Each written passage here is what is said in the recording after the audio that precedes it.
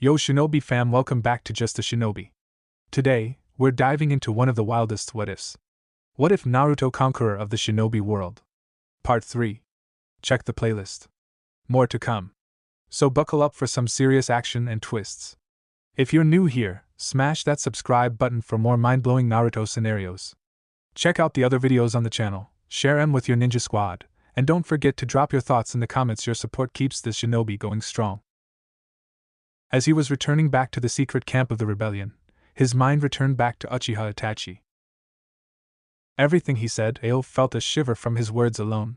He mentally wanted to kick himself for being caught off guard so easily that he should have been able to see him, especially his words when he tried to escape his Tsukuyomi.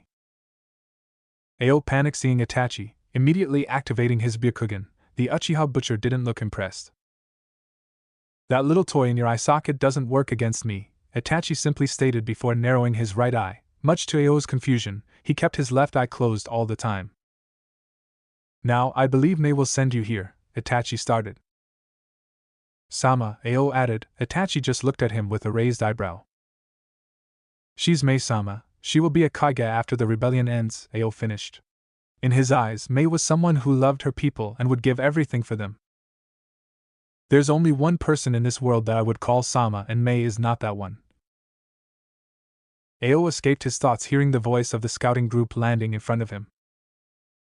"Ao-san, Mei-sama sent us to inform you that she needs a report immediately," the leader of the scout group stated. Ao felt a headache as a sigh escaped his lips. "Let's hope I survive this." Konoha.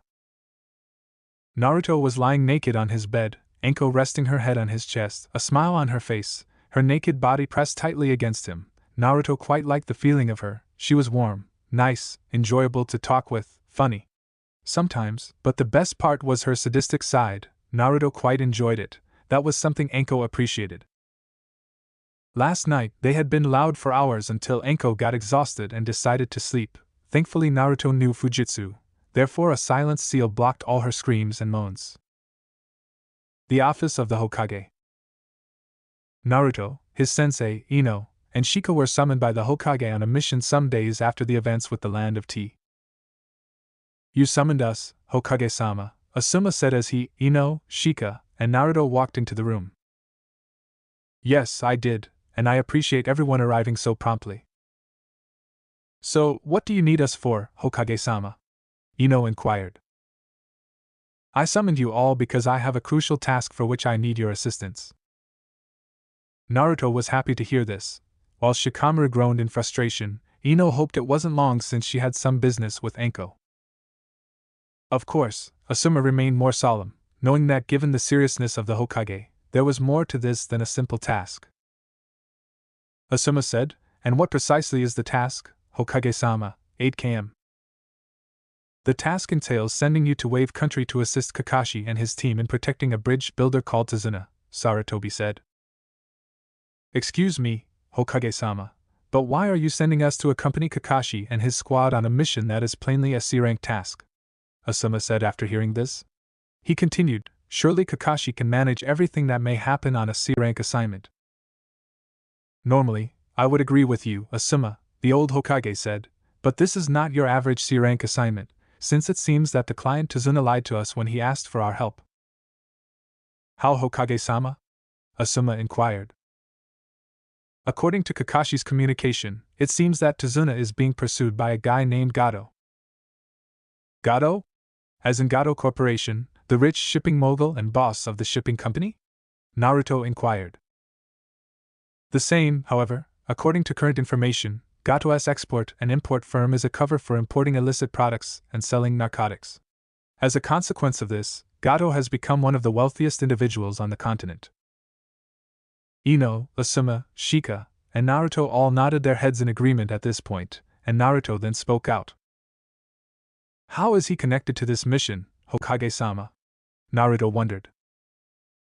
"Well, it seems that Gato has established his headquarters in Wave Country, since the country is strategically located for maritime commerce between Fire Country and the majority of the other island countries. He then utilized his shipping monopoly to gain control of the nation's economy, enabling him to gradually gain control of the country. Tazuna, on the other hand, is threatening all of this with the bridge he is constructing to link Wave County to the mainland, which would end Gat's stranglehold on Wave Country. As a result, he has hired a bunch of shinobi to kill Tazuna, the Sandaime said.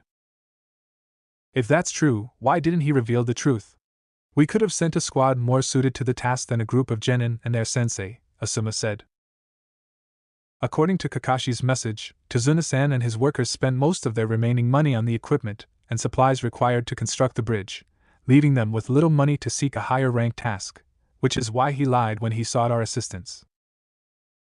So what did Kakashi do on the assignment that caused him to call for backup?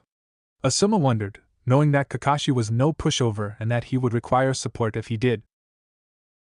Well, it seems that Kakashi and his crew were attacked by the demon brothers, Zil and Meizu, while heading to Wave Country. After conveying word of what had transpired, Kakashi and his squad simply eliminated them and allowed them to be apprehended by our men. After that, he and his squad continued on with the assignment, but when they arrived on Wave Country, they met Momochi Zabuza, the legendary Kirigakure no Kijin, demon of the hidden mist. Asuma's eyes widen when he hears this, since he has heard about Kiri's fabled nukenin. Even Naruto had heard of the former member of the Kiri no Shinobigatana Shishinin sh, the 7 shinobi swordsmen of the mist, who had led a failed assassination on Yondaime Mizukage and had been forced to escape. Naruto secretly smirked at this. He had already planned to send clones to locate him and get access to Kiri's rebellion army. With him, the blonde could easily acquire Mei Terumi's confidence by assisting her in the rebellion. Murdering Yagura would give him Kiri's allegiance and the bijou in his hands. With that done, 1 out of 5 big powers would be in his hands, leaving only Suna and Kyumo. Asuma murmured to himself, the demon of the hidden mist. No surprise Kakashi asked for support. You don't have to worry about Zabuza, Sarutobi said, since Kakashi reported that he fought him with the assistance of his team, after which Zabuza was slain by a hunter nin who had been monitoring Zabuza. This startled the 4 shinobi, particularly Naruto, who understood that the only way Sasuke and the others could have aided Kakashi in any manner was if they collaborated. This surprised him, since he hadn't expected Sasuke to cooperate with his teammates, much alone that they could work together in the first place. But why do we need to help the Kakashi squad if Zabuza is dead? Naruto inquired, intrigued, as though there was more to this. Although Zabuza is no longer alive, we can't be positive that he and the demon brothers were the only ones paid by Gat to kill Tazuna. This is why I'm asking you all to rally behind him and Team 7, since Kakashi was severely weakened after his fight, even what Zabuza dealt with, who was most certainly the biggest danger. For a time, Kakashi will be unable to protect Tazuna, the Sandaime said. Although Asuma abruptly spoke out again, the 4 shinobi nodded again in agreement. Permit me to ask, Hokage-sama, why are you sending us on this assignment, since this is clearly something for a more senior group? Asuma inquired. Normally I would do so, but our troops are so small that sending a more senior squad would weaken our defenses, so I'm sending you 3. Whatever happens on this assignment, I'm certain you'll be able to manage it with Kakashi's support. While Naruto, as you both know, is already a proficient shinobi capable of holding his own in most circumstances, I have no doubt that he will be of assistance whatever occurs. Asuma just nodded after hearing this, and he, Shika, Ino, and Naruto exited the room to prepare for their mission, which they left the town for Nami no Kuni 2 hours later. After 3 days, the Konoha boat had finally reached the land of waves, and Team 10 was preparing to depart for their second mission. This is where I'll drop you all off. Be careful now, the sailor wished them. Always do, Taioki. And thanks, Asuma said with a wave. Thank you, Taioki-san, Ino said with a respectful bow. Yeah, thanks a bunch, Shikamaru said lazily. Team 10 then jumps off the boat and lands on the beach. The sea vessel then began to sail away back to Konoha, leaving them on the sandy ground of the land of waves. Alright, let's head to the bridge builder's house. Team 7 should probably be there by now. Asuma ordered his team. Do we have a location? Naruto asked. Yes, his home address was included in the scroll. Let's get going, Asuma said, as he began to lead his team to the bridge builder's house. The bridge builder's house, nighttime. As Team 10 finally made it to the small yet very comfortable-looking house, they then knocked on the front door. It took a couple of seconds, until somebody finally answered. It was Sasuke with a kunai at hand, as his guard was up and preparing for an intruder. But his guard immediately lowered when he saw the Konoha team in front of him. "Greetings," Sasuke said, somewhat irritated. "So you're the ones that the Hokage has dispatched to help us?" "Correct," Asuma said. "Could you kindly bring us to Kakashi?" Sasuke just nodded and led them inside the home. When Asuma, Ino, Shika, and Naruto followed Sasuke inside the home, they saw a young lady in a tiny kitchen, most likely preparing the group's evening food.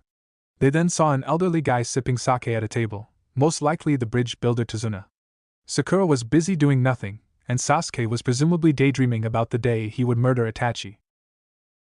When Naruto and his companions came, the young lady in the kitchen looked around and grinned, saying, "Oh, are they the newcomers who Kakashi-san stated would arrive to assist?" "Indeed, we are," Asuma answered. The woman's grin widened as she said, "Then you have our gratitude. My name is Tsunami." "It's great to meet you. My name is Asuma, and here is my team, Uzumaki Naruto, Ino Yamanaka, and Shikamaru Nara." "It's great to meet you all. Please make yourself at home, I'll get some more things ready for supper," Tsunami said. "Thank you, it is really good of you," Ino said respectfully, drawing a snort from Sakura. "What brings you here?" "Things were within our control." Sasuke, visibly enraged, takes a step forward, much to Team 10's chagrin. "Kakashi, send assistance. It is not your place to question your Jonin's orders, boy," Asuma said coldly, sending chills through Team 7. "We are alive," Sasuke answered proudly. "Kakashi got trapped, and I battled Zabuza alone," the boy boasted. "And you unfortunately survived," Naruto countered irritably. Sasuke took a step towards Naruto, as Ino and Shika chuckled. "Enough of this, boy, leave us," Asuma said sternly. Sasuke clenched his teeth and walked away, closely followed by Sakura. Asuma inquired about Kakashi, to which Tsunami pointed to the room next to them, indicating that Kakashi was there. Upstairs, Kakashi's and Choji's bedside. Kakashi and Choji are now lying on their beds with blankets over them. Choji was unconscious, as Kakashi was struggling to stay awake. "All right, Kakashi-san, I have done all I can, but you and Choji just need some time to rest," Tsunami informs them, as she finishes bandaging Choji's left shoulder. Shikamaru looked at the unconscious form of his chubby best friend, and couldn't help but feel worried. He had never seen Choji so injured before. "Is Choji going to be okay?" Shikamaru asked with worry in his voice. "He's just exhausted. Some minor bruises and cuts, but nothing too serious. He might be out for a while, but we will never know. In the meantime, I'll go downstairs to prepare dinner," Tsunami said with a warm smile, at the idea of cooking so much food for all her guests. She always loved cooking, and she greatly appreciates when people enjoy her food. But oddly enough, the mention of food was some sort of cure for a certain Akimichi. "Dinner? Where?" Choji yelled out, as he suddenly awakened from his slumber, startling everyone in the room. "Wow, that's one way to wake someone up," Ino said in disbelief. "Thank you, Tsunami-san, for your hospitality. You are too kind," Asuma said with a warm smile for the pretty-looking woman. "Not at all, Asuma-san. It is the least I could do. After all, you are all here to protect my father and help our land. I am very grateful," Tsunami said with her own smile. "Tsunami, I would like to discuss some things with them before dinner. Would you mind giving us the room?" the bridge builder, now named Tazuna, asked his daughter. "Of course, Dad, if you need anything, just let me know," Tsunami said, as she exited the room, leaving Tazuna alone with the 2 Jonins and 6 Genins. Naruto then walks up to the bedridden silver-haired Jonin, with a concerned look in his eyes. "Geez, Kakashi-Nizan, you look like shit," Naruto commented, concerned for his big brother.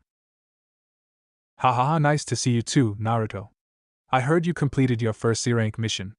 Congratulations," Kakashi said with an eye smile. "Not just any C-rank mission, a C-rank turn A-rank mission. Now we are here to make it 2 for 2, Naruto said with a confident tone. "So, Zabuza Momochiha, tell us what happened," Asuma asked his fellow Jonin sensei. "Well," Kakashi then explained their entire situation from the very beginning. About their first enemy ninja encounter with Gozu and Meizu, aka the Demon Brothers. Tazuna admitted that he lied about the mission parameters due to lack of funds. Gato's dictatorship over the land. And finally their fateful battle with the infamous demon of the hidden mist Zabuza Momochi, an A-rank missing nin from Takigakure, and one of the legendary 7 ninja swordsmen. In the past, Kakashi had fought against many powerful foes and won, but the odds were not in his favor in this battle. Zabuza had the geological advantage given his elemental affinity for water, and Kakashi had to worry about protecting his team along with Tazuna. He even told them that he was caught in Zabuza's water prison jutsu, much to his bitter disappointment for himself. If it wasn't for the combined efforts of Sasuke and Choji, Kakashi would have never escaped the dense water bubble without drowning. While Sasuke dealt with Zabuza's surprisingly strong water clone, Choji used his human boulder jutsu to leap into the air, and was sent crashing down towards the original Zabuza, who was still trapping Kakashi. But the rogue swordsman used his giant sword, the Kubikuri Bocho, to block Choji's boulder form with just the sheer raw strength of his only free arm. But with both of his hands occupied, Zabuza was left vulnerable for Sasuke, as the Uchiha fired his fireball jutsu straight towards him, causing him to let go of the water prison, and freeing Kakashi, otherwise risk being burned alive. But Choji got hurt when he collided with Zabuza's sword, as he could feel some part of his skin was cut by the sharp edges of the giant blade. Kakashi and Zabuza then fought with all their might. The silver-haired Jonin even managed to copy 2 of the rogue swordman's water jutsus with his Sharingan.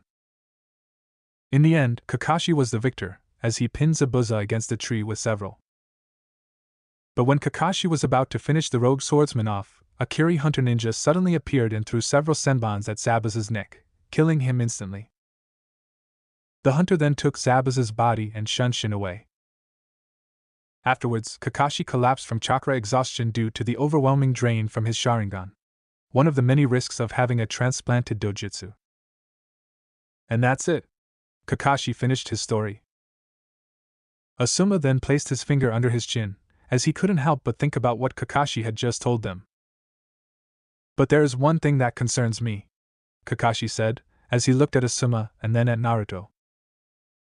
The trio nodded at each other in agreement, as they all had reached the same conclusion. Zabuza is still alive. Kakashi, Asuma, and Naruto spoke in unison. What? How could he still be alive, Kakashi-sensei? You checked his pulse yourself, Sakura said with fear in her voice. Kakashi Nizan said the hunter ninja used senbons. Naruto started. Which is an odd weapon for assassination. And if used properly, it can target a person's nerve point, sending them into death-like state, Asuma added. Also, it is essential for the hunter ninja to destroy their target's body on the spot. Except the head, as they are required to remove it from the body, to bring back to the village as proof of their target's demise, Kakashi added. The hunter ninja took Zabuza's body away, instead of doing it then and there. That was a red flag already. Naruto finished. So, does that mean? Ino asked. The hunter ninja is working with Zabuza, Kakashi, Asuma, and Naruto said in unison once again. What do we do, sensei? Choji asked with a bit of fear in his voice. Well, Zabuza's nervous system is probably still damaged from the senbon attack, and he is without a doubt suffering from chakra exhaustion. I say we have about 7 days to prepare for him, Kakashi informed them. So what do we do until then? Shikamaru asked. We train, of course, Kakashi said with an eye smile. Meanwhile elsewhere. Damn that Kakashi. It's been a while since I fought someone that strong, Zabuza said while limping. Are you alright, Zabuza-sama? The hunter ninja asked. I'm fine, Haku. I just need some rest, Zabuza said, as he laid himself on a bed, while the hunter ninja placed a blanket over him. I'm sorry. If I had joined the fight earlier. The now identified Haku tried to apologize, but was interrupted. I told you that I can handle it myself. You did what you were told, and stayed put. So I can't be mad at you for that, Zabuza said. Well, in the meantime, I'll go find some herbs and medicine to help you recover faster. It will take a while for your nerves to fully heal, Haku said. Good. And remember to tell anyone I encounter that I'm a boy. I know.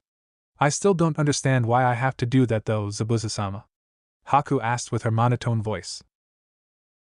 This world is full of degenerates, Haku. And our current employer is the biggest one of them all. By saying those 3 words alone, you will scare them away immediately, Zabuza said, with a surprisingly fatherly tone, which did not go unnoticed. Very well. Thank you for your concern, Zabuza-sama, Haku said with a gentle smile. I'm just making sure that you don't draw any unwanted attention to yourself. That is all, Zabuza said as he closed his eyes. Very well. I'll be back soon, Haku said, as she got up from her chair and headed to her room to change into her civilian clothes. Be safe, Haku, Zabuza said under his breath, with a bit of concern in his voice for his surrogate daughter. The morning after. The members of Team 7, together with Ino, Shika, Naruto, and Asuma, prepared to undertake some training the following morning in a small area in the Nami no Kuni forests.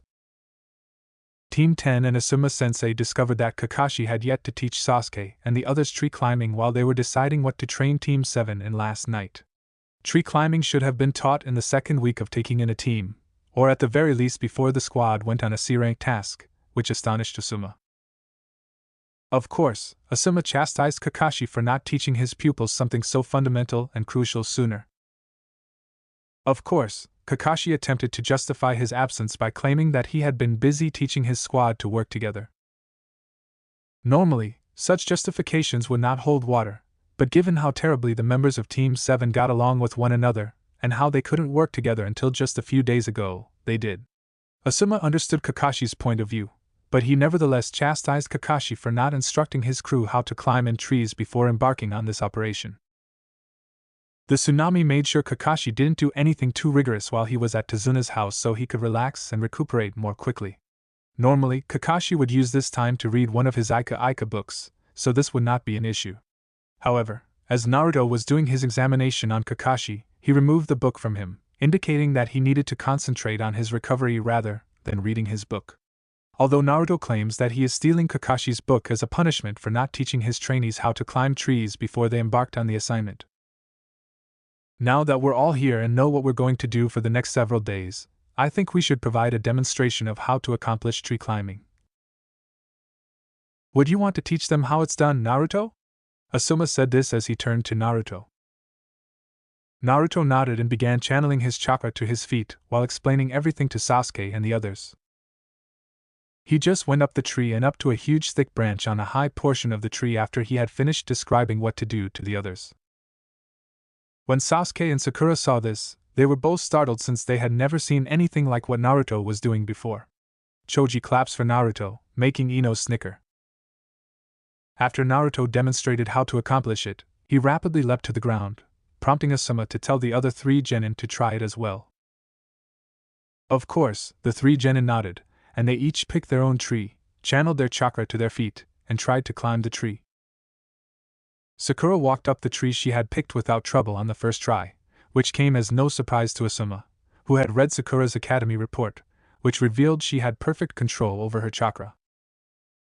Sasuke, on the other hand, was having trouble climbing the tree, falling to the ground after just a few steps, whether it was from pouring too much or too little chakra to his feet in order to hold himself on the tree. Shika decided to give Choji a few points here and there since he was having difficulties channeling enough chakra. Asuma decided to send Naruto and Sakura to watch Tazuna while he and his men constructed the bridge, seeing that Sakura had previously practiced tree climbing. Of course, both genins nodded, as if doing what Asuma requested was no trouble, and they went together towards the bridge. Ino was irritated because she had hoped to spend some time with Naruto, but Asuma had other ideas. Soon after, Asuma returned to protect Tazuna's family in case Gato's men attempted to abduct them and compel Tazuna to comply, leaving Shikamaru to keep an eye on Sasuke and Choji. After a hard day, the members of Team 7 and Team 10 sat down to have supper with the Tazuna family at a tiny table in the living room. Kakashi, who was now healthy enough to go about a bit, and Inari, Tazuna's grandson, who mostly kept to himself, were also among the group. Naruto and Sakura had spent most of the day atop the bridge, protecting Tazuna and his crew. Naruto even assisted in the construction of the bridge by creating clones to assist the laborers. Shikamaru also kept an eye on Choji and Sasuke as they practiced tree climbing, where Sasuke was making solid and steady progress, having already climbed half of the tree before falling. Choji was on the same level as him. Inari had maintained his distance from Naruto and the others for the last several days, despite Naruto, Sakura, and Ino all attempting to befriend or converse with the small child. But if one of them would try, he would demand them to leave and then rush away weeping. When they inquired as to what was wrong with Inari, Tazuna proceeded to tell them about Inari's stepfather Kaiza, who had attempted to stand up to Gato and his thugs but had been beaten and murdered in front of everyone by Gato's men. Sakura tried to strike up a conversation with Ino by asking how Sasuke and Choji were doing in their training when they were all eating supper together. Of course, Ino responded that they were both progressing, but that neither of them had reached the pinnacle. As Sakura and Ino continued to converse, Inari abruptly interrupted them. "What's the point of it all? You'll all die regardless. None of you can defeat Gato. He's just too powerful. You will die. We all bloody die except this one here," Naruto deadpanned before pointing to Sasuke, who grinned. "He's a Uchiha elite, he can't die," he added sarcastically, to the delight of his teammates, with the exception of Sasuke, who hissed angrily at Naruto. Slam. They came to a halt as Inari smacked his hands on the table, making a loud bang, and then glared at each of them. "No, you're mistaken. You're all going to die because you have no idea how it is for us here, and no one can overcome Gato," the tiny kid screamed. After hearing this, Sasuke grimaced at Inari's outburst and was ready to react, saying that a weakling like him wouldn't know anything about them, when Naruto interrupted him. "Don't pretend like you know anything about us, brat," Naruto said, "because we're a lot stronger than you think, and we have no intention of dying to filth like Gato. All of this obscene training is a waste of time. Gato has an entire army. They are going to beat you down and destroy you. These interesting things you all say mean nothing. The strong always wins, and the weak always lose, no matter what you do," Inari screamed. "Listen, child, I'm well aware of your fathers." Naruto was attempting to empathize when he was abruptly stopped. "Why don't you just shut up? I'm sick of looking at you. This is a country about which you know nothing. You are just always laughing and playing. You have no idea what it's like to suffer, to lose people you love, none of you do." The room became quiet almost instantly. Ino, Kakashi, and Asuma all stared at Naruto at the same time, and they could see he was emitting a little trace of his deadly intent. More killing intent was released as Naruto's eyes were abruptly clouded.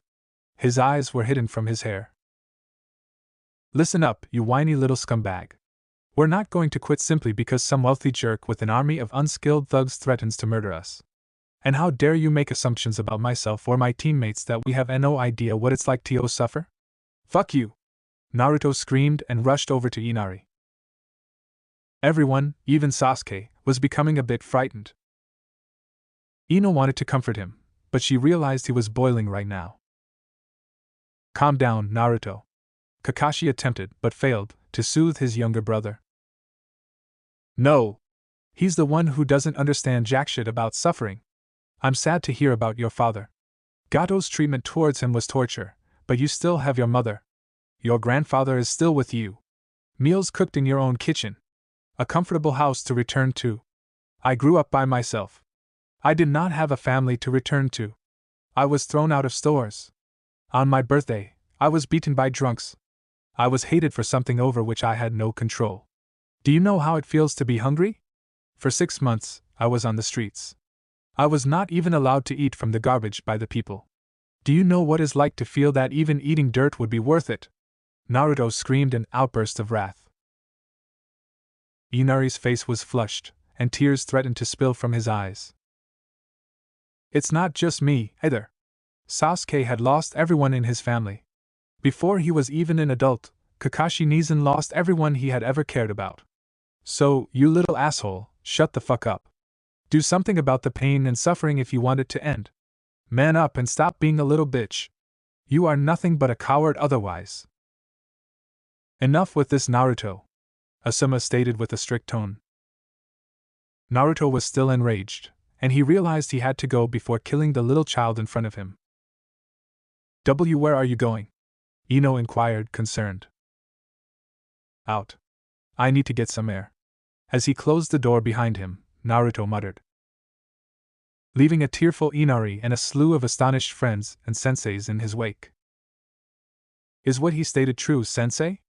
Shikamaru inquired, his gaze falling on Kakashi, who regretfully nodded. Yes, he was skin and bones when I found him on the streets, says Kakashi. The rooftop. Naruto was now seated on the roof, attempting to cool off. He knew it was terrible to shout at the boy, but something within him broke. He had no idea he was still harboring so much rage in his heart. But he's at a loss on what to do about it. When he heard someone approaching him from behind, he was startled out of his thoughts. It was Ino, who then sat down directly next to him. Naruto just leaned in closer and placed his head on her shoulder, while she rested hers on his. Hey, Ino murmured. Hey, Naruto retaliated. I must admit, some of the things you said to Inari were rather nasty. Aren't you aware that he's simply a bumbling little kid? Ino was the one who inquired. I used to work out till my bones were shattered when I was his age. And after the third time, I didn't cry quite as much, Naruto remarked. Naruto-kun, not everyone is like you. Your dedication and desire are not shared by everyone. To be honest, I always assumed you were some kind of superhuman. With a chuckle, Ino remarked. I suppose that's true, haha. Naruto laughed weakly, but Ino could see he was still in pain. Naruto-kun, I'm concerned about you. You're not the sort to shout at anybody, much alone a child, simply because they irritate you. Why were you so irritated? My parents. I'm not sure what they think of me at times. Do they approve of what I'm doing? Would they be disappointed? Naruto admitted it. They would never be disappointed, no matter what. They'd be pleased with you. The only thing that would make them unhappy is not being able to see how bright you are, and not being able to feel your warmth and the brightness you show everywhere. Thank you, Ino-chan. Naruto then carefully raised his head from Ino's shoulder, gazing into her stunning sky-blue eyes. Her lovely, creamy skin glistened in the moonlight. Her beautiful blonde hair was gently blowing in the breeze. Her gaze never strayed from his, as if she were seeing directly into his soul. Naruto believed she had the appearance of an angel. He then grabbed her soft face with his right hand and pushed his head closer to hers, kissing her on the lips. Naruto then automatically intensified the kiss by slipping the tip of his tongue into her lips and pleading with her to let him in. He forcefully grasped her slender waist and drew her into his lap. She rested both of her hands on his shoulders, while he put one hand on her waist and stroked her thigh with the other. Ino was so taken aback by the overwhelming pleasure she was experiencing that she happily opened her lips wide, allowing Naruto's tongue to explore and taste every inch of her. In a fight for supremacy, his tongue collided with hers. And, being the stamina monster that he is, Naruto was winning, as he pressed his tongue further down her neck and continued to suffocate her. Ino threw her arms around Naruto's neck and held the back of his hair with her fingers, forcing his head closer to hers and intensifying the kiss even more. Naruto was on the verge of losing his sanity. Ino's hair smelt like wildflowers and her tongue felt delicious. He wished for the kiss to last forever, and she felt the same way. They kissed for about 7 minutes before breaking apart to get some air. Ino was panting fiercely, and her cheeks were flushed scarlet. Naruto then placed his brow on hers, staring into each other's eyes. Thank you, Ino-chan. It's my pleasure, Naruto-kun, says Ino.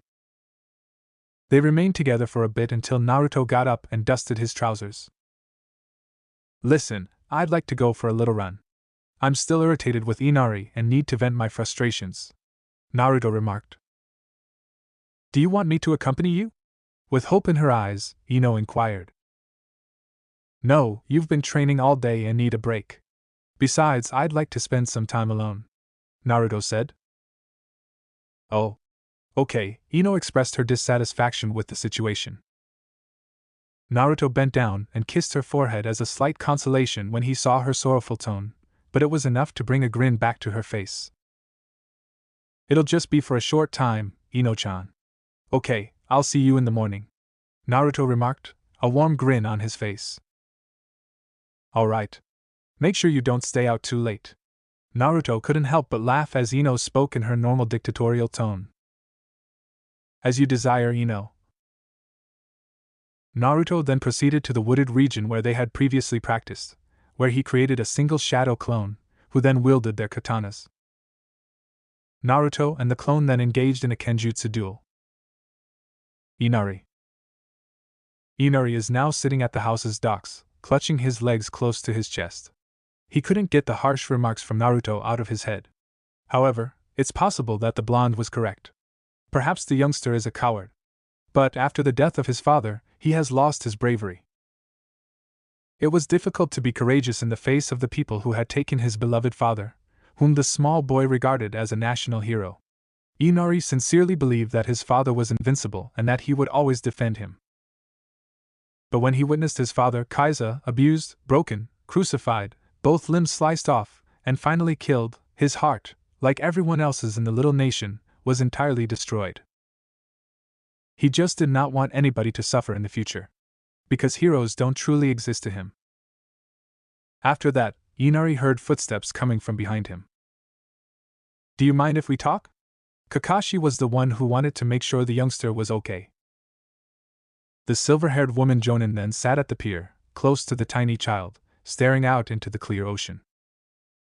You know, Naruto is never like that. He may be a jerk at times, but overall he is one of the nicest people I've ever encountered. Even back when he was your age. And don't worry, he doesn't despise you. Your grandpa informed us about your father's death. Inari remained quiet but attentive once again. I too lost my father when I was a child. And, like you, I was changed by his death. Since then, I've turned into a prickly jerk. But just when I thought I'd finally figured out how to make things better for myself, things became much worse as I started losing the people I cared about one by one. Was it true what Naruto said? Yes. Naruto, Sasuke, and even myself are among them. We'd all been through a lot. Ah, I see. Naruto, on the other hand, never gave up. He refuses to give up no matter how difficult life has become for him. And it was his perseverance and willpower that always managed to inspire others around him. As for me, I'd have given up hope of ever being close to anybody again, and I wouldn't have ended up with a younger brother like him. We know we're butting in, but we wanted to assist. We might have returned to our village, but your grandfather is unlikely to survive the journey. But since it was the proper thing to do, we remained. We also requested backup to ensure that your family is safe. And a part of me knew it would be Naruto's choice. So, if he were me, what would he do right now? Inari, he was you. He was a sorrowful young guy who had many times had his heart shattered. My impression is that he was fed up with sobbing and resolved to take action. He understands what it is to be strong, despite the fact that he is young and constantly learning. The same as your father. I believe he understands your situation more than any of us. Naruto undoubtedly told himself 1,000 times what he said to you before, as nasty as it seemed. Inari was unsure of how to feel at the moment. Maybe he underestimated the blonde with the whiskered face. But was he ready to trust someone else again? Let alone someone strong enough to take down Gato? He doesn't want anything to happen to anybody else as it did to his father. He just wishes he could reclaim his lost bravery before it's too late. If something is genuinely essential to you, if it's heartbreaking, even if it's tragic, you keep on trying and trying, even if you lose your life, you carry on guarding it with these two arms. Then, even if you die, you will have left behind evidence that you are a man. For all time. What am I supposed to do, Two-chan? What would you do? Inari pondered, a tear streaming down his already tear-streaked face. Tomorrow.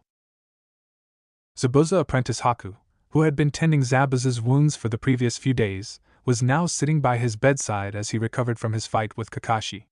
Haku had also been guarding him from Gato, who had arrived with his two want-to-be samurai goons Zri and Waraji the day before. When Gato attempted to touch Zabuza while he was incapacitated, Haku shattered his arm and swiftly overpowered Zri and Waraji before fleeing. Gato had warned that Haku would pay for breaking his arm. Haku saw the brightness of the early morning sun shining through the window as Zabuza slept in his bed.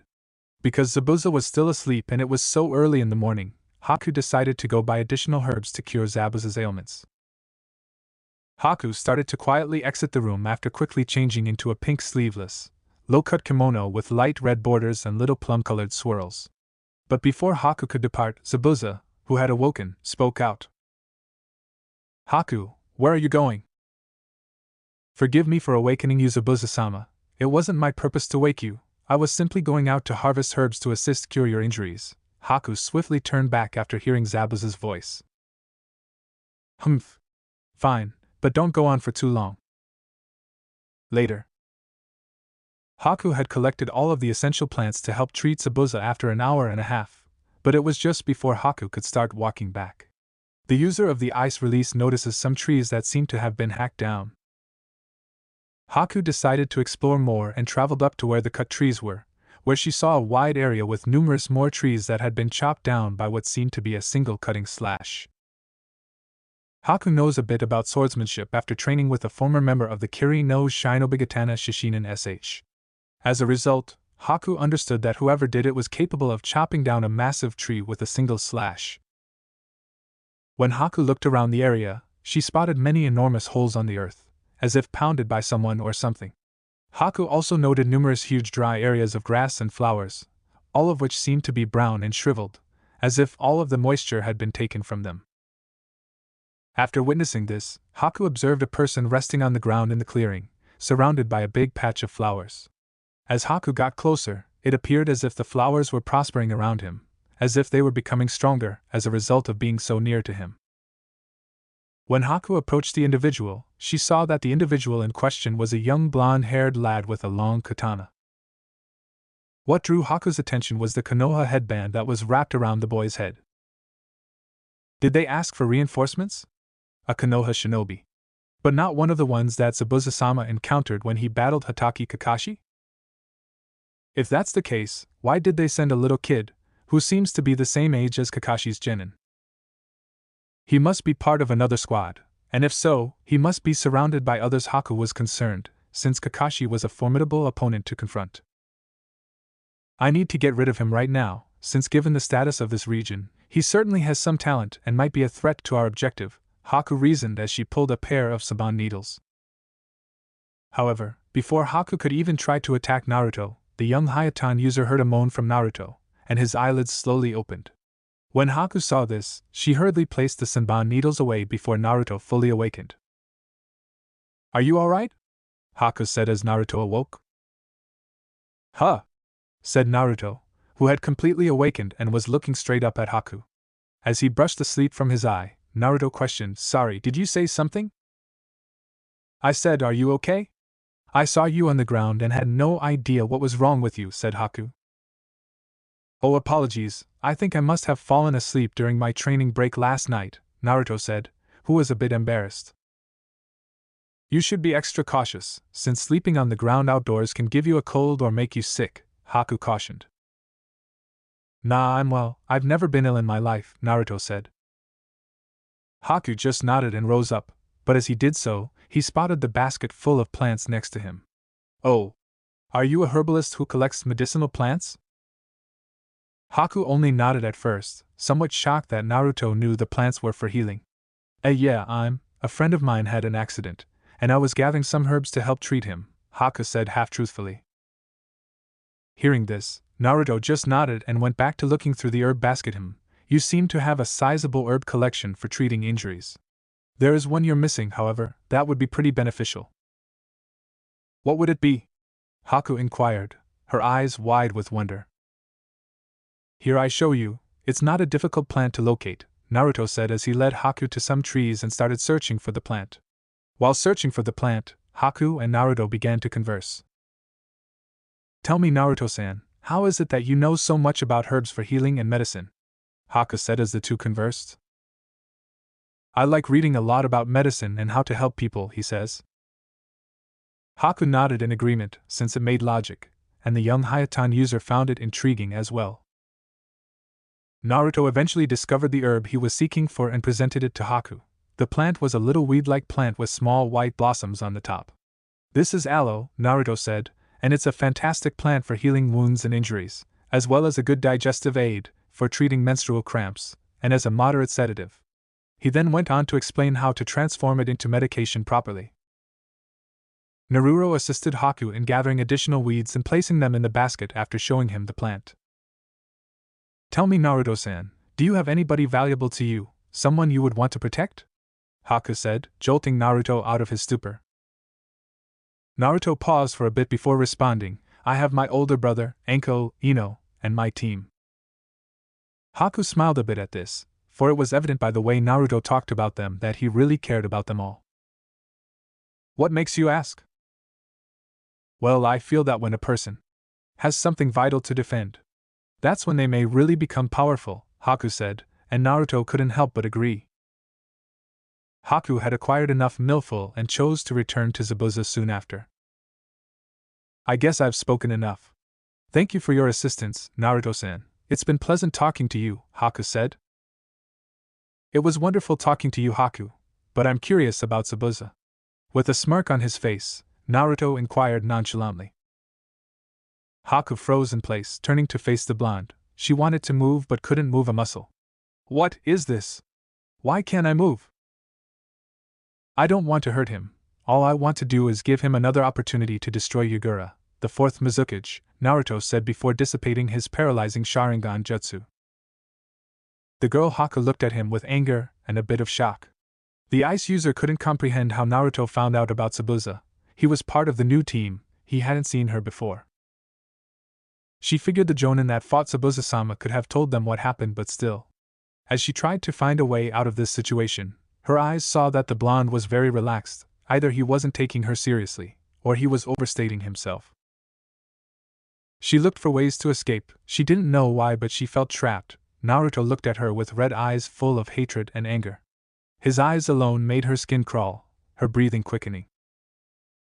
Can you lead me where Zabuza is? I need to talk with him? Naruto repeated his question. He already had an idea where the demon of the mist was. It wasn't hard to guess. After all, the Gato mansion wasn't far away. He figured he should be there. But he wanted to be sure and not wait until he decided to attack the bridge, which could easily result in his death, and Naruto needed him alive for a way to be inside the rebellion against Yagura. Talk about what? Haku asked, not answering the question, her hand trying to reach for her saber needles. Before she could even grab one, she felt a grip on her wrist. She tried to move but couldn't as the strength of the grip almost broke her wrist. I'm not going to harm him, but if you don't want to tell me, then, Naruto stopped talking. Grabbing a letter from his pouch, he handed it to Haku. Looking at the small piece of paper, it was only a map, with a cross on top right, along with a blade symbol at top left. Haku couldn't find sense in the paper. Her eyes went to Naruto, who had released her wrist and had started walking away, his back in front of her. Show this to Zabuza, he will understand it, Naruto simply shouted as his figure walked further away. Haku stood silent, not knowing what to make of this. Oh, and I'm sorry for grabbing your wrist, Naruto added before disappearing from the view. The only thing left was the fog around the air. Haku touched her wrist, feeling numb from the strength used by the Uzumaki. Looking at the paper again, her eyes narrowed slightly. If Zabuza-sama decides to attend the bridge, then I will have no choice but to fight, even you, Naruto, Haku thought, hoping it wouldn't come to that. Returning back to Zabuza-sama, opening the door, she noticed he was sleeping in his bed. Closing the door behind her, Zabuza's eyes opened immediately. His eyes relaxed at seeing Haku in front of him. His face took a serious look. What took you so long? Zabuza asked, knowing this shouldn't have taken so long. It wasn't the first time he was injured. I meet one of the shinobi of the leaf, Haku immediately answered. Zabuza raised a non-existent eyebrow at her answer, expecting that she must have surely taken care of the brat, or at the very least paralyze him. He helped me to find herbs for you, but then he gave me this letter, Haku continued, grabbing the letter from her pocket, handing it to Zabuza, who looked perplexed. Who gave this to you? It was a new shinobi, not part of the group that attacked you. It seems Kakashi of the Sharingan has brought support, Haku explained, keeping an emotionless tone. Her mask was on her face. Zabuza didn't look surprised that Kakashi had brought help, but one thing he disliked was the possibility of losing, He knew Kakashi himself was strong enough to be a challenge, but now there were two jonin. As he thought of that, he opened the paper, seeing the map. His eyes widened before turning to Haku, who hid her surprised face behind the mask. "Who gave you this?" Zabuza demanded. It had been a long time. He wondered who was this Konoha shinobi that could have this map.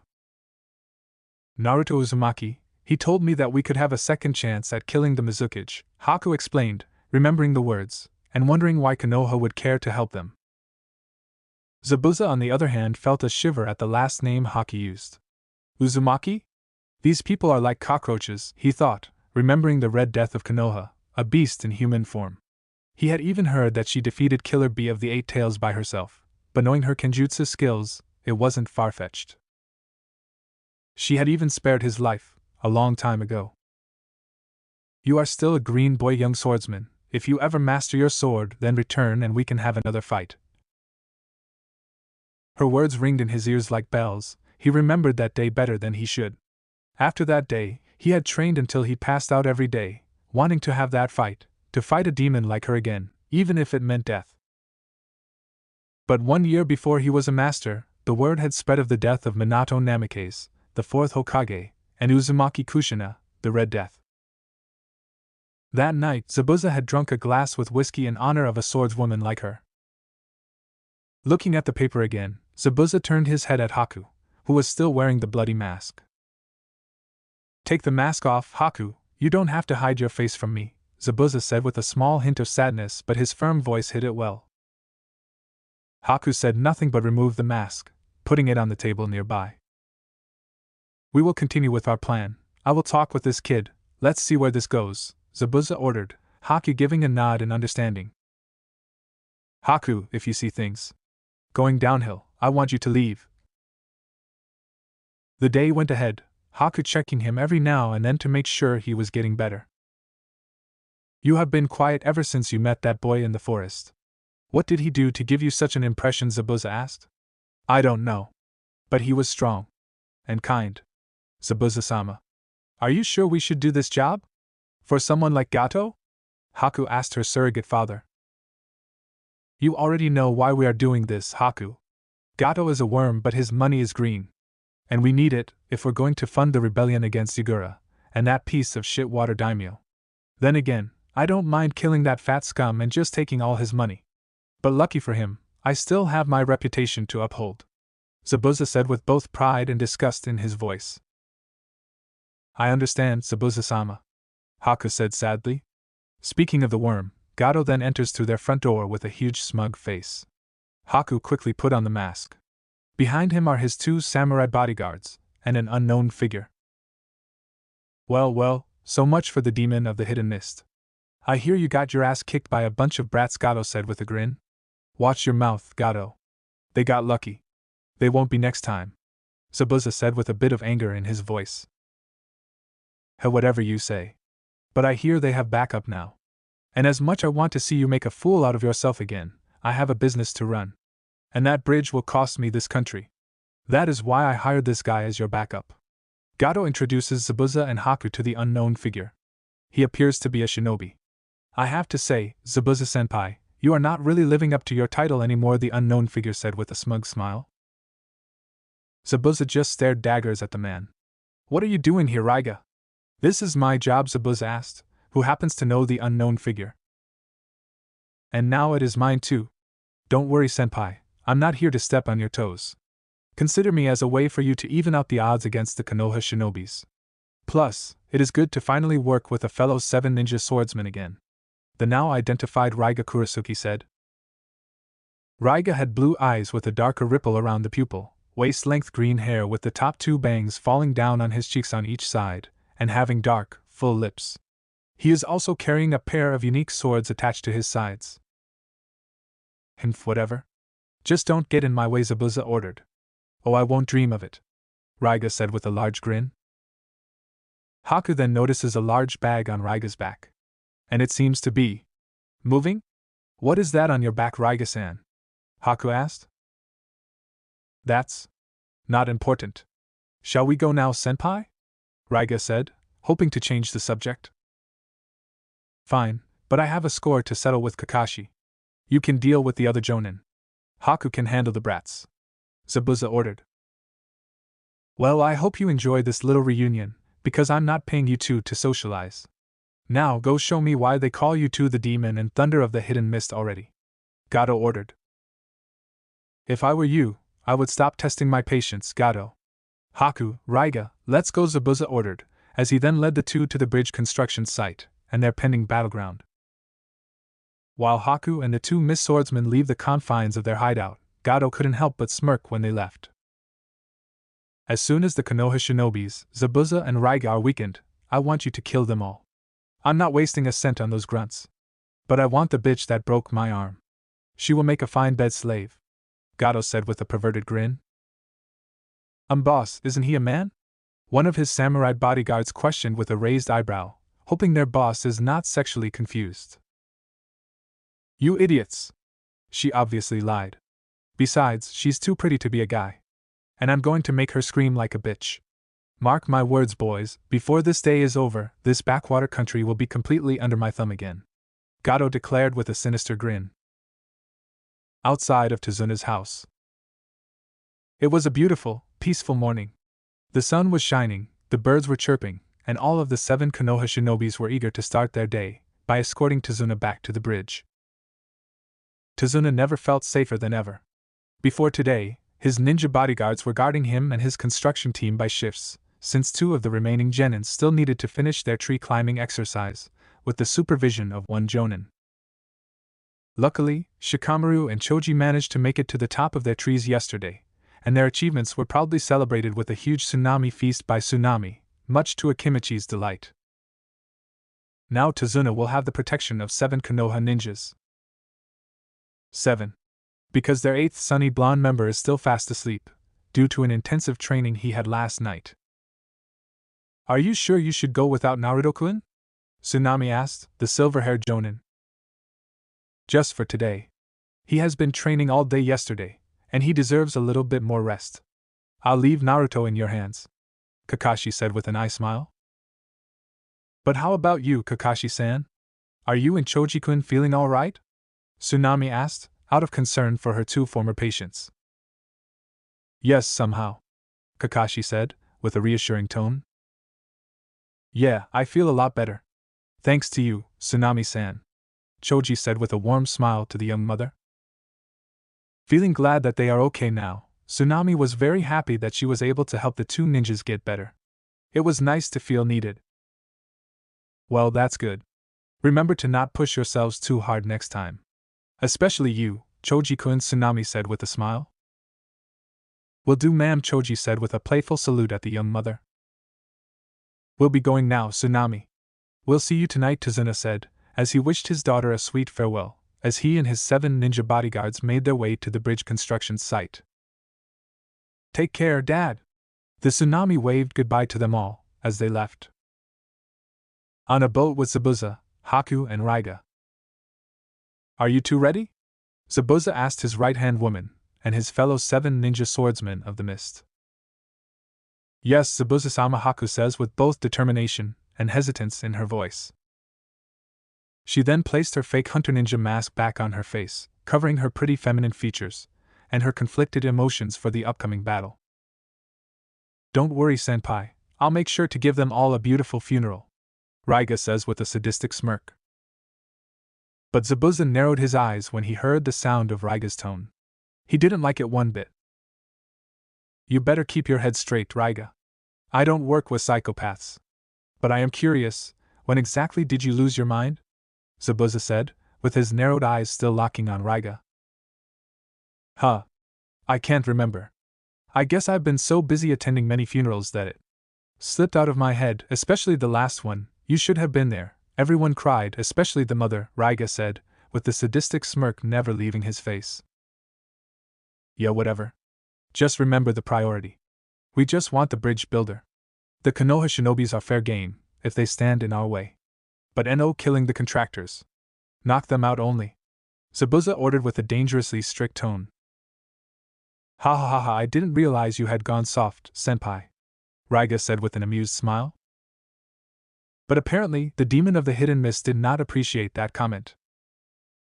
Call me that again, and I'll cut you down, Zabuza said, as he released a small portion of his demonic killing intent. But the twin sword-wielding ninja was completely unfazed, and played it off like a joke. So mean, senpai. You just reminded me why I hated my fellow 7 ninja swordsmen in the first place. Especially that fish-faced bastard Kisame. But I always like you. We are the same, you and I. You are truly the definition of the ultimate killer, Raiga said with admiration in his voice. We are not the same, Raiga. Just do what I say, and don't test my patience, Zabuza said with a threatening tone. Oh, so scary. I like it.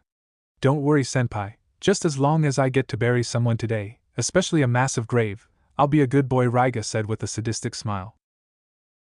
The 3 rogue shinobi then turned their heads, and saw the site of their destination. They have finally arrived on the bridge construction site. Naruto finally woke up from his long slumber, and he let out a loud yawn. He was still wearing his pajamas, as he looked at the beautiful morning sky from his window. Damn, I slept like a baby, Naruto said, rubbing his eyes, stretching his limbs, and letting out another loud yawn. God, I was totally beat last night.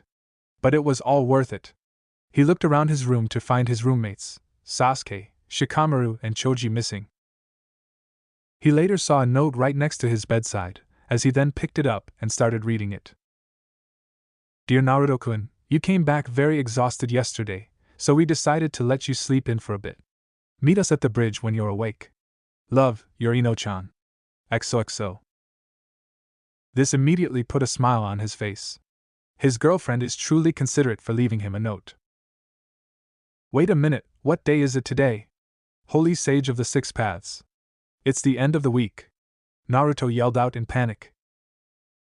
He immediately got off his bed and went downstairs to find Tsunami washing the dishes.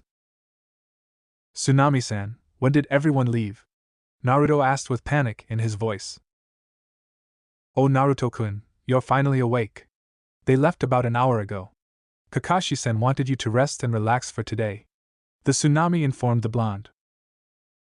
What were you thinking, Kakashi-Nizan? It's the end of the week. Zabuza and Haku could attack by now. Okay, calm down, Naruto. Everything is going to be fine. With Asuma-sensei, teams 10 and 7, we still have them outnumbered. Naruto thought with worry. Thank you, Tsunami-san, Naruto said calmly, and rushed back upstairs. He then went to change into his shinobi clothes. He put on his mesh armor shirt and black ANBU pants and sandals. He put on his maroon-colored jacket and metal-plated fingerless gloves, and tied his headband tightly around his forehead. He then places all of his weapons back in his pockets, and tucked the Raijin no Ken safely in his inner jacket pocket. Naruto then went downstairs to bid his farewell to the young mother. I'll be leaving now. Don't worry, Tsunami-san, I feel rested enough already, Naruto said with a reassuring smile. The Tsunami was truly amazing at the sight of him. He really does look completely rested. Somehow. Last night when he came back from his training, he looked like he was about to collapse at any second. But here he is now, looking fresh like nothing happened. Wow, you're like a ball of energy, Naruto-kun. What's your secret? Tsunami asked. I have my ways, Naruto said with a smirk, but he could feel Kurama rolling his eyes in his mindscape when he said that. Well, be careful and please take care of my father, will you? Tsunami asked. Will do, ma'am, Naruto said with a bright smile that made her smile as well. With that, Naruto finally left the house and was on his way to the bridge construction site. As Naruto was running through the woods, he immediately stopped when he felt 2 low chakra signatures approaching the house. At first he dismisses the thought, feeling it could be some random civilians. But then he sensed the strong emotion of malice radiating from them. He didn't want to leave Tsunami and Inari alone, knowing 2 possibly hostile individuals are coming, and didn't want to risk sending a shadow clone to deal with them, when they could be dispelled by a lucky hit. So Naruto decided to turn back, to personally handle the matter himself. 2 samurai thugs showed up at the front of the house. One of them then sliced down the door like it was paper, with his katana. Tsunami was shocked when she heard the sound of her door breaking apart, and gasped when she saw the two intruders before her. One of them is a light-skinned man with bluish-white hair and black eyes. Line markings are tattooed under his eyes. He wears a dark purple hat on his head, the top of which extends far beyond the top of his head. He also wears a blue jacket with multiple pockets, and tied to his waist is his blue-handled katana. The other is a tall-statured man, who wears an eye patch over his right eye and has brown hair which he parts in three, finishing in an elaborate topknot. He has an intricate tattoo that seemingly stretches across his entire left side and left inner thigh, as well as a stitched scar on the left side of his forehead and the left side of his mouth. He wears what seems to be a loose-fitting kimono, albeit not in the traditional manner, as the top half of the outfit falls around his waist, leaving his upper body exposed. He also wears bandages wrapped around his waist, simple sandals, and carries a fairly long sword. "So you're Tazuna's daughter, huh? Too bad, you'll be coming with us now," the samurai thug with the purple hat said to Tsunami. "Who are you people? What do you want?" Tsunami asked, with great fear in her voice. He quite a beauty, isn't she, Zora?" the samurai with the eye patch said, as he licked his lips and gazed hungrily for the pretty young mother. "Keep it in your pants, Waraji. We got a job to do, remember? And I don't want to bring bad news to Gato," the now identified Zora says, reminding his partner, Waraji, of their objective. "Jigato?" Tsunami asked, as her fears had risen up than ever. The monster of a man that took her husband is now after her. Inari heard the sounds of his mother's screams and broken plates, so he rushed downstairs only to find Tsunami on the floor, with her back against the wall, as the two scary-looking thugs stalked her every step. "Mother!" Inari yelled out to his mum. The Tsunami heard the sound of her son's voice, and her eyes immediately widened in fear. "No! Don't come out here! Run away! Hurry!" the Tsunami yelled out to her son to flee. "Don't move, kid," Zora says with a dangerously strict tone, enough to freeze the little boy where he stood. "Should we grab this one too?" Waraji asked his partner. "No.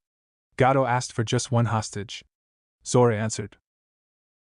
Hostage, Inari thought in fear, knowing that his and mother's lives were in great danger. But hearing that they don't need another hostage somehow puts a large sinister grin on Waraji's face.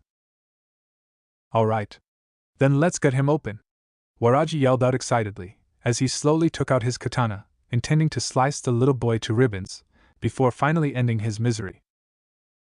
Hearing the threat on her son caused the Tsunami to immediately panic.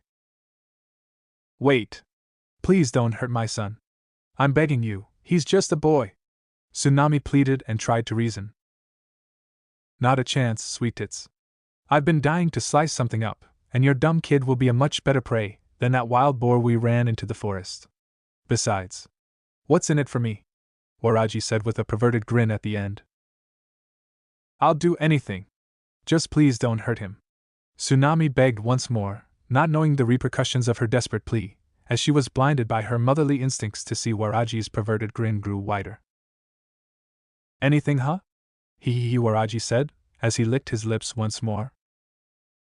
"Well, since you are so generous, how about you let us have some fun with you first?" Waraji said, as his perverted grin grew wider, and slowly walked towards the helpless young mother. All Tsunami could do was gasp, as her eyes widened in fear. Is she really about to be raped in her own home? "Are you out of your mind? Gato wants her unharmed, you idiot!" Zora yelled out for partner's antics. "He says that. But we both know what he intends to do with her. And as his loyal bodyguard, isn't it our duty to sample the goods before he enjoys his meal?" Waraji said, as he is now inches away from Tsunami, and grabbed her by her pink blouse. "You do what you want. I'm not getting in trouble just because you're fucking horny," Zora says with a scoff and looks away. "Fine. More for me then," Waraji yells in delight, as he immediately ripped Tsunami's blouse, exposing her white lace bra and well-toned belly, causing her to scream. "And oh, don't touch me!" Tsunami yelled out in tears in her eyes, and tries to fight off the eye patch-wearing thug, but apparently her struggles only spurs him on even more. He then forcefully pinned her against the wall, as his chest was pressing against her subtle breast. "Don't worry, beautiful. I won't bite," Much. Waraji whispered in her ear, as he licked her tearful cheeks. Seeing his mother helpless, and being sexually assaulted, made Inari cry his eyes out. He couldn't do anything. He was completely frozen. He didn't want to die. He was a coward. Naruto was right, Inari thought with great sadness in his heart. When push comes to shove, he can't do anything to help the person he loves. He was truly ashamed of himself. But then he remembered what Kakashi told him about the blonde Uzumaki. He was you, Inari. He was a sad little boy, who had his heart broken so many times. My guess is, he just got tired of crying, and decided to do something about it. Inari's eyes widened for the silver-haired Jonin's words, and his crying lessens a little. He then remembers what his father once told him. If you really care about something, protect it. Even if you have to put your life on the line. Protect it with both arms. Inari stopped his crying, and wiped his tears away. He finally knew why his father smiled before he was executed by Gato. He was happy. Because in the end, he did what he had to protect his family. And even though he failed to save his country from Gato's tyranny, he knew he did his best. And he trusted his son to succeed where he failed. To never give up, no matter what. Realizing this, Inari had finally found his lost courage. He already lost one parent, and he refuses to lose another.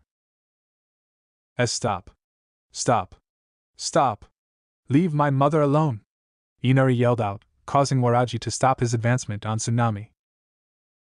Beat it, kid, can't you see I'm about to have some playtime with mummy here, Waraji says, as he slowly lifts Tsunami's skirt up. And no! Tsunami yelled, trying her best to fight him off. Hearing his mother's scream, immediately filled Inari with anger. You animal! Get away from her! Inari yelled out, and charged at Waraji. But the little boy's advancement was put to a stop, as he was knocked down by Zora, with a backhand slapped on the face. You're really starting to spoil my fun, kid. As punishment, I'm going to fuck your mother's brains out in front of you. So shut up and enjoy the show, Waraji says with a smirk. Inari. Let me go, you goddamn son of a bitch! Tsunami yelled out, as she punched Waraji on his face, but the eye patch-wearing samurai merely shrugged it off. Ho ho ho, a real fighter in you. I like that. Then you're going to love me. Waraji's eyes widened when he heard those words behind him, and felt something sharp pierce through his chest. It was a red katana, and its wielder is none other than Naruto. The blonde's eyes were burning with cold fury. Naruto then deepens the stab. With a single swing, he completely opens his whole body from stomach to head, almost tearing in two, his chest ripped in half, hanging both at opposite sides, his organs falling out. His right eyeball was cut in half. His blood spread everywhere, painting the whole room in red. Waraji's body fell limp on the floor. You disgusting motherfucker, Naruto said with great disgust, and cursed himself for arriving so late. Naruto! Inari yelled out with joy in his voice. Sorry I'm late, Inari, Naruto said with a sad smile. You little brat! Zora yelled out, as he pulled out his katana and charged at the blonde. Naruto immediately put his katana back to its scabbard, and flawlessly dodged all of the thug's sloppy slices. It looked like Naruto was simply dancing. When Naruto saw an opening, he immediately disarmed the thug from his katana, by grabbing his sword-holding arm and breaking it in two places, and kicking him hard in the gut, causing him to fall down in pain. Ah, why you? You broke my arm! He screamed out in pain. There are 206 bones in a human body. That's one. Now don't move, Naruto ordered with a dangerous tone. Inari. I'm so glad you're okay. Tsunami ran up to him and embraced her son in a tight hug. Inari, take your mother outside please, Naruto ordered with a cold tone, as his gaze was firmly locked on Zora. Alright, Inari did what he was told, and led the Tsunami outside. Naruto knew he needed to interrogate the samurai thug for any valuable information, but he needed to do it quickly. Zabuza could be attacking the bridge by now. Now, tell me, why are you here? Naruto asked calmly. Ha, you don't scare me, kid, Zora simply scoffed. But then Naruto leaned his head forward, and Zora could see his blue eyes, immediately turning vermilion red with slit pupils. Why are you here? Naruto said with his deep demonic voice before stabbing his knee. The man screamed in pain, but Naruto wasn't done. He twisted the blade, opening the wound more. Fuck. Why are you here? What are you? Zora asked fearfully, tears rolling down his face. Answer me. I see can't. Gato will kill me. If you don't talk, I'll kill you. If I do, will you let me go? It depends on your answer, Naruto said, as his eyes and voice turned back to normal. Seeing that there was no way out, Zora had no choice but to cooperate. Gato wanted us to kidnap Tazuna's daughter as insurance. If Zabuza and his lackey fails to kill him, he'll use her as a bargaining chip. He also wants to rape her? Why, yes. Gato has been obsessed with her since she was Kaisa's wife. He wanted to hurt Kaisa even more, even though he's dead. What else are you not telling me? Gato hired another assassin ninja. His name is Raiga or something, and I hear he's quite a psychopath. Anything else? Gato is planning to betray Zabuza and Raiga once their fight with you Konoha shinobis are over. Win or lose, it doesn't matter. Gato is too cheap to pay a large fee for them. He also wants Zabuza's lackey as well. I thought he was some pretty boy, but apparently he's a pretty girl. And you know where this is going. Hearing Haku was in danger from Gato, Naruto narrowed his eyes in anger. That's all? I swear. That's all I know. Please, man. He continued begging as Naruto stood up in front of him. Please. I have a little sister, I need this job, I swear that's all I know, he begged, crying his heart out. It's all right. I believe you, he said, approaching. No, and oh wait. Naruto stabbed his heart, the blade piercing through his chest. Outside the house was Tsunami and Inari. Tsunami managed to change from her torn pink blouse, with one of her other blouses, that were hanging out to dry outside. She was now wearing a white top. She was still shaken up about what happened earlier, but luckily Naruto arrived just in time before the unthinkable happened. When Tsunami and Inari saw Naruto walking out of the house, they immediately ran up to him and embraced him in a tight hug of appreciation. Naruto-kun, are you okay? Tsunami asked the blonde boy. I should be asking you that. I'm so sorry I was late. I should have come sooner, Naruto says apologetically. No, please don't apologize, you came just in time. Thank you so much, Naruto-kun, Tsunami says as he continues to hug Naruto.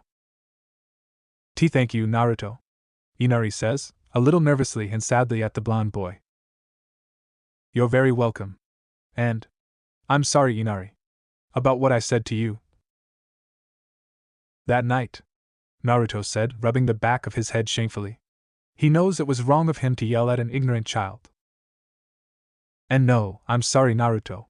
I am a coward, Inari says with a dejected tone. You're not anymore, though. What you did took guts. You stood up to those men, knowing that you could have gotten yourself killed. And you did it to save your mother.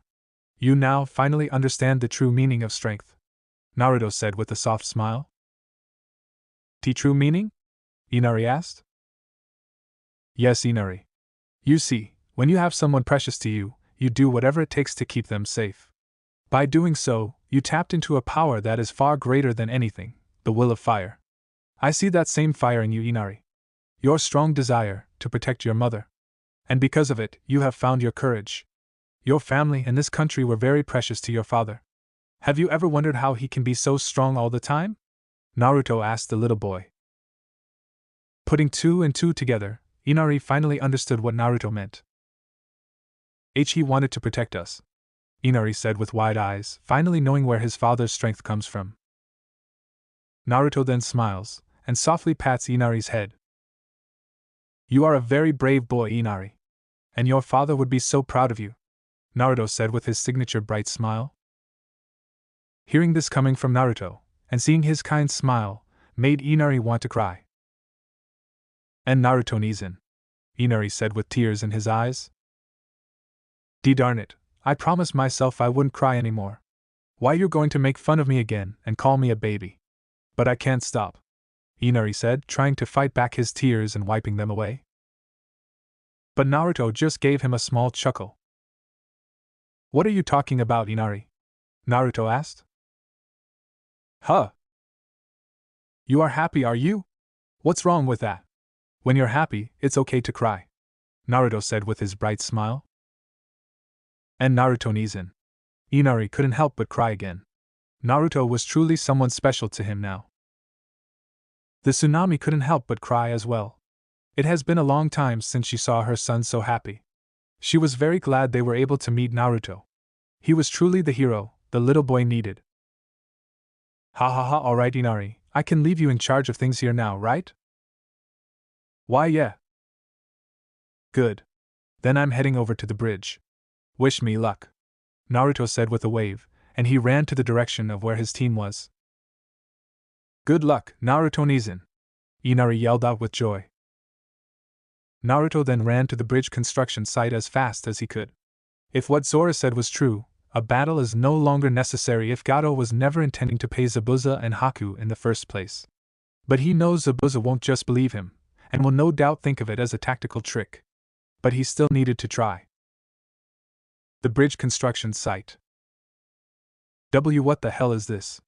Tazuna yelled out in horror when she saw all of his contractors on the ground unconscious. He quickly ran up to one of them to see if they had any fatal injuries. Luckily there were none. What's going on? What happened? Tazuna asked one semi-unconscious contractor, but he only received a weak groan of pain in response. It's them, Kakashi thought with his single eye narrowed. Then suddenly a very thick mist appeared, completely surrounding the bridge, and taking away the Konoha shinobi's advantage of sight. This is the hidden mist jutsu. But it is much thicker than last time, Sasuke thought, as he analyzed his surroundings. Everyone! They're coming! Kakashi yelled out, alerting his fellow Jonin, and their genins of their upcoming opponents. Kakashi then lifted his headband, revealing his single Sharingan. They all took a defensive formation, as they surrounded Tazuna in a circle. Tazuna was still very fearful, despite having the protection of 2 elite Jonins and 5 genins. I knew he was still alive. Making an appearance so soon, Kakashi said, with a serious tone. They heard the sound of a deep chuckle around them, which Kakashi and Team 7 immediately recognized. Sorry to keep you waiting, Kakashi. I see you and the brats have some backup now. Ha ha ha, and it's none other than Asuma Sarutobi, of the 12 Guardian Ninja. Looks like I'm going to get a lot of money out of this job after all, Zabuza said with a laugh, as he recognized Asuma for the large bounty on his head. But the Sarutobi immediately scoffed at the threat of this life. There is no way he is going to get killed because of his stupid bounty. I'm not that easy to take down, Zabuza. And who knows, I might collect the bounty on your head, Asuma said with a smirk, as he also recalls Kiri's bounty on Zabuza's head that was almost as large as his. Tough talk from the son of the Hokage. But we all know that today is the day you all die. Don't take it personally though. It's just business. But that doesn't mean I won't enjoy it a little bit. I mean, look at that one. He's still trembling. Poor thing, Zabuza said with a mocking tone at Sasuke, when he saw his hand was shaking. Sasuke immediately stopped his trembling hand and widened his eyes when he heard Zabuza indirectly called him out. Then suddenly 7 water clones of Zabuza appeared in a flash, surrounding them all, with their Kubikura Bocho on their shoulders. After a moment of intense silence, one of the Zabuza clones noticed that Sasuke was actually smirking and tightening the grip of the kunai in his hand. I'm trembling with excitement, Sasuke said, with the confident smirk never leaving his face. Go for it, Sasuke, Kakashi said with an eye smile. In a blink of an eye, Sasuke easily destroyed the water clones, turning them back to their liquid form. I see it, Sasuke thought to himself, as his vision was somehow becoming much clearer. Now from a few feet away from the Konoha shinobis, Zabuza and Haku revealed themselves to their opponents. Despite the misty environment, they can still see the assassin ninja pair, as bright as day. Well, so he could see through my water clones, eh? That brat has grown quite a bit. This means a rival of speed has finally emerged for you, Haku, Zabuza said to his female partner. So it seems, Haku responded with an emotionless voice. So we had it right. It was all an act, with that cute little mask of yours, Kakashi said accusingly at Haku. So I guess all that about being a hunter ninja, protecting her village was just a bunch of bull, Sasuke added in. They look pretty chummy to me. I say they've been pulling scams like that for a long time, Asuma said, as he observed how close their enemies were. You got some nerve, facing us after pulling that trick of yours, Choji yelled out with his fist in the air. And hiding behind a mask? Who does she think she's fooling? Kakashi added in, but apparently his genin team just sweat dropped at the ironic statement of their masked sensei. Speak for yourself, Sensei, Sasuke, Sakura and Choji thought in unison. Sasuke then narrowed his eyes on Haku. That's it, I'm taking her out, Sasuke said, hoping he will be given the opportunity to test himself against a potentially powerful foe, who looks to be only a few years older than him. With Haku and Zabuza. He's impressive, Haku said to Zabuza, regarding Sasuke's speed. The swordsman merely scoffed. Even though the water clones were just 1/10 the strength of the original, he did destroy them all easily. Haku praised the Uchiha's abilities. That move still gives us the first advantage. Once I give the signal, prepare to sweep in and go after the genins, Zabuza ordered. Right. Give it up, Zabuza. We have you outnumbered, Kakashi warned threateningly. But that warning simply made the giant sword-wielding ninja chuckle. Clearly the copy ninja had forgotten the hidden misjutsu was made to fight against many enemies. And as long as you're a master of the silent kill technique, which they are, victory is possible. It seems that way. But let's even out the field, shall we? Raiga! Zabuza yelled out. Raiga suddenly appeared behind the Konoha shinobis, on the opposite side of the bridge from Zabuza and Haku. Everyone had their eyes widened when they saw Raiga, as he took out a pair of unique double-edged swords from his waist. Both blades have an upward curved bladed prong near the tip of one side of the blade, and another one near the base of the blade's other side. Asuma and Kakashi immediately recognized the infamous blades and its wielder, Raiga Kurasuke, the Thunder of the Hidden Mist and another member of the 7 ninja swordsmen. Wielder of the Kiba blades. This is not looking too good, both Konoha Jonins thought. Raiga then raised both his swords up in the air, and with a spark of electricity that was releasing from the blades, soon followed by the sounds of loud thunder that was exploding from the clouds. He then slashed his swords downwards, and summoned a barrage of natural lightning from the sky that was aimed towards the Konoha shinobis. Evasive maneuver! Now! Kakashi yelled out, as he grabbed Tazuna and jumped out of the way, along with the rest of the Konoha shinobis, as they narrowly evaded the barrage of lightning strikes. But the attack did what it was intended to do, separating them from each other. Haku immediately rushed towards the genins, while Zabuza ran towards Kakashi.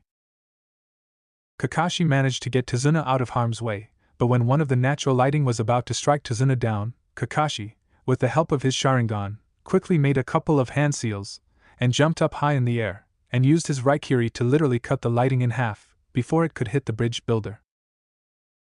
No wonder he calls it the lightning cutter, Asuma thought with amazement. Suddenly, out of instinct, Asuma managed to dodge a sideswipe by one of the Kiba blades, but received a strong kick in the chest, sending him a few feet away, but was able to land on his feet. He then turns his head to his newest opponent, the Thunder of the Hidden Mist himself. Your opponent is me, Asuma Saratobi. I'll make sure to give you a beautiful funeral, Raiga said with a sinister smile. Haku ran towards Sasuke in an impressive display of speed, with a senbon in hand. Sensing her presence coming from behind him, the Uchiha immediately turned around and used his kunai to block the very fast swipe of the throwing needle. The Uchiha and the Yuki were now locked in a stalemate, trying their best to overpower the other with their weapons. You're good, but now you only have one free hand, Haku said in a very calm tone. Sasuke was confused at what she was implying, until his eyes widened when he saw Haku made a couple of hand seals, with only one hand, which is considered impossible. Secret Jutsu, 1,000 Needles of Death.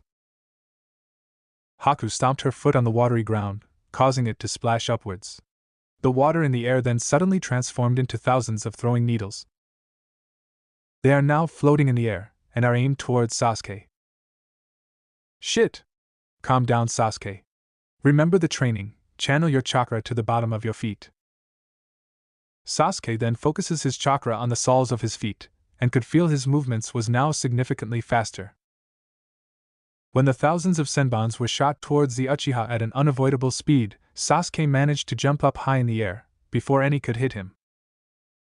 As Sasuke was still midair, Haku didn't notice that she was now surrounded. Fire Style, Phoenix Flower Jutsu.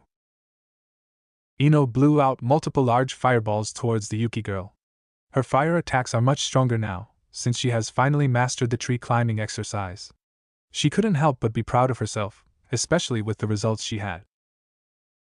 Haku did her best, as she dodged the extremely hot balls of fire, until she heard the sounds of something huge, rolling her way.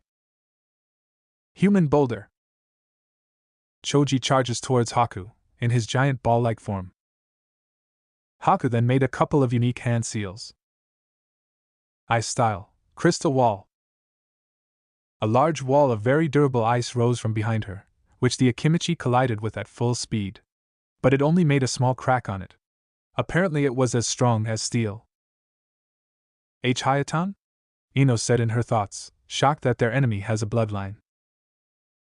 Haku was now very tense. She underestimated the genins before her, and now she can't afford to fight with only half her strength. She was outnumbered, but she won't be overpowered so easily. Her deep thoughts were broken when she heard the sounds of footsteps, running towards her. Fire Style, Fireball Jutsu. Sasuke fired a very large fireball towards the Yuki girl, but she was fast enough to dodge it, causing it to explode behind her. But the lower part of her pants were slightly singed by the heat. I'm sorry about this, but I cannot afford to waste any more time here. If the bridge builder is eliminated, this fight is over, Haku said, as she turned her head at Tazuna's direction, who is currently taking cover behind some cinder blocks, as he watches Kakashi fight against Zabuza. She then placed 3 senbons between her fingers, and threw them all towards Tazuna. All of the genins' eyes widened in panic when they saw the senbons in midair, heading towards their client. Tazuna-san! Watch out! Sakura yelled out. Tazuna turned his head around and his eyes widened in fear.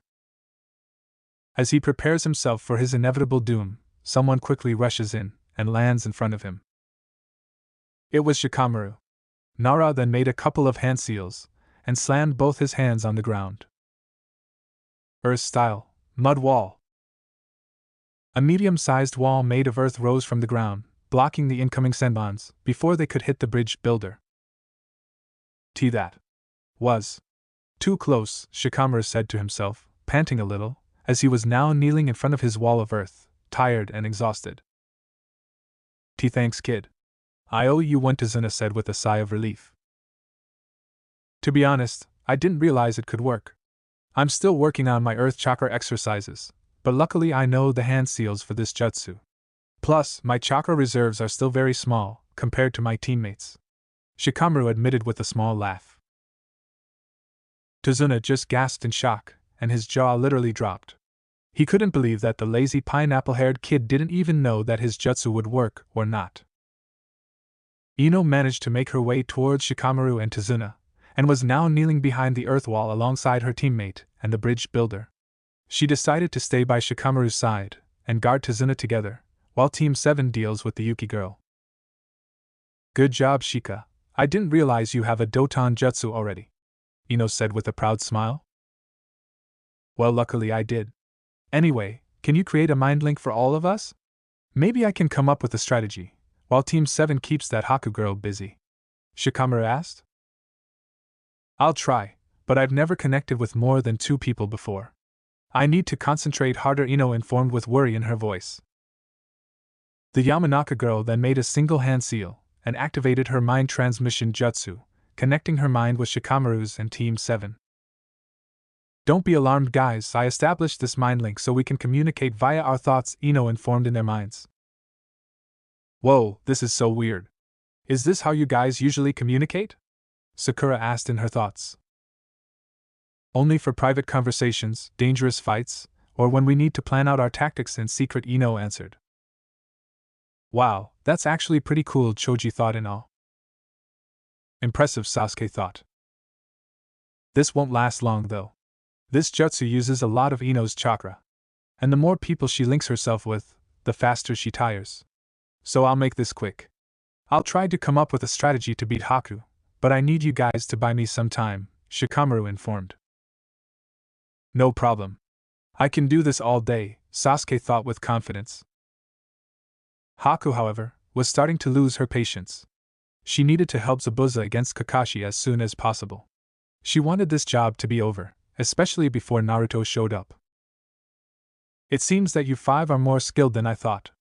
But I cannot allow you to win. And I cannot afford to lose, Haku said with a serious voice. Haku then releases a large amount of her ice chakra, which was currently radiating from her body. The air around them became very cold all of a sudden, and when Sasuke, Sakura, and Choji were trying to warm themselves from the sudden drop of temperature, Haku proceeded to make a couple of unique hand seals. Secret Jutsu, Crystal Ice Mirrors. Several large mirrors made of ice were starting to form around Team 7, trapping them inside. And to everyone's shock, they saw the Yuki girl walk straight through the ice mirrors like it was water. Suddenly, from inside the mirror dome, multiple Hakus appeared in all of the mirrors, facing Team 7 with a cold look behind her mask. Okay. This might complicate things, Shikamaru thought in fear for their friends. You think? I know this is not the right time for an I told you so, but I told you we should have never left Naruto-kun behind, Ino thought. With Asuma and Raiga. Asuma was currently dodging like he never dodged before. If anyone would have asked him a couple of years ago that he would one day use his shinobi skills to run from an actual lightning strike, he would laugh his ass off. Raiga showed no sign of restraint as he continued to shoot orbs of lightning from his blades towards the Sarutobi. This guy is barely using any of his chakra with those lightning strikes. Those blades of his are quite impressive. I need to close the distance between us fast, Asuma thought with worry, as he took out a pair of trench knives from his back pouch. When he was able to find his footing, Asuma chakra sprinted his way towards Raiga in full speed, with his wind chakra enhanced knives in both hands, ready to slice the swordsman in half. While Raiga was so focused on his wild attacks, he didn't realize Asuma was turning into a blur, and was running straight towards him. He would have been killed then and there by the Sarutobi, if it wasn't for the sudden yell of warning, coming from the large bag behind his back. The voice sounded almost childlike. Raiga! Look out!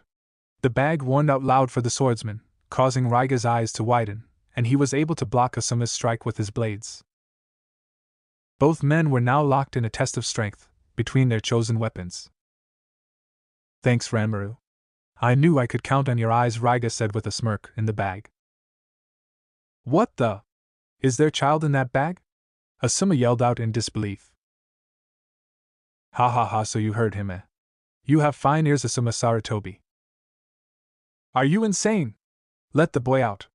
This fight is between you and me. Why would I do that? Ranmaru is my eyes and I am his body. As long as we are together, I am unstoppable. I'm not going to fight you when there is a child on your back. Then you've already lost, Asuma Sarutobi. Once I bury you, I'll bury the rest of your team.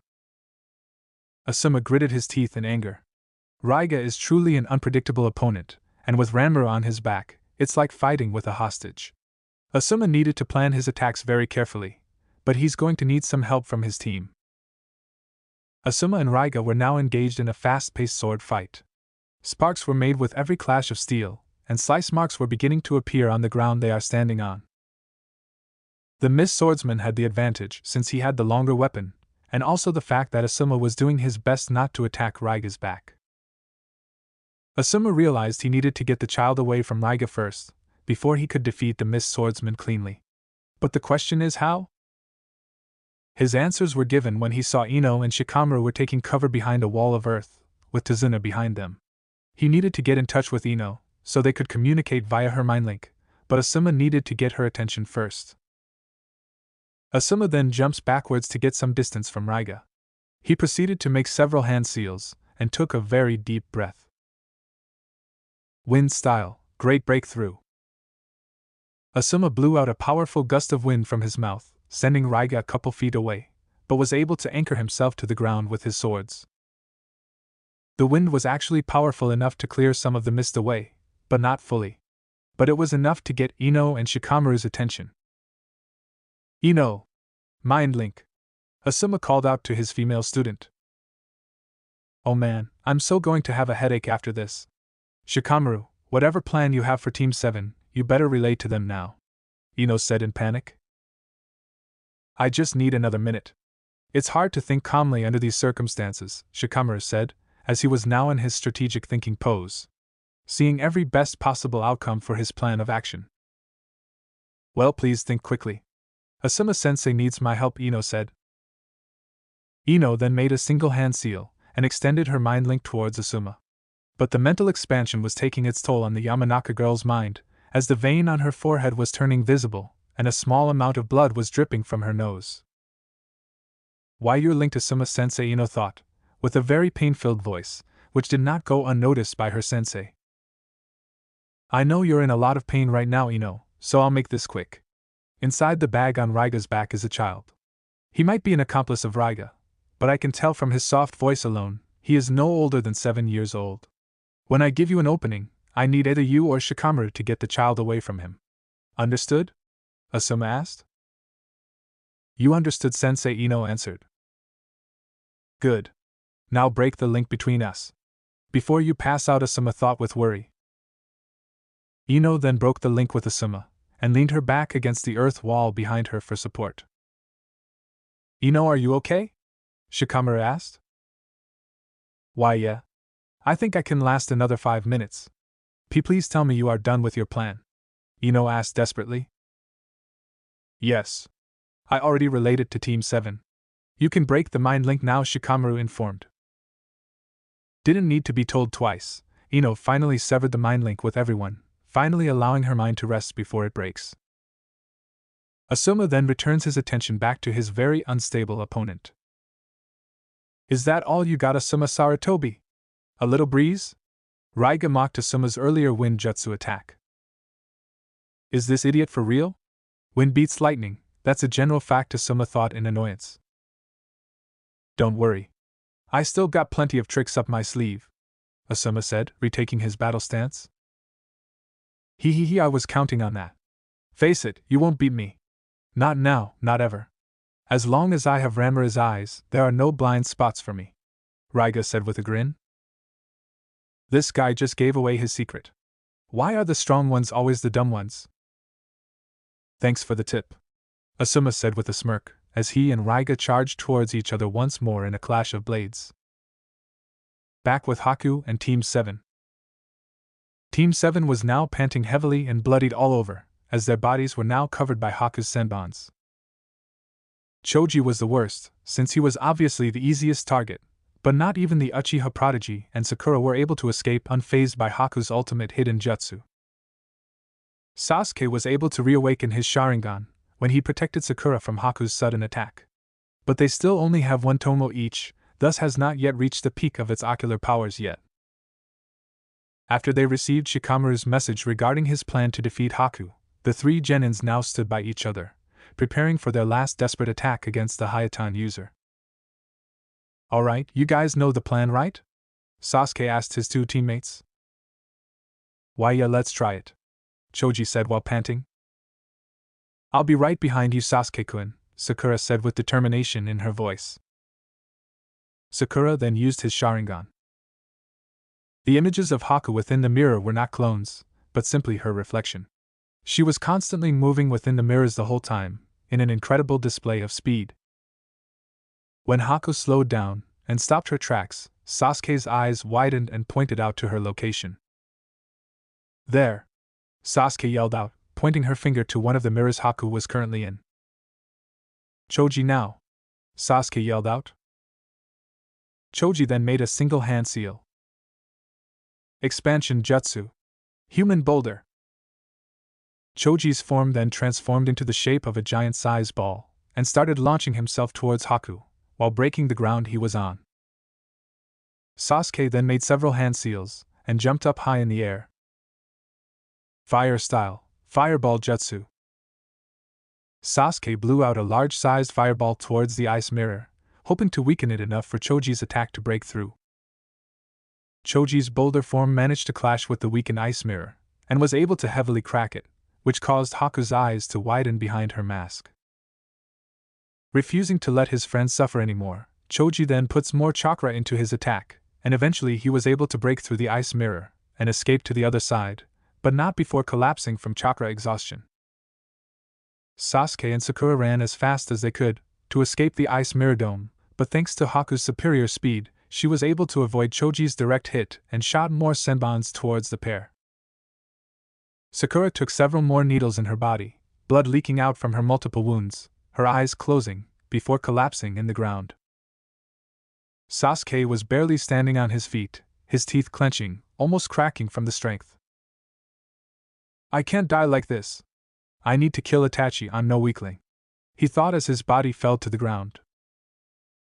Haku turned his attention to the other teammate who was exhausted, ready to deal with him as well, when a punch suddenly sends her crashing in the concrete. Standing up, her mask had cracked slightly around her right side.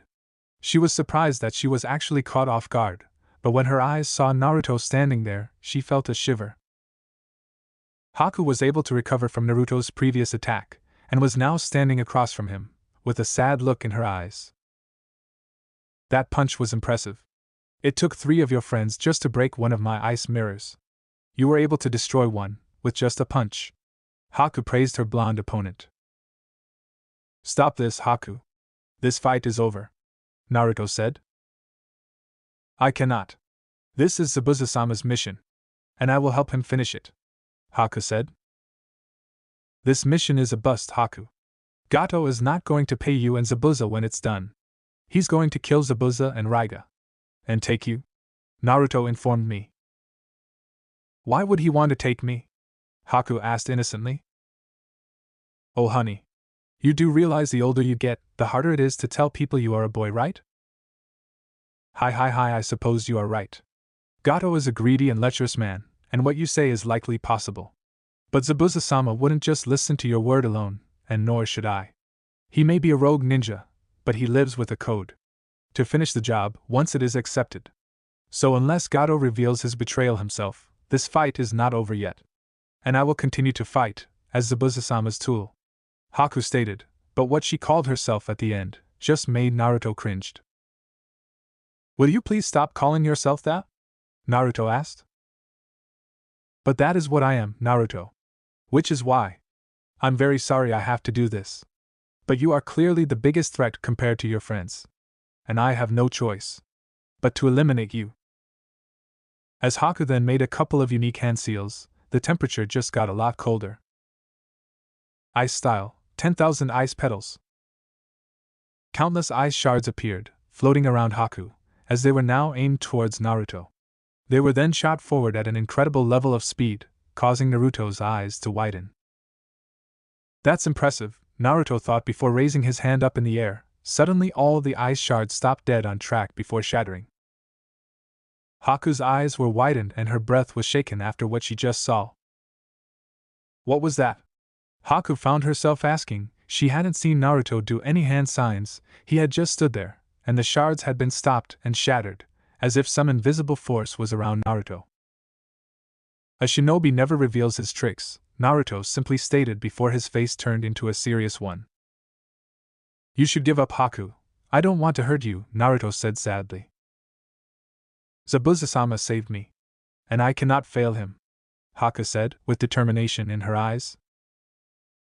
Haku then fired more of her ice shards towards Naruto, causing him to take evasive maneuvers from the many sharp projectiles. Naruto then took out his katana. He then used it to block the incoming shards, with fast and accurate swipes. Haku couldn't help but be impressed with Naruto's skills. This was one of her most lethal jutsus, Yet Naruto was dancing around the field like it was nothing, and swiping the shards away with the sword in his hand. Haku stopped firing her ice shards, when Naruto suddenly shunshin away, disappearing from her line of sight. She then heard his voice echoing around her. I know you tell yourself that you're just a tool. Haku heard Naruto's voice come from behind her, and shot an ice shard in that direction, but it hit nothing. And that you have to kill me to ensure Zabuza's success. That it is your duty, Naruto said, appearing right behind her. It is my duty. And my burden. Haku shot an ice shard towards Naruto, but he immediately swiped it away like a fly. She then merged her remaining shards together, forming them into a long ice spear. But that does not mean that I do not honor him, Haku yelled out, as she shot the ice spear towards Naruto at an incredible speed. With narrowed eyes, Naruto then held his katana ken in a reverse grip, and in a slow motion, he cut the ice spear in half, right down the middle. Haku's eyes widened at what Naruto just did. He was truly a force to be reckoned with. Realizing long-distance assault won't work on him, she then formed two ice swords in her hands, and charged forward. Naruto charged forward as well, and they clashed in battle of swords. Despite having two swords, Haku was losing, as Naruto's blade was slowly cutting through her weapons. When her ice swords finally broke, Naruto then kicked Haku away, and she was sent crashing on the rails of the bridge. Naruto then jumped up high in the air, with the katana in both hands. He thrusted his sword downwards, with the intent to finish off Haku. At the last minute, Haku formed two new ice blades, and managed to block his downward thrust just in time. But Naruto was relentless, as the blade was now inches away from her chest. You think you honor Zabuza by blindly following his orders? A true shinobi knows to follow their judgment. We need to learn to make the right decisions. Especially when the orders you are given are wrong, Naruto said harshly. But his words made Haku narrow her eyes at him. You dared to lecture me about his honor. You don't even know who he is, Haku yelled out, as she kicked Naruto away, freeing herself from his deadlock, and jumped a few feet across from him. Haku then made a couple of hand seals, and used her remaining chakra for her last, and most powerful jutsu. Ice Style, Twin Crystal Dragons. Two large ice dragons appeared, and were shot towards Naruto's direction, as their roars echoed throughout the mist. Naruto then put his sword away and raised his hand, the ice dragon inches away from him, opening his right eye, a metallic purple. Shinra Tensei. A sudden force spread everywhere, cracking the concrete.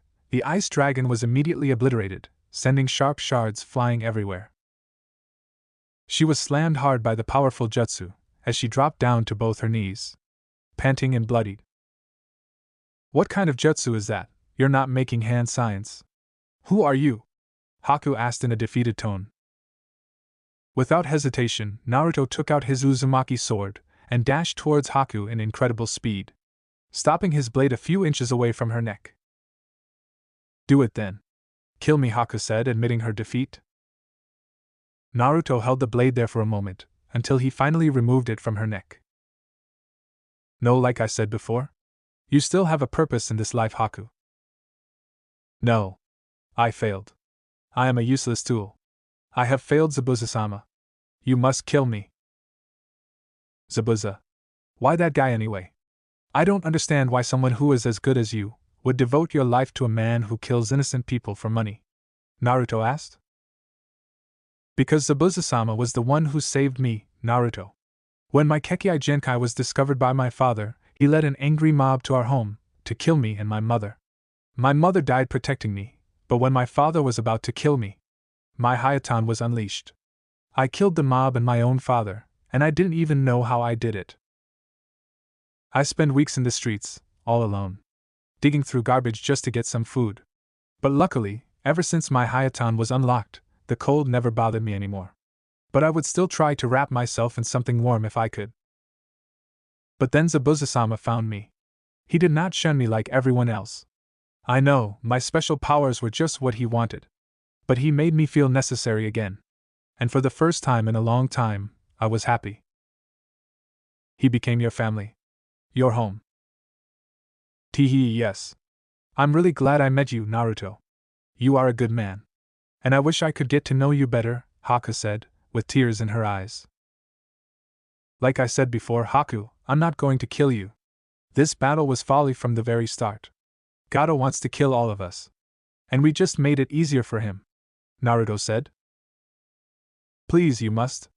Haku stopped her sentence midway, when both she and Naruto heard the sounds of 1,000 birds chirping from a distance. Haku's eyes widened in fear when she realized what was happening. Zabuza was in danger. She quickly tried to get up to save him, but was immediately pinned down by Naruto. He then ties her hands together behind her back, and places a chakra suppression seal on her. Haku was now powerless to do anything. No! Please! Let me go! Haku begged and struggled to get free. Suddenly the mist was starting to clear, and they could see Kakashi from afar, with his signature Raikiri in his hand. They also saw Zabuza being pinned down by a pack of ninja dogs, and was completely immobilized. When Haku saw Kakashi running towards Zabuza, with the lighting blade in his hand, Haku's fears had risen, and tears were threatening to fall from her eyes. Naruto! Please let me go! Please! Let me save him! Haku begged with tears in her eyes. But Naruto gave no response. All he did was close his eyes, like he was focusing. No! Zabuza-sama! When Kakashi was now a few feet away from Zabuza, and thrusted his Raikiri forward, Haku noticed Zabuza was looking at her, with an apologetic look in his eyes. When she saw a lone tear fall from his cheek, as he looked at her with a small smile on his face, all she could do was scream out in horror. Tauzen! The battle between the former guardian ninja and the psychotic swordsman went on for a while now.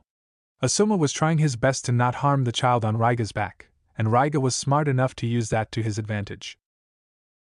Asuma and Raiga were proven to be evenly matched, and capable masters of their chosen weapons.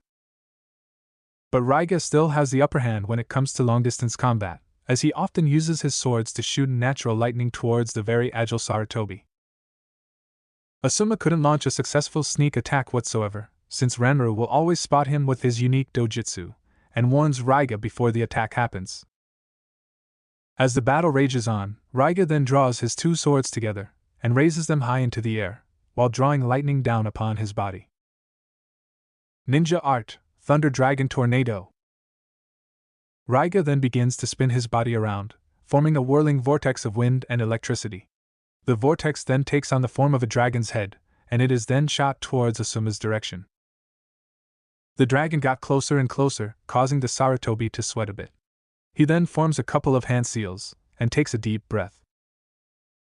Fire style, Dragon Flame Bomb. Asuma spat out a powerful stream of fire towards the approaching dragon. The explosive fire collided with the sentient electrical tornado, canceling each jutsu out. But all Raiga did was grin at the results. You are without a doubt an impressive foe, Asuma Sarutobi. It has been a while since someone has pushed me this far, Raiga said, excited that he had finally found a worthy opponent. Asuma gave no response, however, as he was already focused on his next move. He then threw a smoke bomb beneath his feet, disappearing from Raiga's field of vision. You think a smokescreen can hide you from me? As long as I have Ranmaru, there is no escaping me, Sarutobi. Raiga yelled out with glee, but he didn't even realize that Asuma had managed to sneak past behind him. Raiga! Behind why? Ranmaru tried to warn Raiga, but his warning came too late.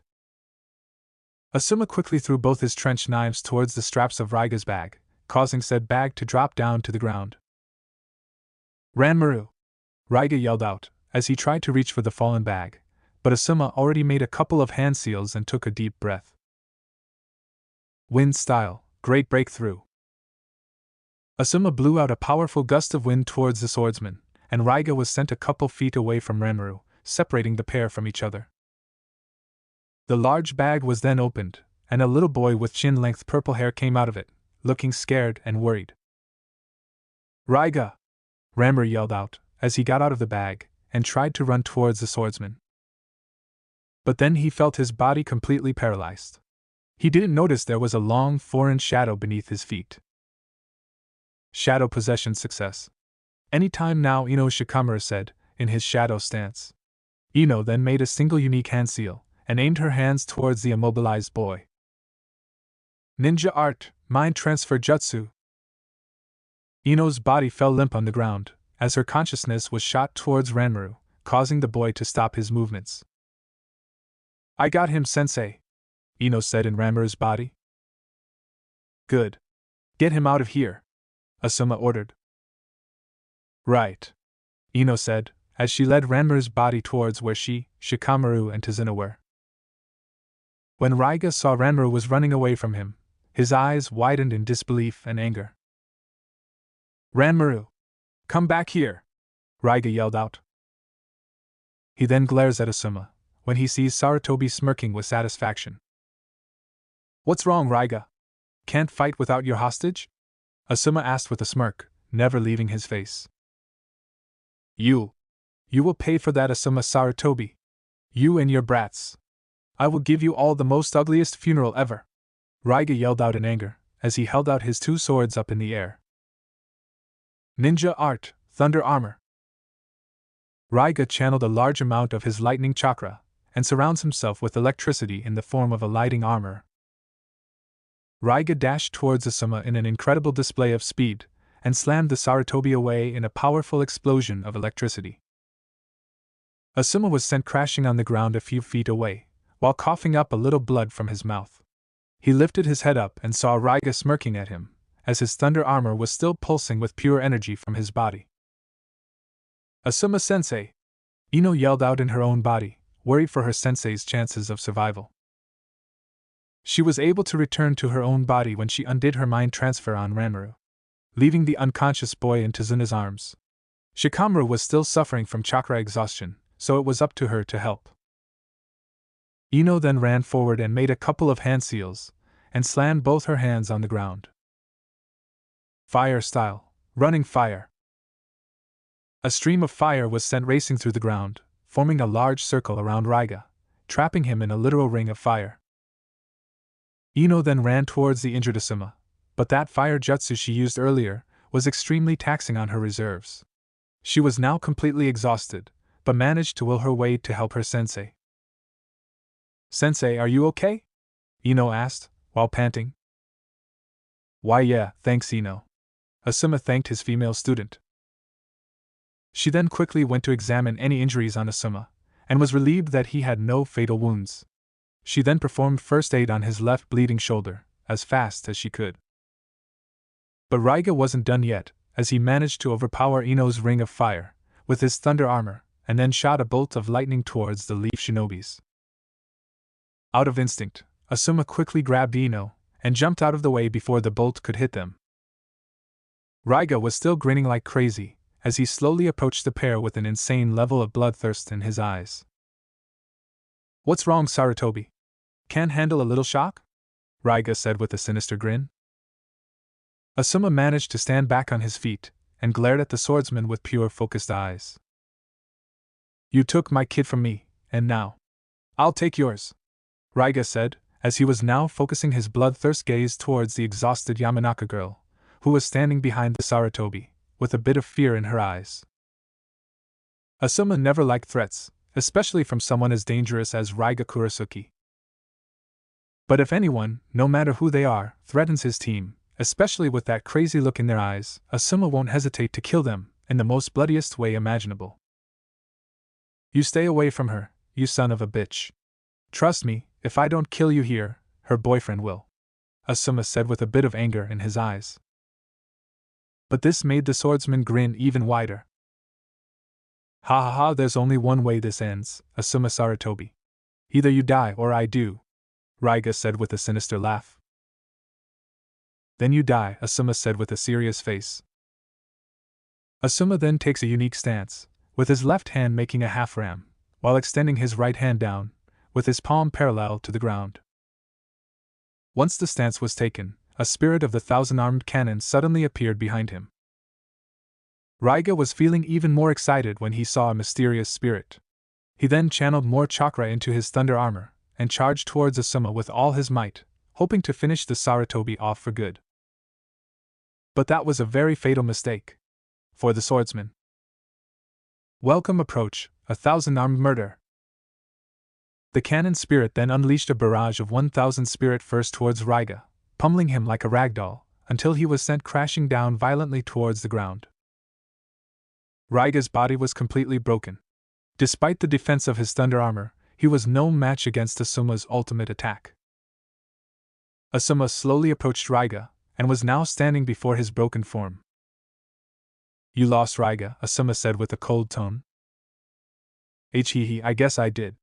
And not bad, Asuma Sarutobi, Raiga said, as he coughed up a little bit of blood from his mouth. "I hope you are not dead yet. Because I want to ask you something," Asuma said, as he kneeled down beside Raiga. "I guess you earn the right to ask. Why do you keep that boy Ranmaru on your back?" Because that boy has very special eyes. His dojutsu grants him many abilities. That includes the ability to see clearly through an obstruction, and from long distances similar to the Hyuga's Byakugan. Cough at the same time, his Genkai has the ability to counter other dojutsu's visual prowess, as it blocks the ability to see chakra, and even fools the vision of the all-seeing Byakugan. "So you only kept him for his power?" Asuma asked with narrowed eyes. "It is the life of a shinobi. We use every asset we find to destroy our enemies. But I always enjoy Ranmaru's company. He is so ridiculously kind. He was the only one who would willingly stand by my side. Ha! In case you haven't noticed, I'm not the most stable man in the world." "You don't say," Asuma said sarcastically. Now. May I request something from you, Asuma Sarutobi?" "What is it?" Will you make sure Ranmaru is taken care of? I don't want him to be alone again." "That is surprisingly noble of you." I'm not that predictable. So, will you grant me this request?" "I will do it for the boy." "That is all I ask for. Also, here." Raiga then handed Asuma his Kiba blades. "Take them. You have earned them. And now it's time for my own funeral," Raiga said with a smile, as he took his final breath, before falling into death's cold embrace. Asuma then gave a moment of silence, to respectfully mourn his fallen foe. "You were a worthy adversary. I will remember you," Raiga Kurasuki, Asuma said, as he stood up, holding the Kiba blades in his hands, and walked away from the dead swordsman. He then went to check on Ino, who was now standing with Shikamaru and Tazuna, with a still unconscious Ranmaru in his arms.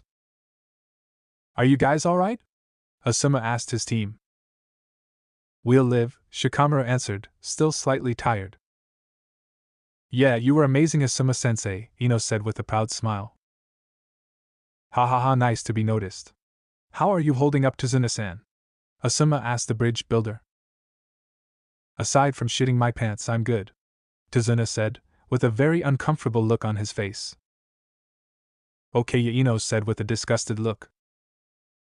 Suddenly they heard the sounds of 1,000 birds chirping from a distance, and noticed the mist was starting to lift.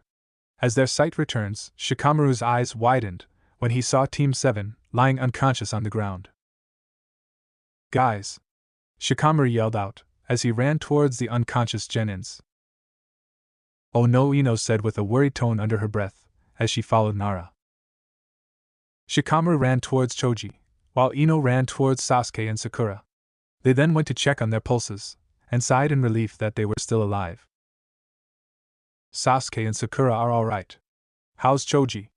Ino asked. "He's fine. But the real question is, where is Haku?" Shikamaru asked, slightly worried. His answer was given, when they say Haku being tied up by Naruto? From a few distance away. "Naruto-kun? Naruto-kun!" Ino yelled out with a big smile, happy to see her whiskers again.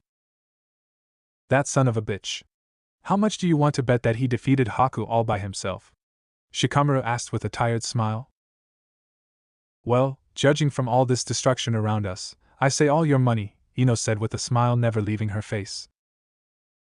As the mist continues to fade, they then see Kakashi from a further distance away, as he charges towards a completely immobilized Zabuza, with a Raikiri in his hand. "Tausen!" They heard Haku scream her lungs out, with her voice filled with despair. But then something unexpected happened, which caused both Ino and Shikamaru's eyes to widen in shock. With Kakashi and Zabuza a couple of minutes earlier, Kakashi took out a small scroll from his jonin vest and swiped the open paper with his blood. When he closed back the scroll, he made a couple of hand seals and slammed the scroll into the ground. Ninja Art Summoning, Earth Style, Fang Pursuit Jutsu. A long string of sealing formula began to flow through the ground, where the scroll was buried in. "I don't know why you bother. What use is your jutsu, if you can't find me? But I can find you. Who is now blindly falling into my trap. You disappoint me, Kakashi. And I think you're right earlier. It's time to finally put an end to this fight," Zabuza said with a confident tone, as he gripped the sword handle on his back. But suddenly, the ground beneath the swordsman began to shake, and a pack of ninja hounds emerged from the ground, biting his limbs and pinning him where he stood. Kakashi then stood up from where he was kneeling, with a satisfied look on his face. "I realized that if I couldn't see you, I'd have to smell you out. Those hounds are my summoning. They can track a scent anywhere. When you attacked me, I let you get past my guard. I wanted you to cut me. You see, it's the smell of my blood on your oversized blade that led them to you. Surprised?" Zabuza was now gritting his teeth in anger and frustration. "Looks like I wasn't the only one who was blind. Falling into my trap. You disappoint me, Zabuza. And look at that, the mist is finally clearing. And you know what I see? Your death," Kakashi said victoriously. Talk. Do you mean to talk to me to death?" Zabuza replied jokingly. "In a way, yes. Right now, my hounds are just playing with you. But one word from me, and they'll tear you apart. Poor Zabuza. See where your ambitions got you? You were always pushing things too far. Like that failed Mizukage assassination, and your attempted coup d'etat. You were forced to flee, with the few followers you had. Your country's hunter ninjas are always hot on your heels. You became a rogue ninja, whose name was quickly known, even in Konoha. You're an asshole, Kakashi, you know that?" Zabuza said with narrowed eyes, didn't like to be reminded of his failures. "Oh, I know. And now you're crazy enough to want to go back and try it again. But for that, you need money. And to get it, you stoop so low as to be a hired thug for a swine like Gato." But this only made the swordsman narrowed his eyes even more at him. "You ignorant asshole. I want to go back, not because I want to try again, but because I made a promise. I have someone who is relying on me back home, and I'm not returning empty-handed." "Well, whoever this someone is, it seems that you are about to break that promise with them." Zabuza wanted to glare at Kakashi for what he said, but all he could do was look down in disappointment. Was he really going to break his promise too? "All right, Zabuza. Enough talk. Time to finish it. But it won't be with my Sharingan. It would be a disgrace to kill you with an imitation of some other ninja's tricks. No, it's time I introduced you to my own jutsu," Kakashi said, as he formed a hand seal. He then made a couple more hand seals, and channeled a concentrated amount of lightning chakra on the palm of his hand. The chaotic sound of the crackling electricity was so intense, it almost sounded like the chirping of 1,000 birds. Raikiri. "Shit! The power of that jutsu will kill me for sure.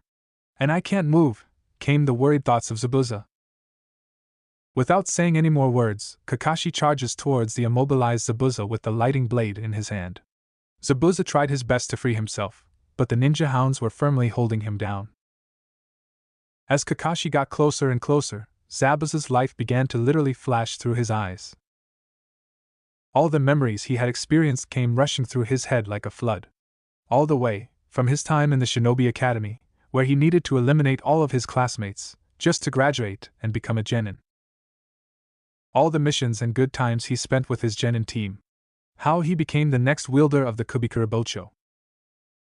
How his best friend and teammate betrayed him, by siding with Yagura. And how he made the sincere promise to his second teammate, before he left Kirigakure, while she stayed behind. Eventually, he remembered the time when he met Haku. the small gentle girl who he found one day, and decided to take under his wing.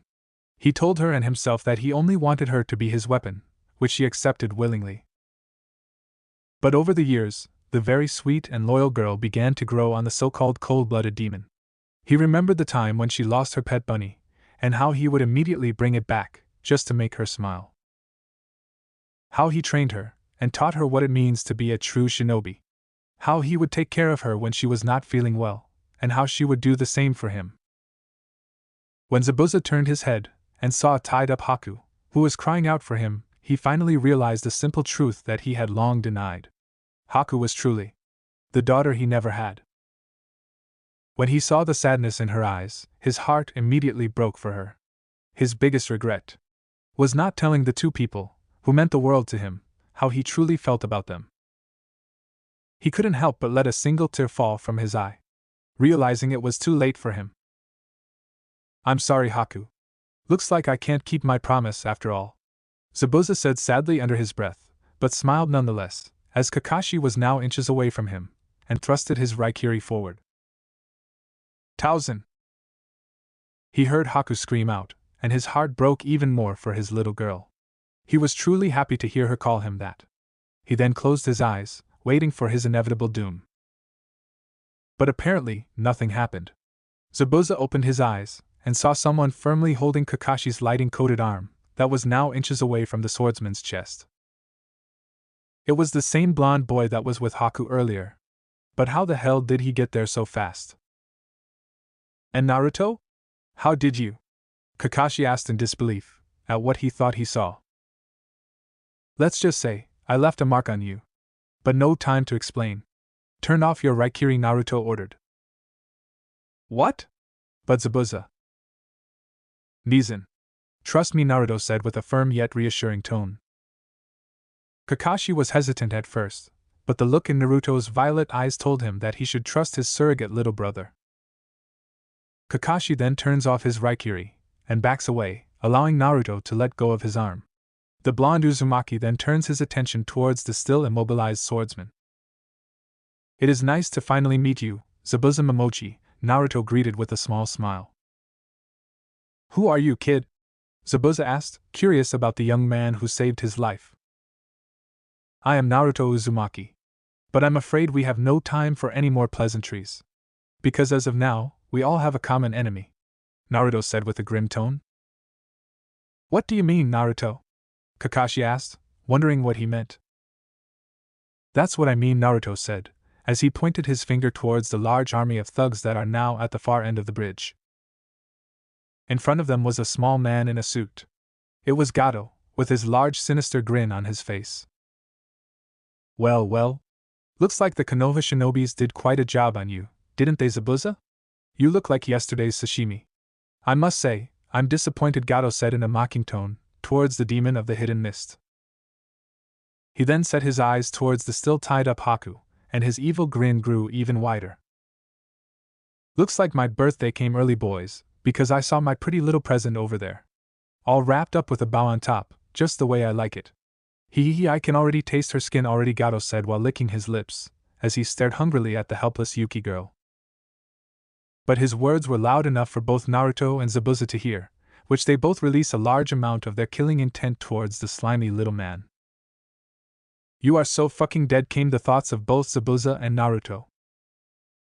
It was a completely silent moment. Naruto had joined Kakashi and Zabuza, who had been pinned to the ground by the silver-haired Jonin's hounds. The three shinobi were all staring at the army of violent thugs in front of them. Gato, the most disgusting man on the planet, led the despicable lot. And after announcing his tardiness, he uttered something that should never be stated in front of a girl's father. "Gato, what the hell did you just say? Because I don't believe I heard you correctly. Would you mind repeating that?" Zabuza threatened the tiny guy, challenging him to answer the fatal question. Gato, on the other hand, simply scowled. "Oh, I'm sorry, demon of the hidden mist, I didn't know you'd gone deaf. Ha ha ha ha ha, and just so you know, Zabuza, I was never going to pay you, you dumb bitch." Gato screamed with delight, making Zabuza's anger boil even more. "Now that Raiga is gone, and you're set to follow in his footsteps, all that's left is to finish you off. But the Konoha Kunoichis and your little whore are mine to keep.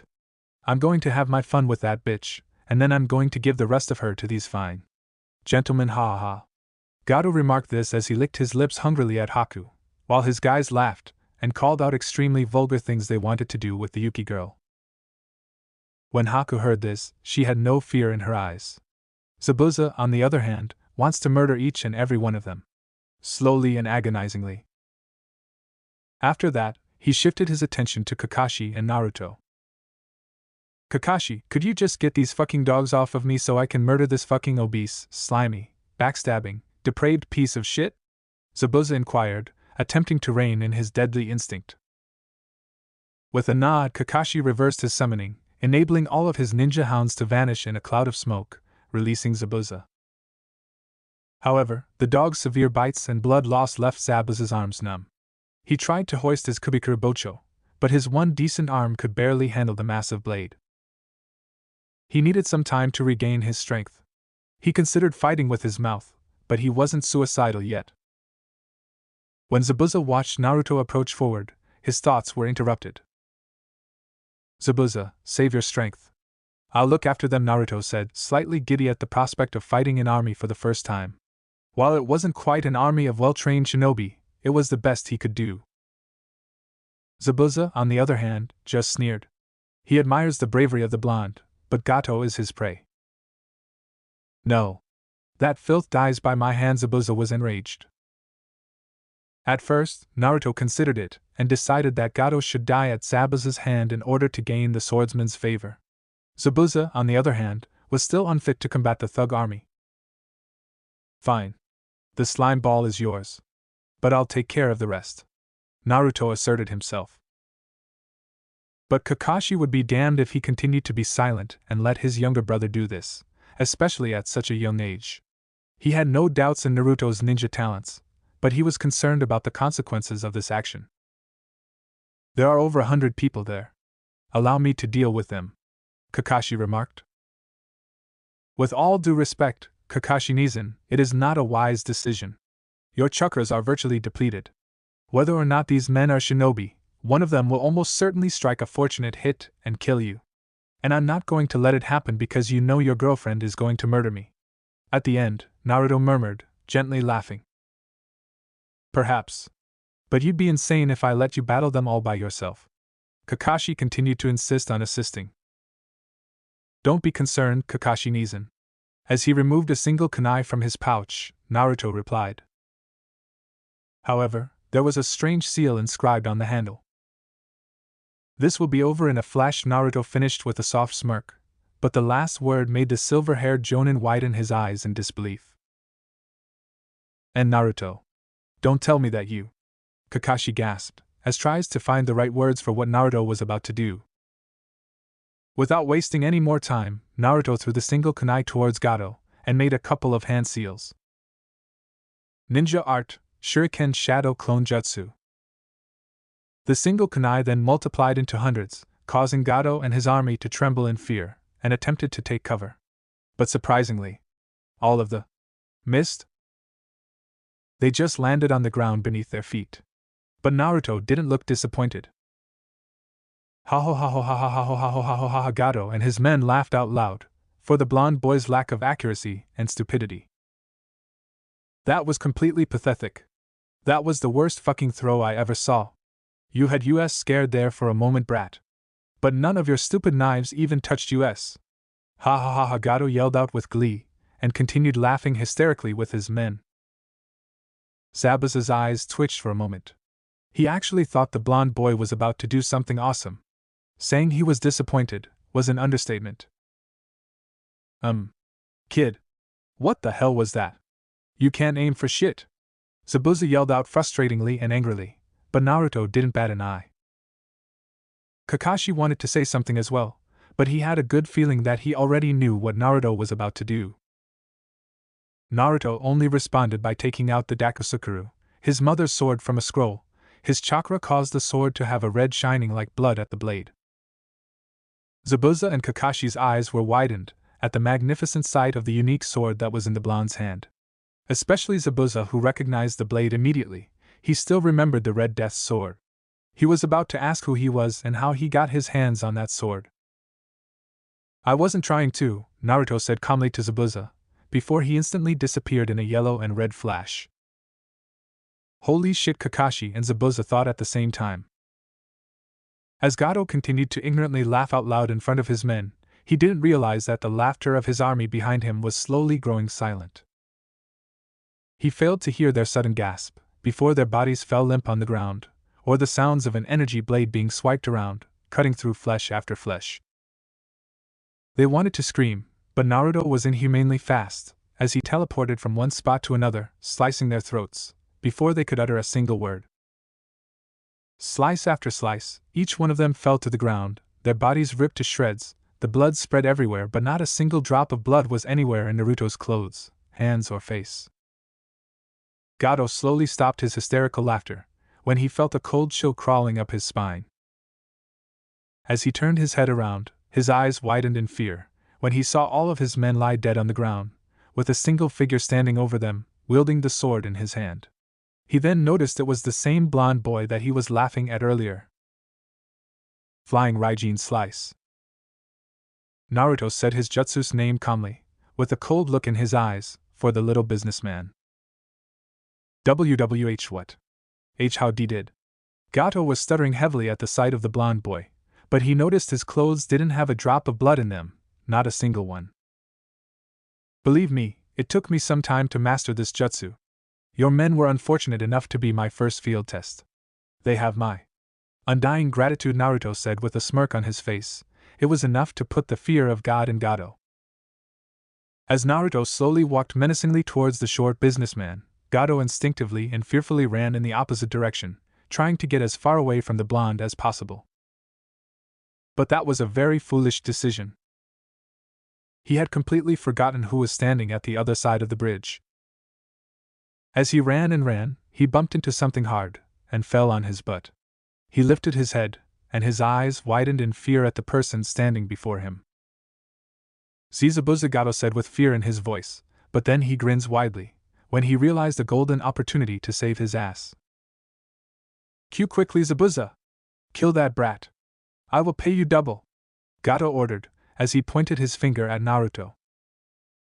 But Zabuza gave no response, as he continued to glare daggers at the short man. What are you waiting for, you idiot?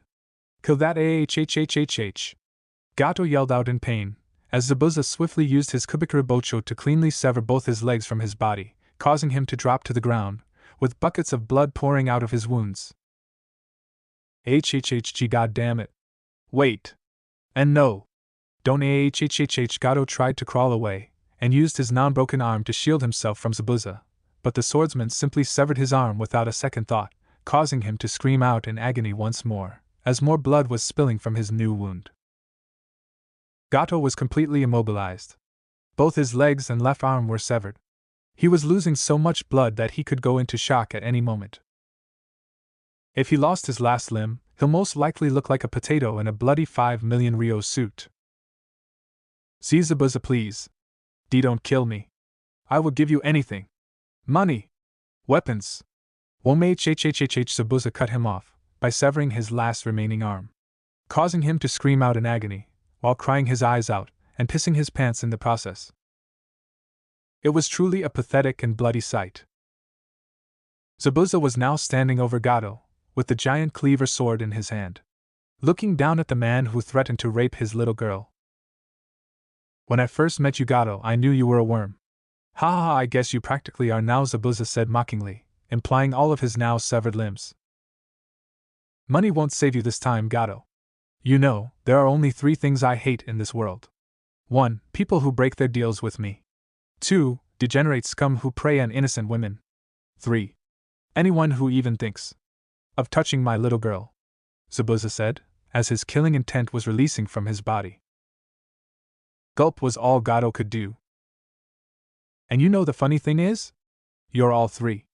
Zabuza said as he lifted his giant sword high up in the air. Gato's eyes were widened.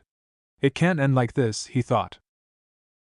His fears intensified when saw the giant demonic aura surrounding Zabuza. He truly was a demon.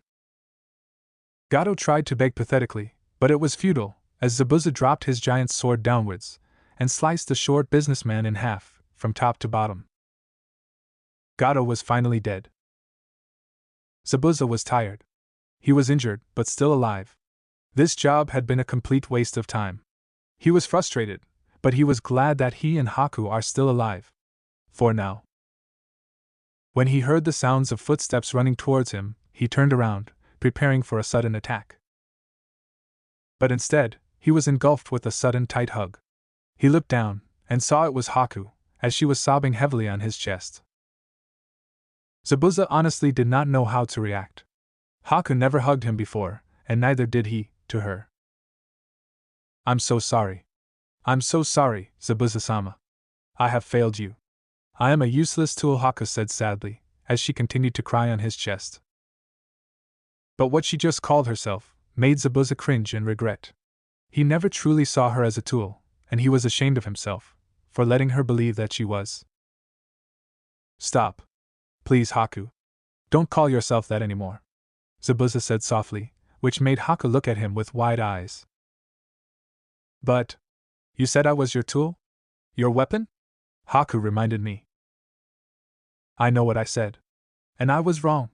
You're not my tool, Haku. You're my little girl. And I'm so sorry I never told you that before," Zabuza said lovingly as returned Haku's hug, embracing her tightly like he should have done long ago. Haku couldn't believe what was happening. For years she had always seen Zabuza as her father. She had accepted that Zabuza only sees her as a disposable tool. But she always dreamt that he would one day see her as his daughter. So when he hugged her for the first time, she couldn't help but cry even more. This was what she always wanted from him. "T-1000. I was so scared. I thought I was going to lose you," Haku said with tears in her eyes. Hearing her call him Tusan again made him feel very warm inside. He smiled at her as he wiped the tears from her cheeks. "For a second there, I thought so too. I thought I was a complete goner. Until that kid showed up out of nowhere," Zabuza said, as he pointed his head towards Naruto. Haku turned her head and saw Naruto from a distance, still walking towards them. "Why, yes, he was the boy I met in the forest," Haku said with a soft smile. "That kid? The so-called kind boy you can't stop talking about?" Zabuza asked with a raised eyebrow, since his first impression of Naruto was someone not to be fucked with. Not kind and gentle like what Haku described. But Haku blushes from embarrassment when Zabuza mentioned that she can't stop talking about Naruto. Naruto then finally approached the Kiri Shinobis, as Kakashi and Asuma were also approaching them from the other side.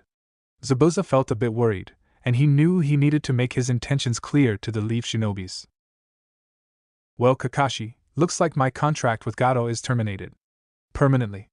I guess there is no need for us to fight anymore," Zabuza said, as he let go of Haku. "I guess we don't," Kakashi said, as he pulled his headband down to cover his lone Sharingan eye. "So what now?" Asuma asked the Kiri ninjas. "I believe it is time I return back to Kiri. I think I might be able to do something this time," Zabuza stated, knowing about Naruto's offer. He knew the blonde wanted to make a deal and was actually quite interested in knowing what that was. Haku just stood beside Zabuza with a slightly disappointed look. She wondered when she would meet Naruto again. But luckily Naruto noticed the disappointed look on her face, and knew what he needed to do to protect them. "Don't worry, Haku, our roads might be different, but sometimes different roads lead to the same village," Naruto stated with a grin. Haku nodded at him with a smile. "You saved my life, Naruto. And I have a feeling you saved Haku's as well. I am in your debt. You have my gratitude," Zabuza said. Suddenly, they heard the sound of footsteps running towards Naruto's direction. "Naruto Keien!" Ino yelled out, as she tackled Naruto in a bone-crushing hug. Naruto wasn't that surprised since he sensed Ino running towards him from a mile away, and returned the hug in full. Naruto always loves how soft her touch was, and the flowery scent of her hair was just mind-blowing. He didn't realize how much he missed her. Haku looked a little disappointed when saw the level of affection from the blonde pair. But nevertheless, she still sees Naruto as someone very special to her. And if he was happy, then she would be happy for him. A part of her wasn't that surprised that Naruto already has a girlfriend. The blonde boy can be quite a charmer. Ino-chan, are you alright? Naruto asked in a sweet, loving voice, as he softly stroked her cheek with his fingers. This caused the Yamanaka to blush immediately. Teehee, I should be asking you that. You look as bad as that Ebisu guy, when Asuma-sensei told Kurenai-sensei about his secret peeking at the hot springs. Ino said with a cute giggle, but both Asuma and Kakashi managed to overhear, and couldn't help but laugh at the memory. Kurenai can be very brutal when it comes to perverts. Really? Don't worry, I'm not harmed, not even a little, Naruto said. Ino then subtly made a single hand seal, and activated her mind link with Naruto. That's too bad though. I guess you won't be nursing me back to health when we get back home, Naruto thought with a teasing smirk. Naruto-kun, please don't make me blush in front of all these people. And besides, who says I won't do it? Ino thought with a seductive tone that made Naruto blush a bit. Now look who's teasing, Naruto thought, as he looked at Ino lovingly. Oh Whiskers, this is just the start, Ino thought with a cute giggle, as she already can't wait to get back home, so she can spend some quality time with Naruto. As the blonde pair were still having their telepathic conversation, Zabuza was asking Kakashi about what Ino meant when she mentioned the beaten-up pervert at the hot springs. And the answer Kakashi had given him was not at all satisfying. Geez, no wonder girls from Konoha are always crazy, Zabuza commented. Asuma nodded in agreement. Kakashi then turned his attention back towards his fellow Konoha jonin. Where's Shikamaru? Kakashi asked Asuma. He's with Tazuna and Team 7. He wanted to make sure they are safe when they awake, Asuma answered. Team 7. Sasuke saw Shikamaru and Choji walking towards them. Shikamaru was helping Choji walk by letting the chubby boy lean on the lazy Nara, which Shikamaru was starting to regret. Sakura had just woken up, immediately checking on Sasuke, who just scoffed. Are you okay, Choji? Shikamaru asked his friend. Yeah, I don't feel like a pincushion anymore thanks to Yushika, so that's good. But now, I'm super hungry, Choji said as he rubbed his empty belly. You're always hungry, Choji, Shikamaru said with a lazy smirk. What happened when I was out? What happened to Haku? Sasuke asked the pair standing before him. Guess Shikamaru simply asked. Naruto? Sasuke answered with a deadpan look, feeling that was the obvious answer. Naruto, both Shikamaru and Choji said in unison. Choji, you can walk, right? Shikamaru asked, still helping Choji to stand up. Yeah, he answered, unsure when Shikamaru suddenly dropped him to the ground, stretching out his limbs. That was troublesome. Sasuke then turned his head and saw Naruto, Ino, Kakashi and Asuma talking to Zabuza and Haku. He can only assume that the battle was over and it ended peacefully. He then noticed a pile of bodies behind them, and Naruto's sword was covered in blood. He assumed it was not his, since he looked healthy and uninjured. The Uchiha gritted his teeth in frustration. How am I supposed to catch up to him now? Naruto has always been better than me. I won't be able to defeat Itachi at my current level. I need to get stronger. No matter what. Sasuke thought with determination. He really wanted to surpass Naruto, but at this rate he won't be able to stop Itachi. He needed more power. But the real question is how? After the gruesome battle on the bridge, Teams 7 and 10, along with Zabuza, Haku and Ranmaru had called for a truce. Kakashi and Asuma hold no grudges against their former enemies since they were just doing a job. Ranmaru was very depressed about the death of his dear friend Raiga. While the late swordsman was no doubt psychotic, he truly cared for Ranmaru. The little boy was once shunned by everyone around him, due to his Kekkei Genkai, since he was from the land of water. When Raiga found him, and decided to take him under his wing, Ranmaru finally had a place where he belonged. But now that Raiga is gone, Ranmaru was once again, all alone. Ranmaru hardly spoke to anyone ever since. Until Naruto finally approached him. The blonde Uzumaki was able to sympathize with the purple-haired boy. He spoke kindly, and showed great compassion that the little boy has never experienced before. Naruto eventually got Ranmaru to open up, and comforted him when the little boy finally cried and grieved for his dear friend, Raiga.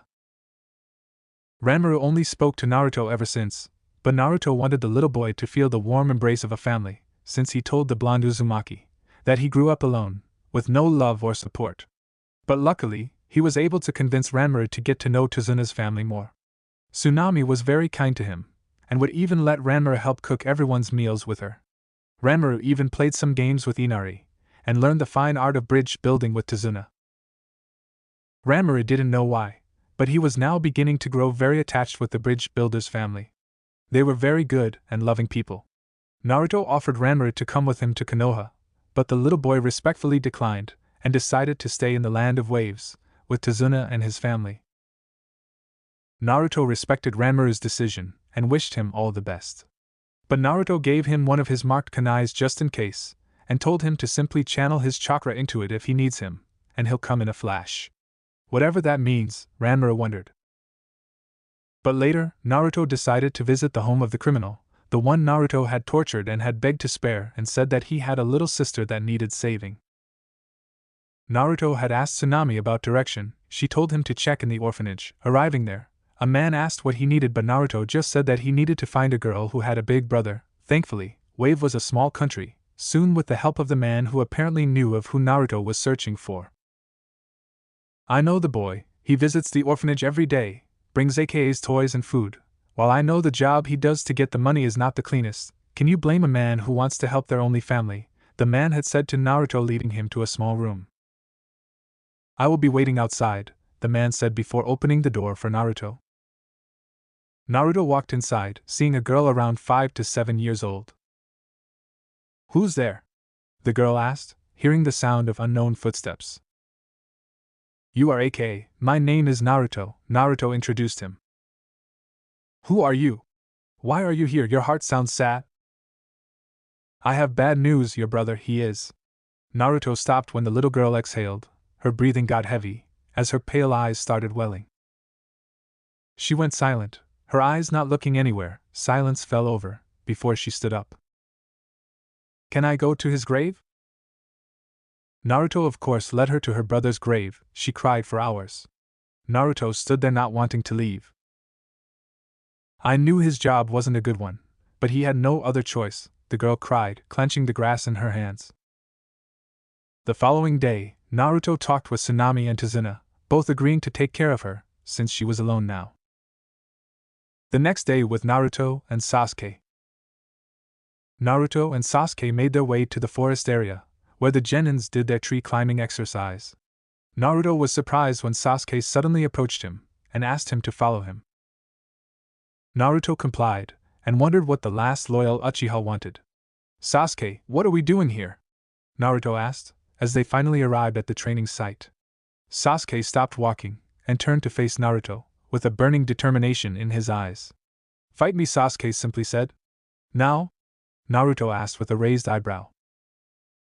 Sasuke just nodded his head, with his onyx eyes never leaving Naruto's. I'm sure, but why? Naruto asked curiously. Because I want to see how much stronger you are compared to me, Sasuke answered. Can't we do this when we return to Konoha? No! We do this now. Sasuke interrupted him, with his voice becoming slightly angry.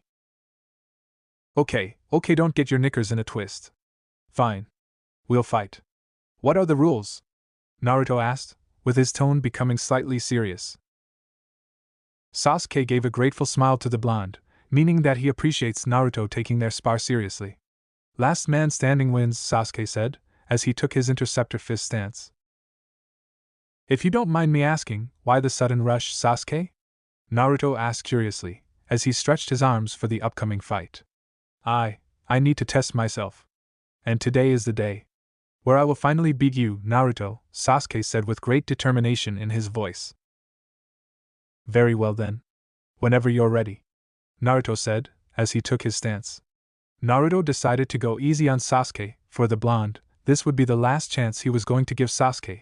If the Uchiha decided to see the truth, then Naruto would accept him, but if Sasuke learned nothing, then Naruto would permanently cut him off from the future plans. It was a moment of silence, until Sasuke finally yelled out. Begin! Naruto and Sasuke charged forward towards each other, and clashed in an impressive display of strength that sent out loud echoes throughout the forest. They were locked in an intense taijutsu fight, with Naruto's wing fist against Sasuke's interceptor fist. Naruto was never the one to strike first, since his fighting style is more defensive. So Sasuke needed to strike first, and strike hard. And knowing the blonde Uzumaki's level of skill, he must show no mercy if he wants to win against Naruto. But Naruto was still not an easy opponent. The fight was long and intense, and Naruto appeared to be winning. Sasuke then activated his two-tomo Sharingan, hoping to give himself a slight edge against the blonde. But to his surprise, he cannot predict Naruto's movements, nor copy them.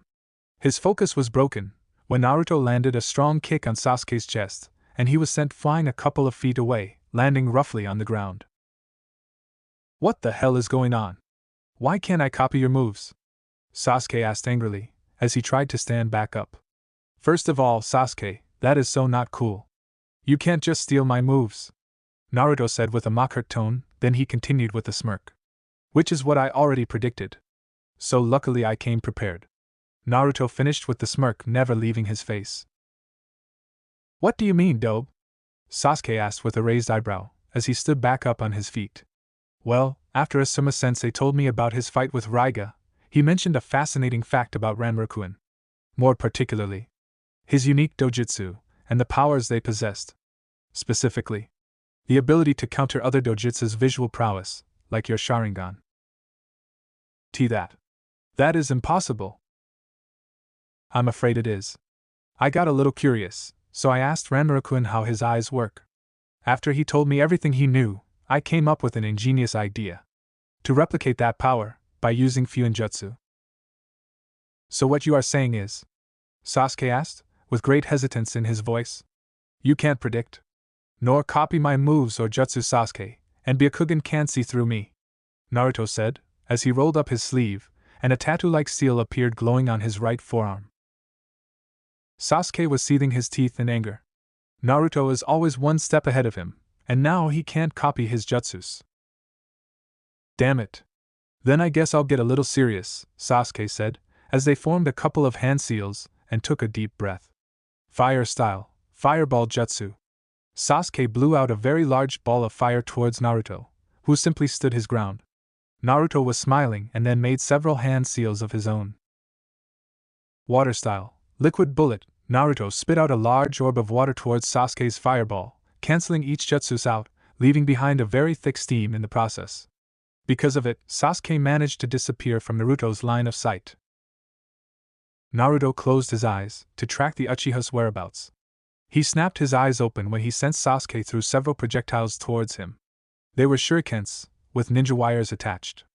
Instead of hitting Naruto, they merely circle around him, trying to tie him up against the tree behind him.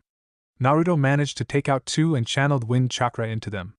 He was able to slice his way through the cables, and afterwards threw both towards Sasuke, but not before making several hand seals. Ninja Art, Shuriken Shadow Clone Jutsu. The two wind chakra enhanced multiplied into hundreds, as they flew towards the Uchiha. But thanks to his Sharingan, Sasuke was able to see through the multitude of, and made several hand seals, and took a deep breath. Fire style, Dragon Flame Jutsu. Sasuke unleashed his strongest fire jutsu towards the, stopping their momentum. The fire dragon had managed to push on through the wall of, and was then sent straight towards the blonde Uzumaki. Naruto was able to dodge the incoming dragon fire, and made several hand seals. A large stream of water was then pulled out of thin air, circling around Naruto, as they took the shape of a dragon. Water style, Water Dragon Jutsu. The water dragon was then sent towards the Uchiha, hitting him directly, as he was sent crashing towards a tree. Sasuke could barely stand anymore. The water dragon wasn't as powerful, but it was strong enough to knock him down. Naruto quickly took out a single kunai, and threw it towards Sasuke's direction. He then followed up, by making a couple of hand seals, and thrusted his open hand forward. Wind style, Gale Palm. The concentrated wind force blew the kunai towards the Uchiha at an incredible level of speed. Seeing this, Sasuke had lost his concentration, and with the help of his Sharingan, he was able to dodge the flying knife in time by leaning his head sideways, as the kunai missed, but grazed his cheek a bit.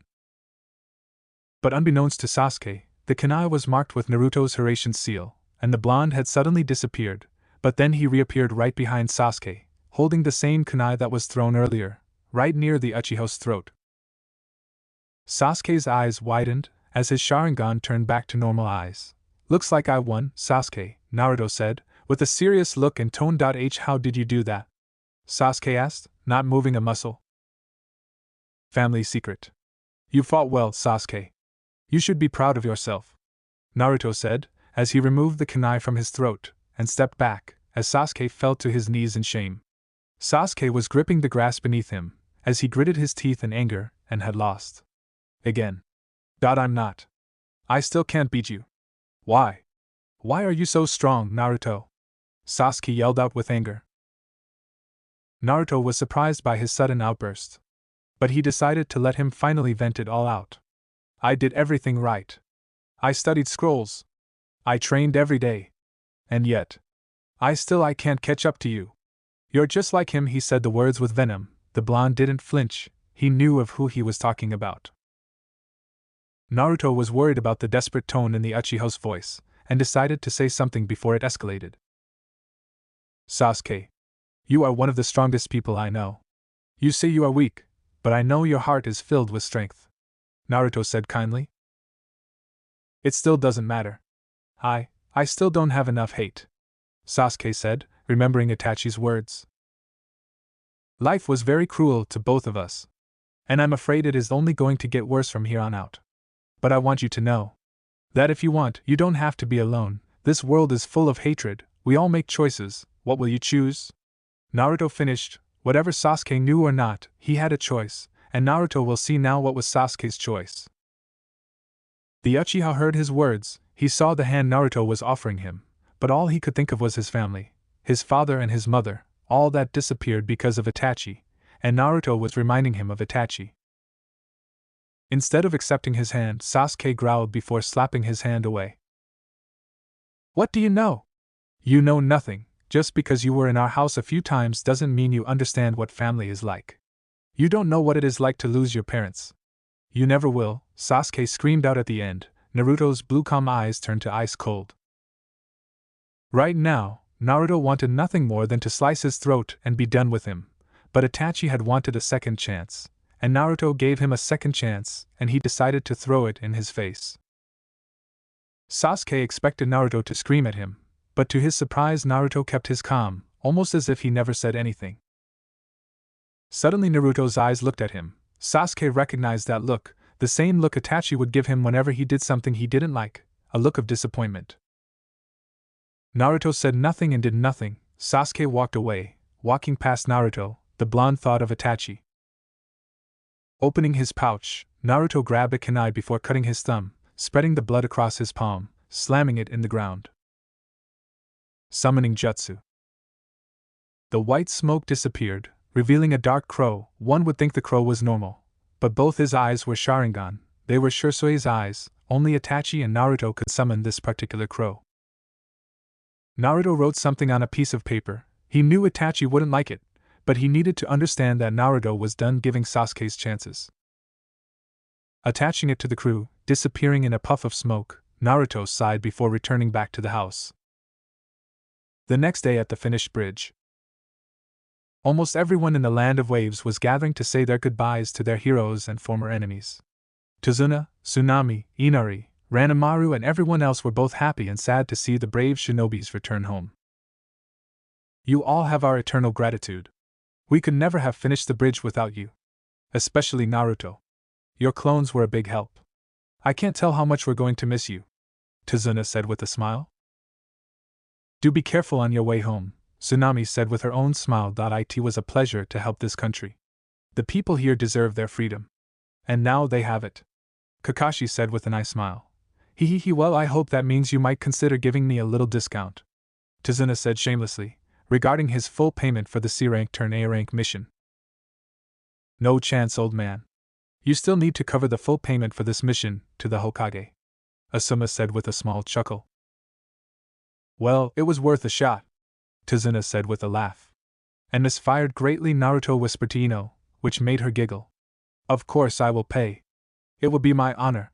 I have already sent a letter to the Hokage, and he agrees that once business here has been restored, we will submit the full payment immediately, Tazuna said with a reassuring tone.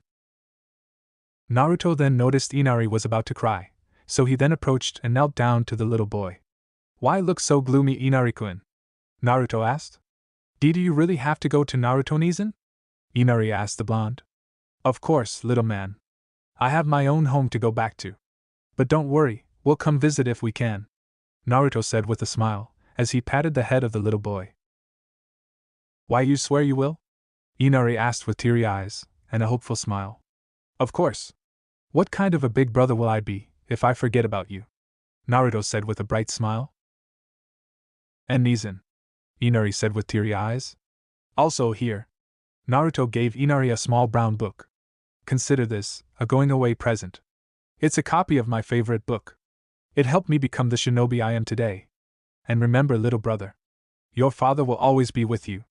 And so will I, Naruto said with a smile. Inari couldn't fight back the tears any longer, as he engulfed Naruto in a very tight hug. Thank you, Nizan. Inari mumbled his words in Naruto's chest. Tsunami and Ino couldn't help but cry as well, at the very sweet scene before them. Naruto happily returned Inari's hug, but he couldn't help but think that this feels very familiar. Naruto then gently broke the hug, and stood back up on his feet.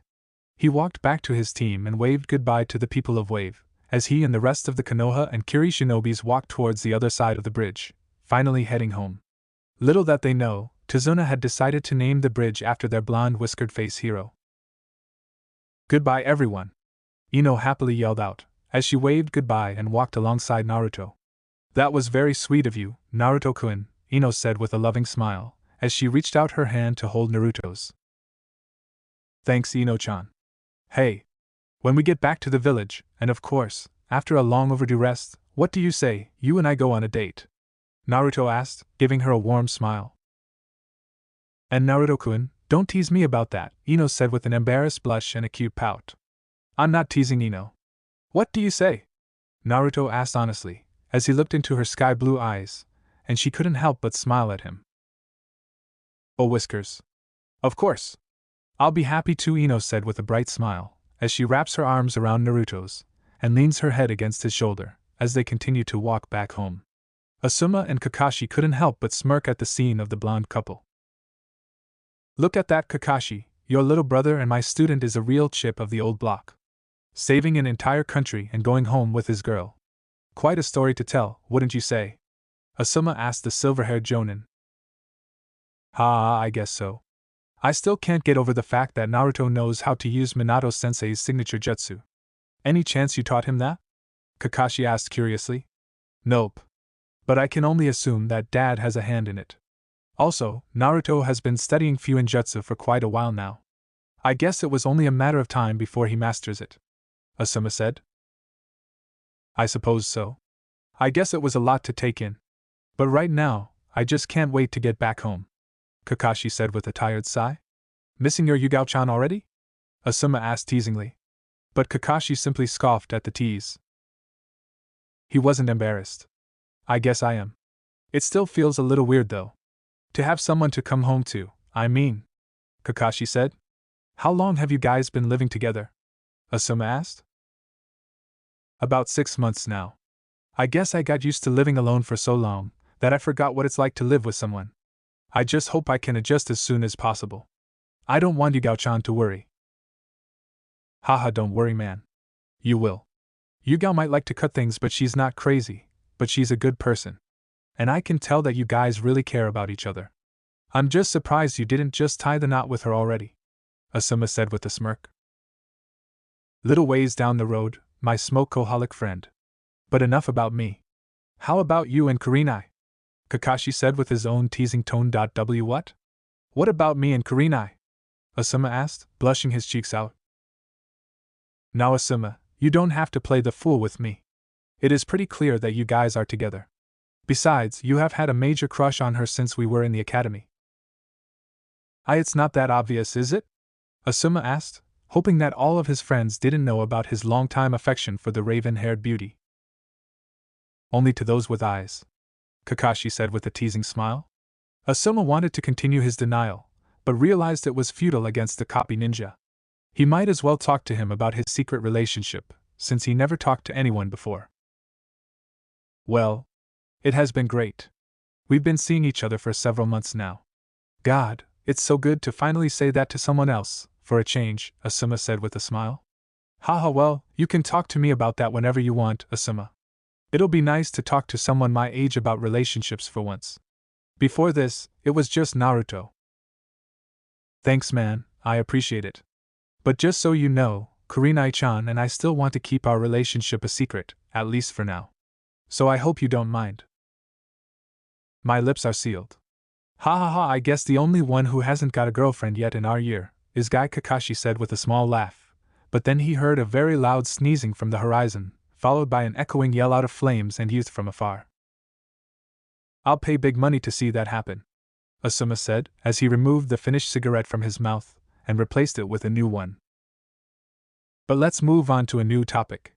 Do you think they are ready? For the Chunin exams, I mean? Kakashi asked. Well, my bet is on Naruto. That kid is a total beast. Ino is strong, and she will follow Naruto to hell if need be. Shikamaru has brains, but his strength is improving every day. So yeah, I think my team is ready. How about yours?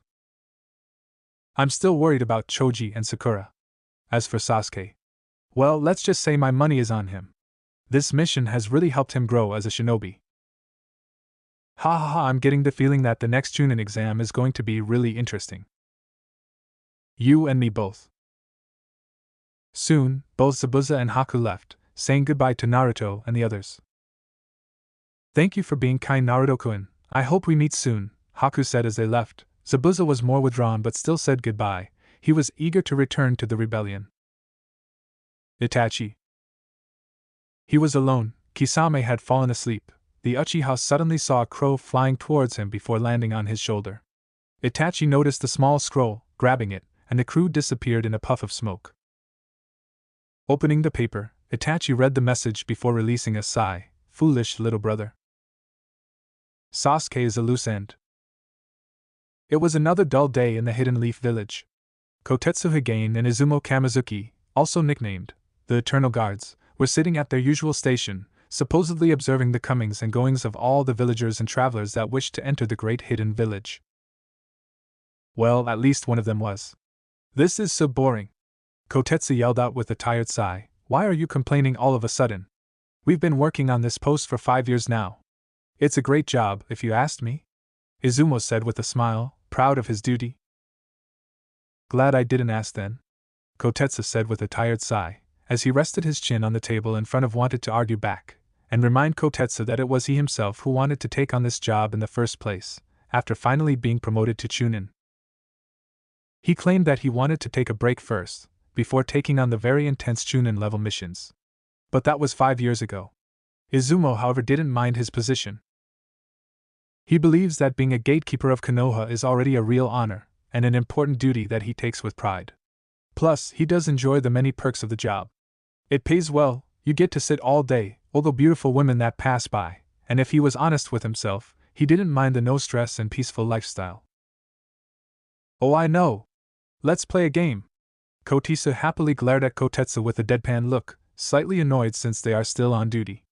But he then sighs in defeat, and might as well humor his bored friend. Fine. If it gets you to stop complaining.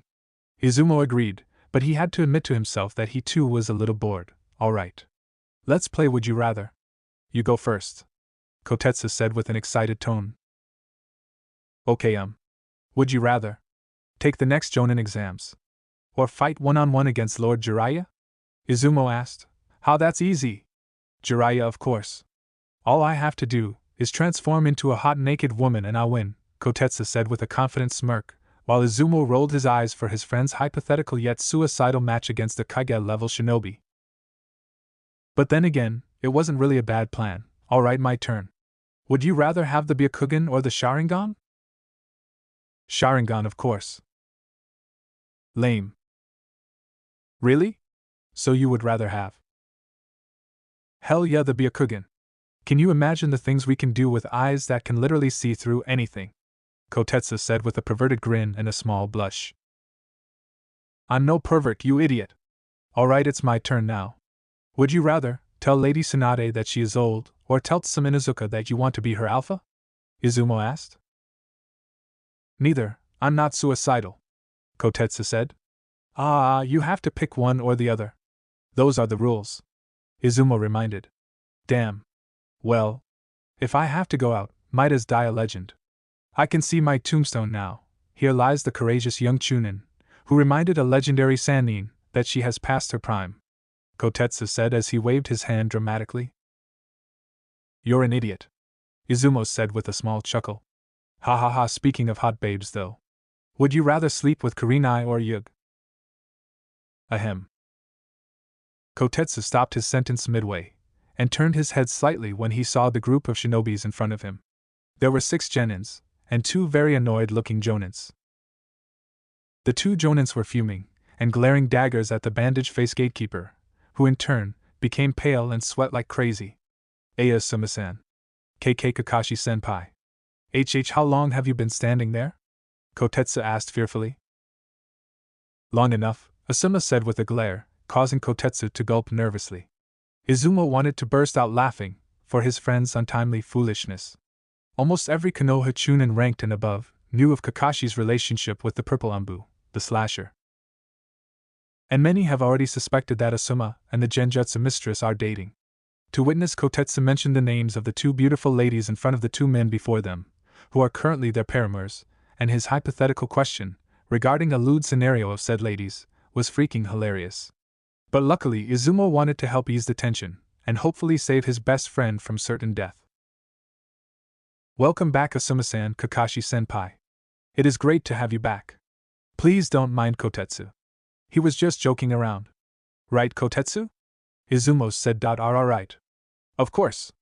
Kotetsu answered immediately. Well, no harm, no foul. Be glad Kurenai or Yugao-chan didn't hear you say that, Kakashi said with a semi-sadistic tone, when he mentioned his girlfriend's name. But it made Kotetsu nervous. Why, you're not going to tell them, are you? Kotetsu asked nervously. Now, Kotetsu. Of course I'm going to tell Yugao-chan. We tell each other everything, Kakashi said nonchalantly, with an eye smile. What? Wait, and oh. Please don't tell her, Kakashi-senpai. I promise it won't happen again. Please. I don't want to have my head cut off. Kotetsu begged desperately with sad anime tears, as he dropped his head down on his table. But he didn't realize that the group had already left. Kotetsu, Izumo said, poking his friend on the side to get his attention. When Kotetsu lifted his head, he saw Kakashi, Asuma and their company had already walked off to the Hokage Tower, after registering their entry with Izumo. It was nice knowing you, my penis, Kotetsu said with sad anime tears, resting his chin on his. Unbeknownst to him, one person from the large group was still standing before them. Oh, cheer up, Kotetsu-san. It's too early to be all doom and gloom. He heard a voice called out to him. He lifted his head and saw a familiar whiskered-faced blonde boy. Naruto? Hey buddy, why are you still here? Kotetsu asked curiously. Well, you look a little down, so I wanted to see how you are doing. But seriously, talk about bad timing, right? Naruto said with a chuckle. I know. I mean, what are the odds? Ha ha ha ha, Izumo added in, as he and the blonde ended up laughing together. Oh ha ha. You guys are freaking hilarious, Kotetsu said sarcastically with a pout. Oh, don't worry, Kotetsu-san. I'm sure Kakashi-nizen is just joking. I hope. Oichichiya, before I forget, I got you all some souvenirs from my missions, Naruto said with a bright smile. This genuinely surprised both the Eternal Guards. Really? You got souvenirs for us? Izumo asked, surprised by the blonde's kindness and consideration of them. Yeah, of course. I got souvenirs for everyone. But it's no big deal, Naruto said, as he pulled out a scroll, unsealing its contents on their table. There were some delicious treats and shiny trinkets that he got from both the Land of Tea and Land of Waves. Gee, Naruto, thanks, Kotetsu said with a grateful smile. No problem, guys. I actually had some cinnamon rolls before, Naruto said with a chuckle, as he rubbed the back of his head sheepishly. Ha ha ha, well thanks anyway, Naruto. Izumo said on his own, then heard someone calling out to the blonde. Naruto-kun. Come on. Everybody has already gone on ahead. Ino yelled out, from a fair distance. Coming, Ino-chan. See you guys later, Naruto said with a bright smile, as he waved goodbye to the Eternal, and Izumo stared at the blonde's retreating figure as he walked side by side with the blonde Yamanaka, holding hands and laughing, as they made their way to the Hokage tower together. That kid sure is something, Kotetsu said with a smile. I know. Can you believe the stuff the villagers have been saying about him? Calling him, Izumo asked. Well, that's a bunch of bullshit if you asked me. Naruto is not even close to an evil demon. If anything, that kid is a saint. I still remember the day we met the little guy, Kotetsu said. Yeah. He brought us some food and coffee, when we didn't have time to go for our lunch break. Izumo reminisces. Do you remember when we asked him, why would he do that for us? Kotetsu asked.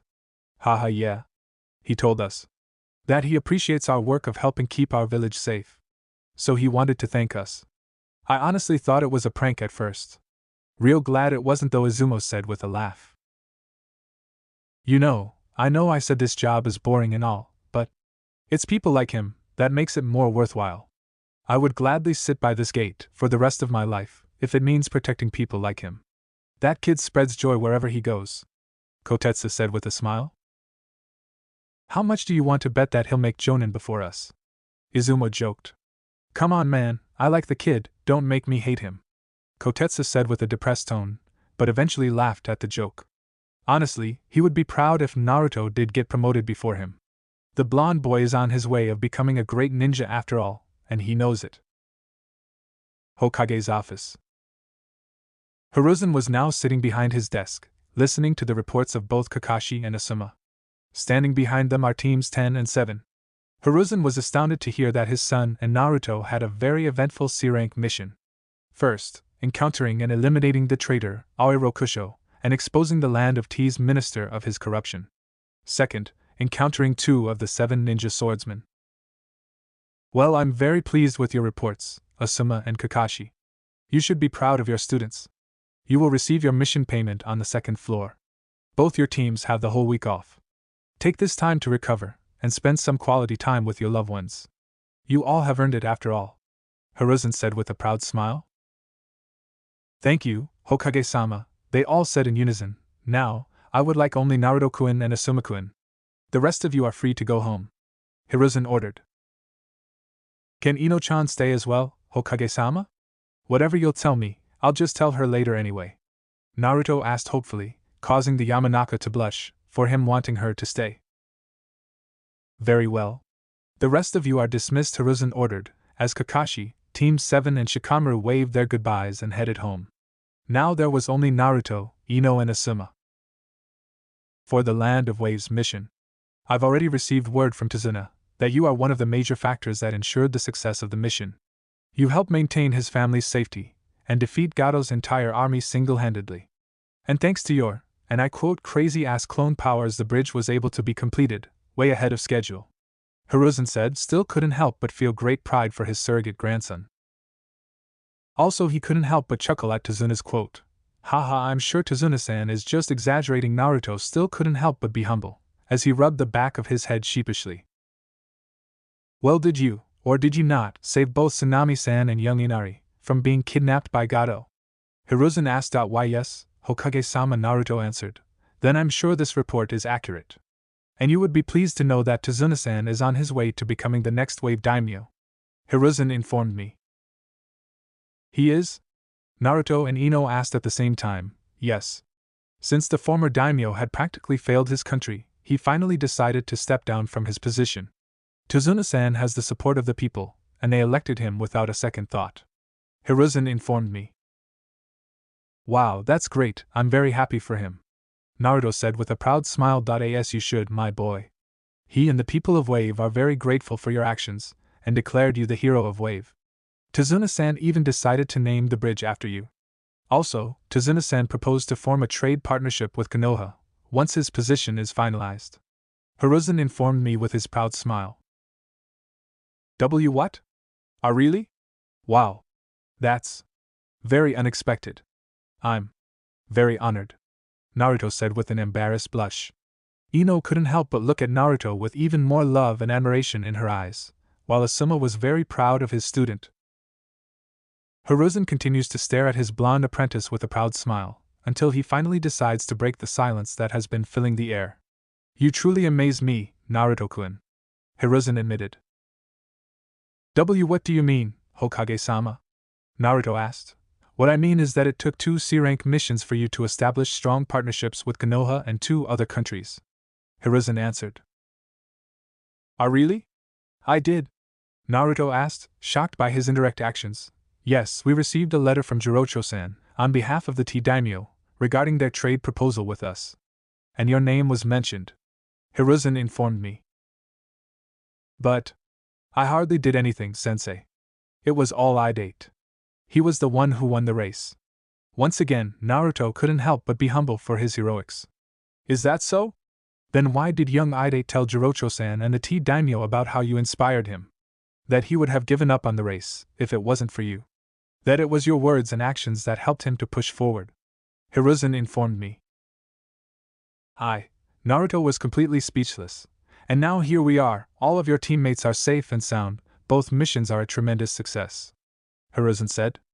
I don't know what to say, Hokage-sama. Naruto admitted. I do. I'm very proud of you, my boy. Hiruzen said with the proudest smile he could give. Thanks, Hokage-sama. Naruto said with a bright smile. Hiruzen smiled back. Silence took over before Hiruzen decided to break the silence. Sigh. You are going to give me so much paperwork, you know that? Hiruzen said with a tired sigh to the blonde boy. But Naruto simply smirks at this. Tell you what, Sarutobi-sensei. If you allow me something, I'll tell you a secret. Naruto said smugly, with the smirk never leaving his face. This immediately caught Hiruzen's attention. And what secret is that? Hiruzen asked curiously. Naruto then tapped into his inner Anko, ready to be as overdramatic as her. The secret that you have been longing for. The secret that you, and all Kages, past and present, wishes to know, but never realized. The secret of defeating paperwork. Naruto whispered at the end, but it was a deafening cry to the old Hokage's ears. In a burst of pure speed, Hiruzen appeared in front of Naruto, placing both his hands firmly on the boy's shoulders, giving his blonde apprentice a very, very, very intense death glare. Will I grant my request? Yes. Will you treat me to ramen forever? Yes. Will you let me use your office to make out with Ino-chan when you're not around? Yes. Just tell me. Ino knew that Naruto was joking, but her face was turning bright red the more she thought about it. Naruto then motioned Hiruzen to come closer, so he could whisper into his ear, which the old Hokage eagerly did. Shadow clones, Naruto whispered with a smirk. Hiruzen's eyes widened. The room was dead silent. Hiruzen then slowly made his way to his desk, sitting on his chair like a statue, while staring into space with his still widened eyes. He then took out a stack of paper, and placed them in front of him. And what he did next shocked everyone in the room. He banged his head over and over. Stupid! Stupid!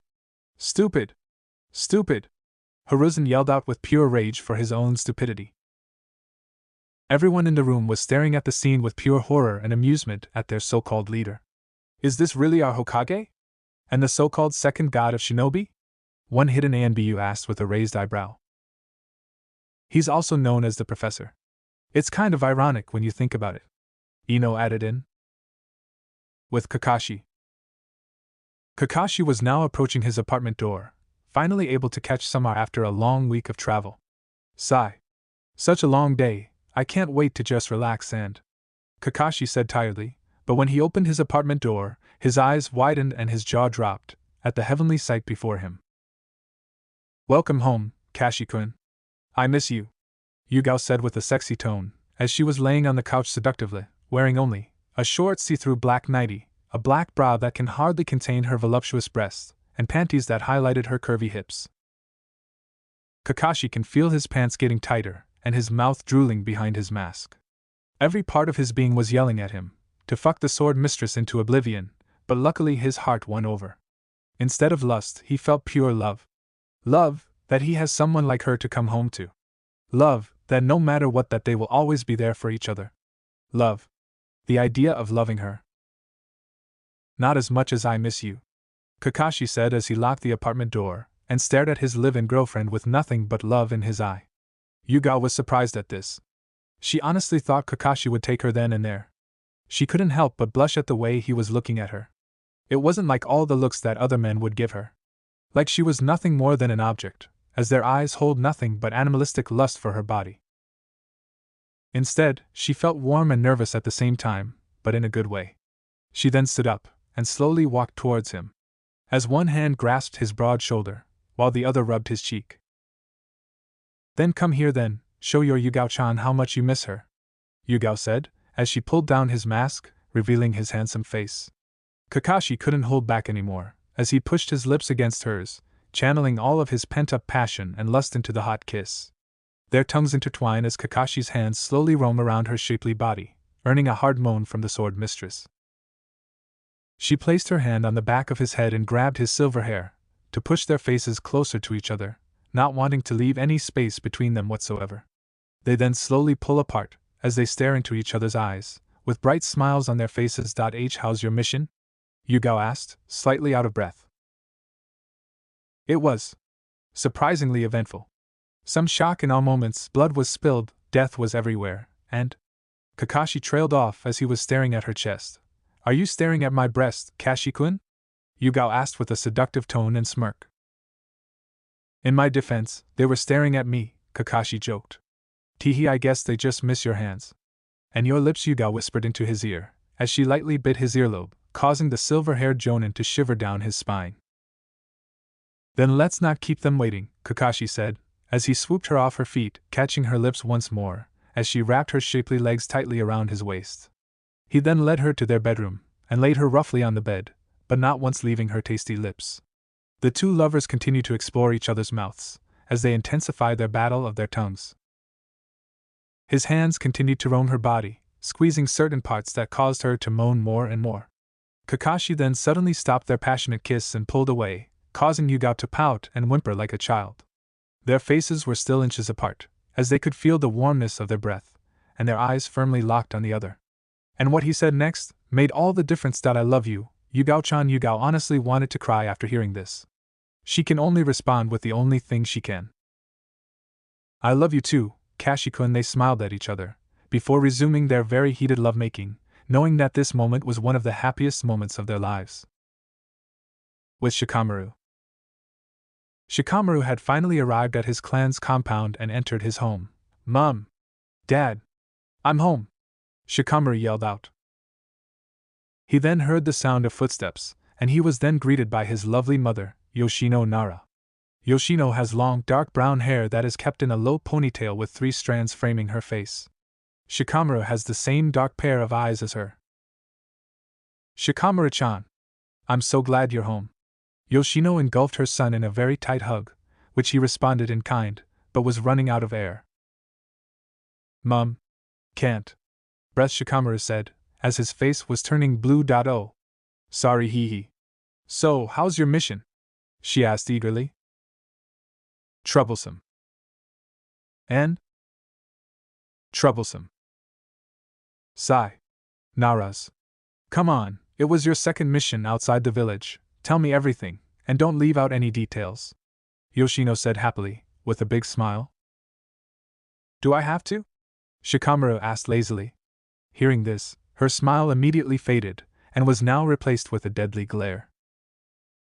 Shikamaru Nara! You better tell me about your mission, or again so help me, you won't get any dinner tonight, and I'll introduce your head to my frying pan jutsu. Yoshino threatened. Gulp. Fine.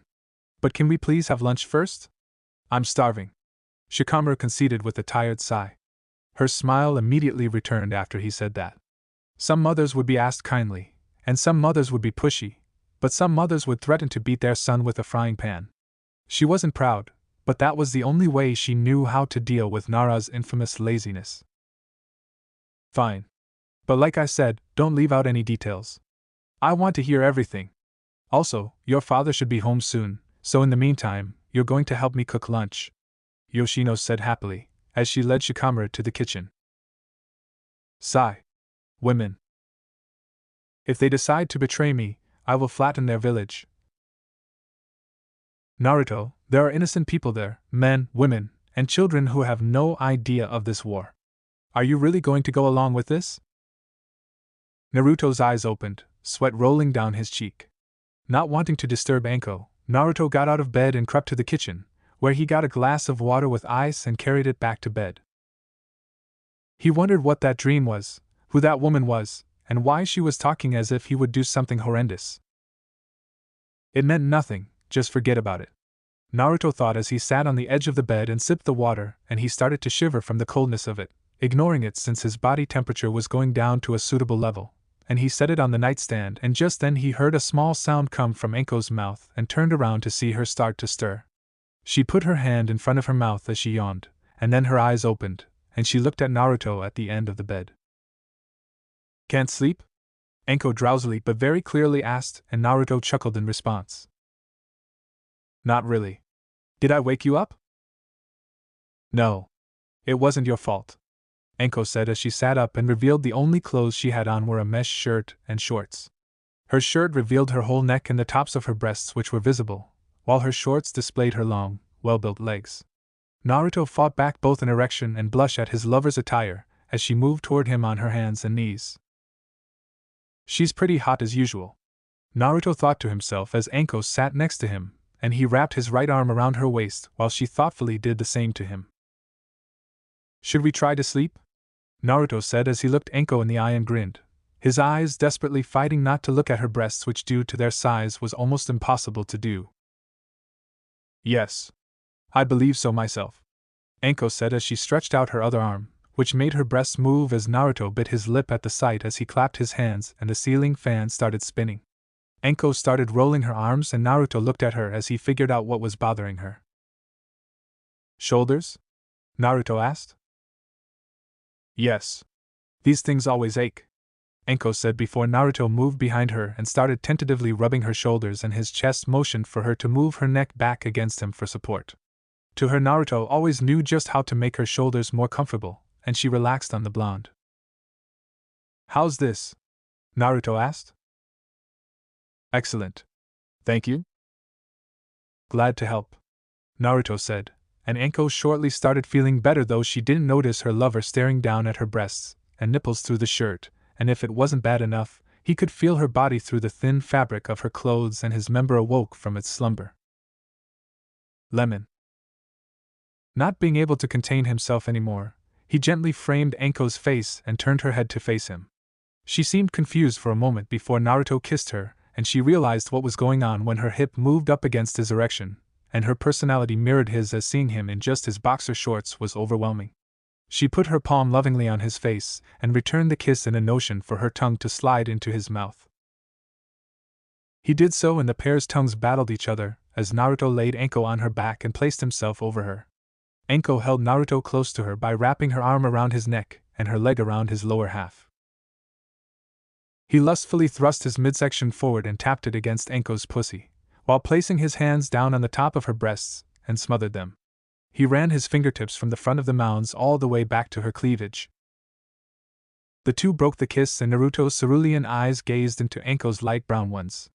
Naruto placed his hand at the base of Anko's shirt, and he lifted it up, causing her breasts to bounce out, and they looked even more erotic without clothing. Naruto instantly pressed his hands back on the mounds and kneaded them together while his thumbs massaged her nipples, which, even he could tell, were very sensitive due to their size, and Anko arched herself back with her chest high in the air. Naruto moved his neck forward and licked Anko's nipples while still caressing the mounds. Anko moved her left arm and it wandered around for a bit before finding Naruto's waistband and sliding it into them to meet his member. She stroked it slowly, and Naruto's reaction was him gently biting into her breasts. Anko whimpered as Naruto circled his tongue on the desirable orbs of flesh and lay back on the bed as he drove his hand into her shorts in the same fashion she had with his boxers. Naruto slid off Anko's shorts the exact moment she did likewise with his boxers, and they both threw their last clothing onto the floor.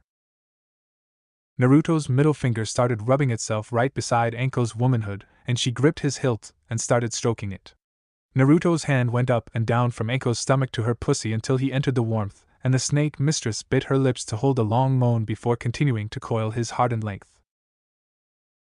She put her other hand underneath his balls and carefully started bouncing it in her palm while Naruto wriggled his 2 fingers inside her core, as he used his thumb and pinky finger to keep the folds apart. Yes, yes, yes, please, I need more, Anko moaned in pleasure. Naruto's other hand was still fondling Anko's breast, and he started licking the underside of the mound, and her palm constricted around his length, and jerked him off by moving her hand up and down. YSSSOHH fuck yes, please don't stop. Naruto pressed his head in between Anko's breasts, and licked inside them deeply, while she continued brushing her hand on his stiff manhood as he still fingered her warm insides until both of them came at the exact same time and his sperm came splattering on her stomach, while her juices trickled down his hand and onto his palm and brought it up to his mouth, and he tasted the juices.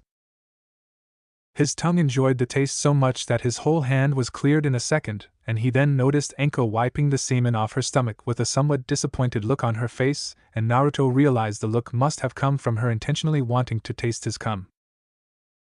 Sorry, Anko-chan, I can come again if you want me to.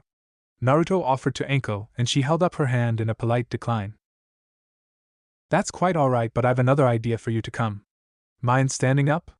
Anko said, and Naruto got off her and the bed and stood on the floor with the latter doing the very same. She knelt down onto both knees and gripped his cock again, and he shivered in pleasure from her touch.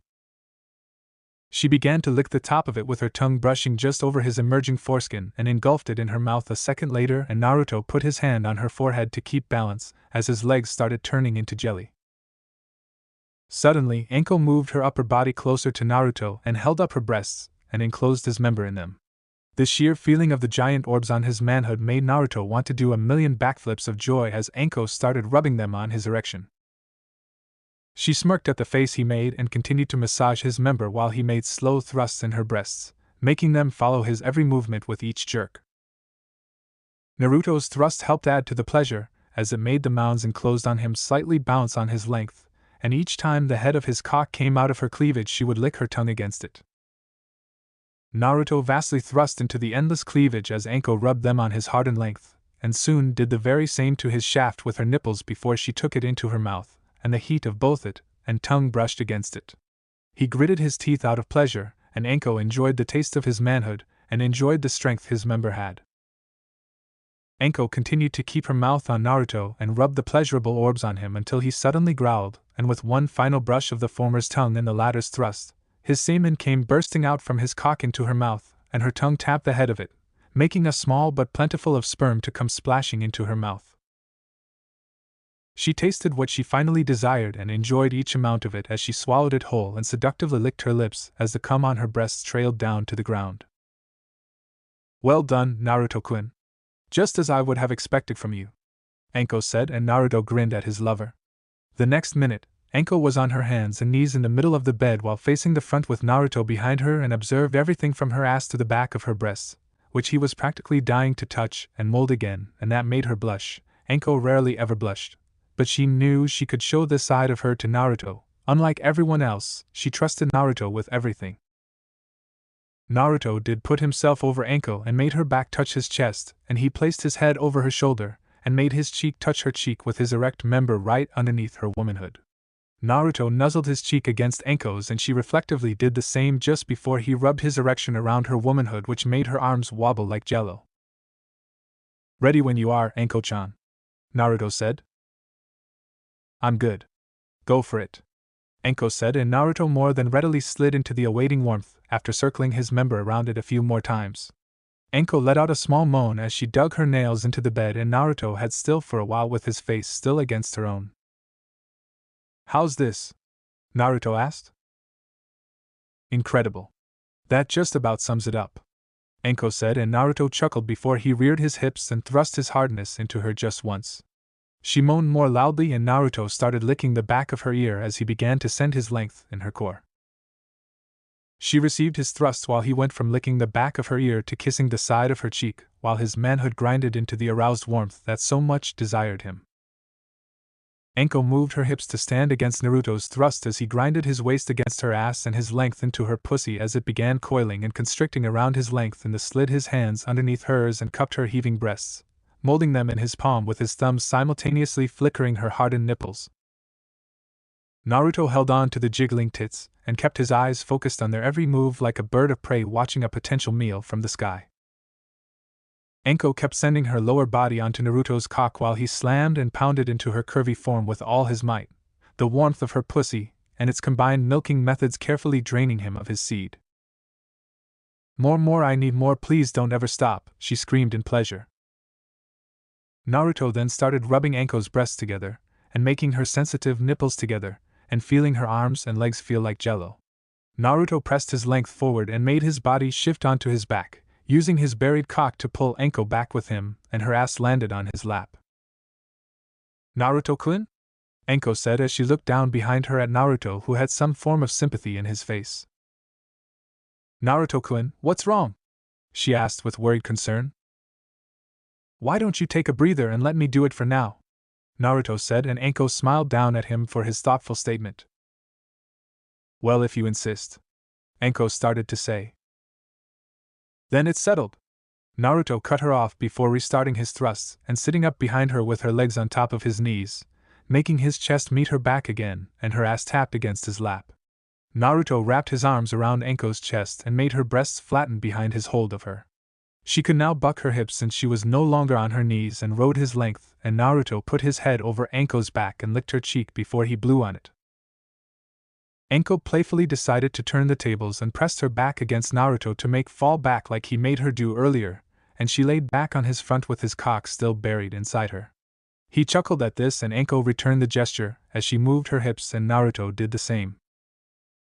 Anko's eyes were dark with pure lust, and Naruto made his arms slide up her chest so his arms could feel her nipples poking up against them. All the endless fondling and groping of Anko's breasts made her insides tighten and twist Naruto's throbbing length, as the tops of them bobbed up and down over his arms. Naruto's member grinded against Anko's walls as her clit and his hilt rubbed together, and Naruto buried his head into the middle of her back, and the combined feeling of Naruto squeezing her breasts and his hands in her back made her shoulders stiff. "Yes, almost there. Fuck me, don't stop fucking me," she screamed. Anko did her best to ignore the almost aching feeling as she bucked her hips for the final time before throwing her upper body back as her core grabbed on Naruto's manhood and yanked it with one final thrust from him, making it release at the same time it and their cream-colored juices blended together, and he completely smothered her breasts against her chest as he strengthened his hold on the mounds while they moaned in unison. "Yeesus." Cum drained out of Anko's womanhood and onto the bed as Naruto released her chest from his hold and fell back onto the pillows and wiped the sweat from his temple, while she fell the opposite way and lifted herself off him, making it release a few drops of remaining semen. Anko panted endlessly and Anko rubbed some sweat off her forehead to prevent it from getting in her eyes and smiled as she felt Naruto start massaging her shoulder blades once again. Anko knew Naruto had a lot of stamina, but this was just ridiculous. He looked as if nothing had happened. "Hey, Anko-chan? Up for another round?" Naruto asked. "Sure thing." Anko smiled back at him, and the next minute she sat astride Naruto while he had hold of her waist. She moved forward and positioned herself over his still hardened member, and Naruto slid his hands down to her hips and helped her slide down onto his hilt. Anko bit her lip for a second before starting to move her hips and placed her hands on Naruto's chest for balance. Naruto let out a husky growl at the attractive woman riding his length as he held her in place while she moved her hips, making his cock dip into her pussy that started to tighten around him. Naruto then started to help Anko by thrusting forward into her body and making his hands rub her waist smoothly, while firmly holding it still even with the wiggling of her hips. Her breasts heaved and surged against her chest, and the cold air licked at her nipples, before Naruto sat up and buried his head in between her breasts, and enjoyed the feeling of the two large mounds clapping at both sides of his head, as he slid his hands up her waist and up to where he could cup her breasts, and fondle them as much as possible, and Anko comically shook her head at Naruto. She wrapped her arms around his head as he did to her breasts earlier and trapped his head and hands between her arms and breasts. Of course, he didn't mind. Naruto mashed his palms into the jiggling mounds while carefully twirling his fingers around her nipples, and he started brushing his lips against both mounds. Anko continued moving herself on her favorite blonde as he was more eccentric in his pounding of her pussy and felt like his head was in heaven caught between the two massive bouncing orbs, and it wasn't long before Naruto started licking the inside of her vast cleavage. Her moist yet warm walls wrapped around him, and she felt Naruto shift his hand a little, so he pressed his two thumbs against her nipples and flicked them with his hands, now massaging the orbs in circular motions. As she felt the orgasm arriving thrust by thrust, she wrapped her legs around Naruto's waist and made his entire head sink into her breasts, with only that spiky hair of his poking out of the cleavage. She worried about him suffocating, and he put his thumb up to signal that he was not losing any air at all. With that, Anko moaned and Naruto let out a muffled groan as the former's pussy wrapped around his cock again, and another orgasm came from his manhood into her core. Anko tightened her hold on Naruto, and completely made her breast smother his head, and he buried his hands entirely into the mounds. The second tidal wave of semen came splashing from Anko and washed down Naruto's cock onto the bed. Anko released Naruto and fell onto her back, with him falling forward and landed face down in her breasts. Anko just chuckled at him as, knowing Naruto, he probably landed there on purpose, and she rubbed the back of his neck while his hand reached up to her face and tenderly caressed her cheek before raising his face up at her and staring at her longingly. "What's wrong? Something on my face?" Anko jokingly asked, and Naruto's only response was him holding up 3 fingers while moving his hand that was caressing her cheek onto her breast. "Wait. You want to do it for the 3rd time?" Anko asked. "You bet." "What do you say?" Naruto said, and Anko comically shook her head. She knew her lover had a high amount of energy, and he never ever got bored or tired of doing anything he found interesting. "Very well then," Anko said as she got up and gestured for Naruto to do the same. She leaned her upper body forward on the front of the bed and held onto it, and gave Naruto a good view of her ass and the back of her breasts. She looked back and could almost swear she saw Naruto's member twitch before he placed his hands on her hips and rubbed his cock underneath her pussy and clit, and the snake mistress's face turned more bright pink than Sakura's hair, and she started breathing heavily as though she was about to lose air, and Naruto, not liking to keep her waiting any longer, re-entered her, and she had grown so used to Naruto's erection inside of her that she didn't moan that loudly. Naruto then began to pound forward into Anko like he had a little while then a moment before, and she moved her ass against his crotch, making their hips verse each other, and her breasts heaved again and swung against her chest. She held onto the mattress as Naruto slammed his crotch on her ass and wriggled his manhood on the inside of her body. She began to moan as Naruto began to use his complete strength to slam into her pussy, and she playfully growled, and she did the same just to make him laugh. "Nice growl, Anko-chan." Naruto gritted through his teeth. "Thank you? I thought you'd like it." Anko moaned back while rutting her hips back in tandem with Naruto's plowing legs that helped his member plummet into her wrapping walls, and he quickly but gently gripped her elbows and held onto her from there on out. Anko's ever-moving mounds flew and jiggled over the bed as Naruto slid his hands under her stomach and started stroking it.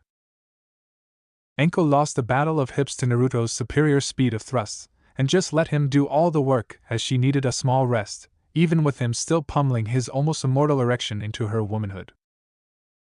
From Anko's ever-bobbing breasts to Naruto's flapping testicles, every body part moved, and he continued to stroke her stomach until he placed his hands on her shoulder blades once again and starting massaging them, figuring his lover's breasts may have hurt like hell from all the heaving and bouncing they had done.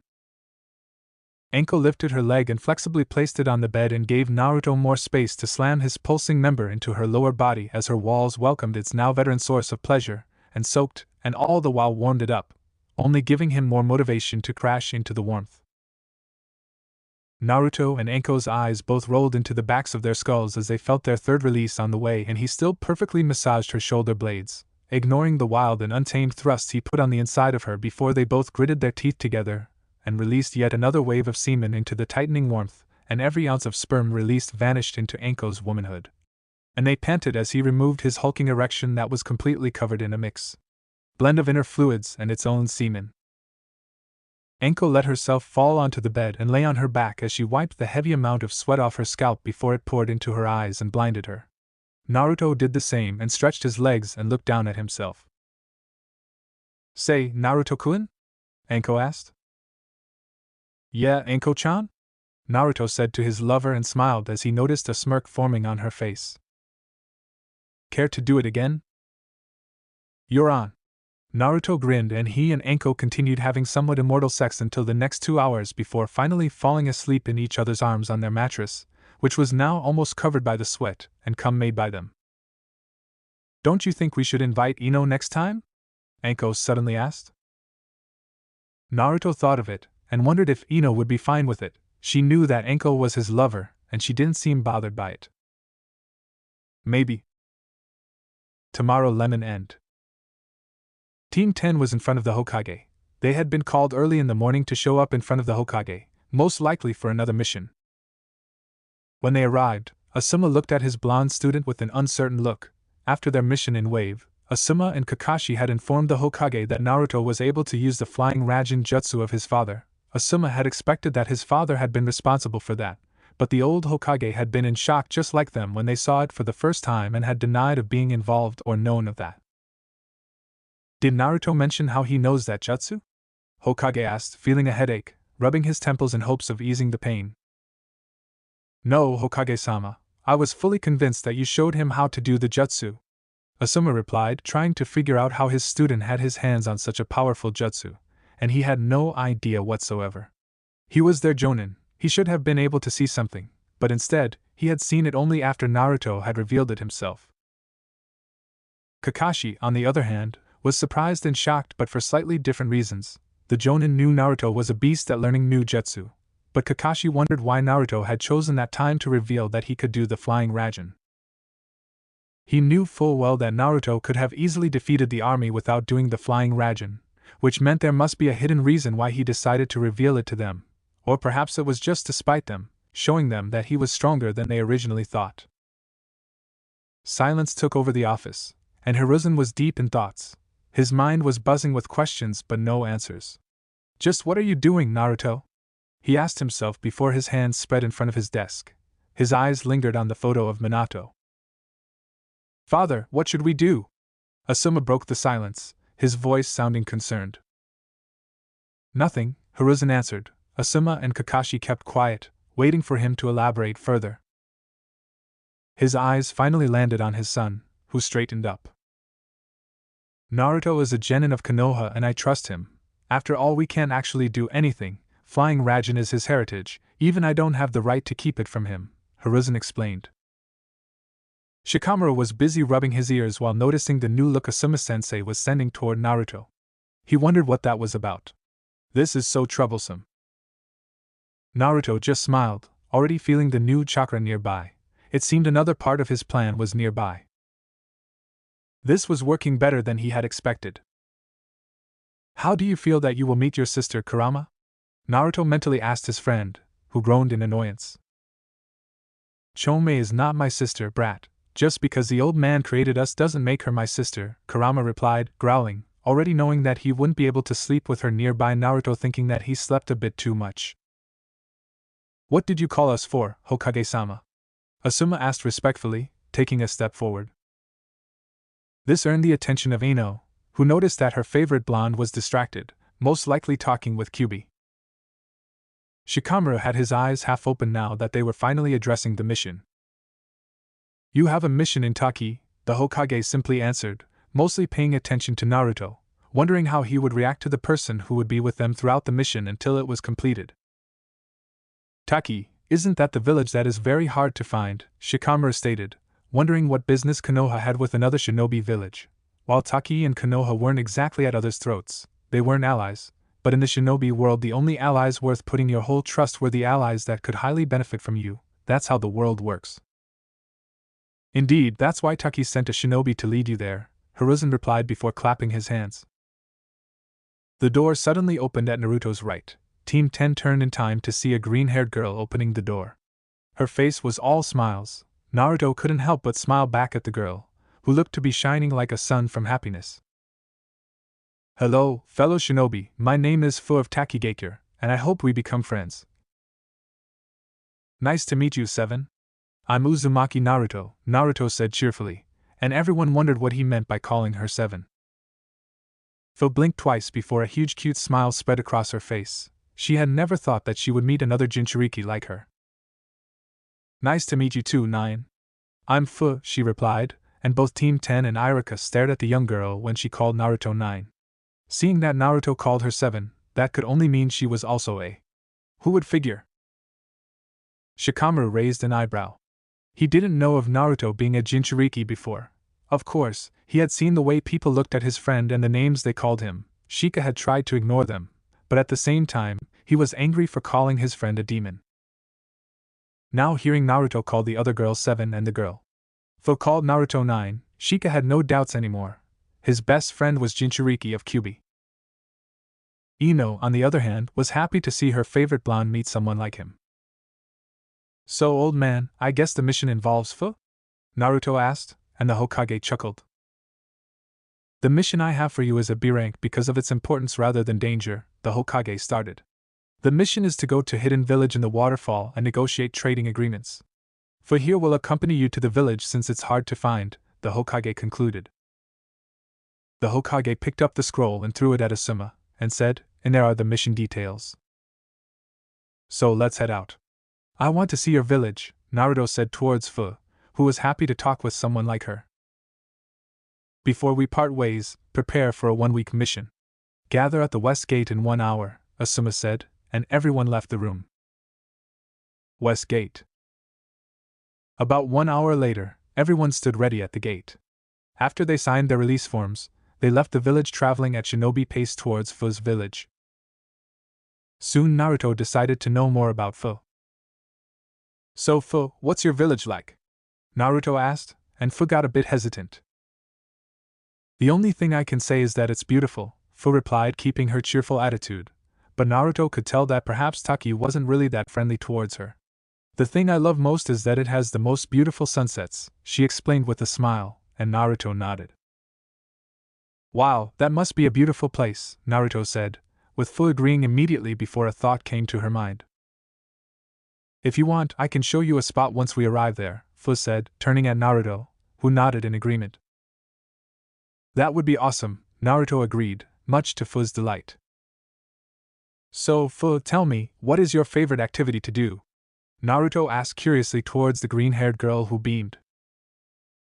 I like to capture insects, Chomei likes when we do it together. Not only that, but sometimes I fly along with them when it is night. It is like a race to see who can fly faster, Fu explained, her orange eyes looking at Naruto's blue ones.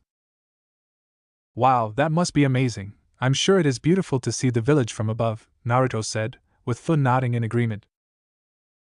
What about you? What is Konoha like? Fu asked, feeling that it was too easy to talk with Naruto, and she could tell her questions didn't bug him. Can he be my first friend? She thought with hope in her heart. Well, Konoha is a beautiful village, especially the Hokage monument. Looking at the village from up there while the sun disappears over the mountain is the most beautiful image you can see. The whole village gains a shade of red, making everything look peaceful, Naruto explained to Fu, who listened closely.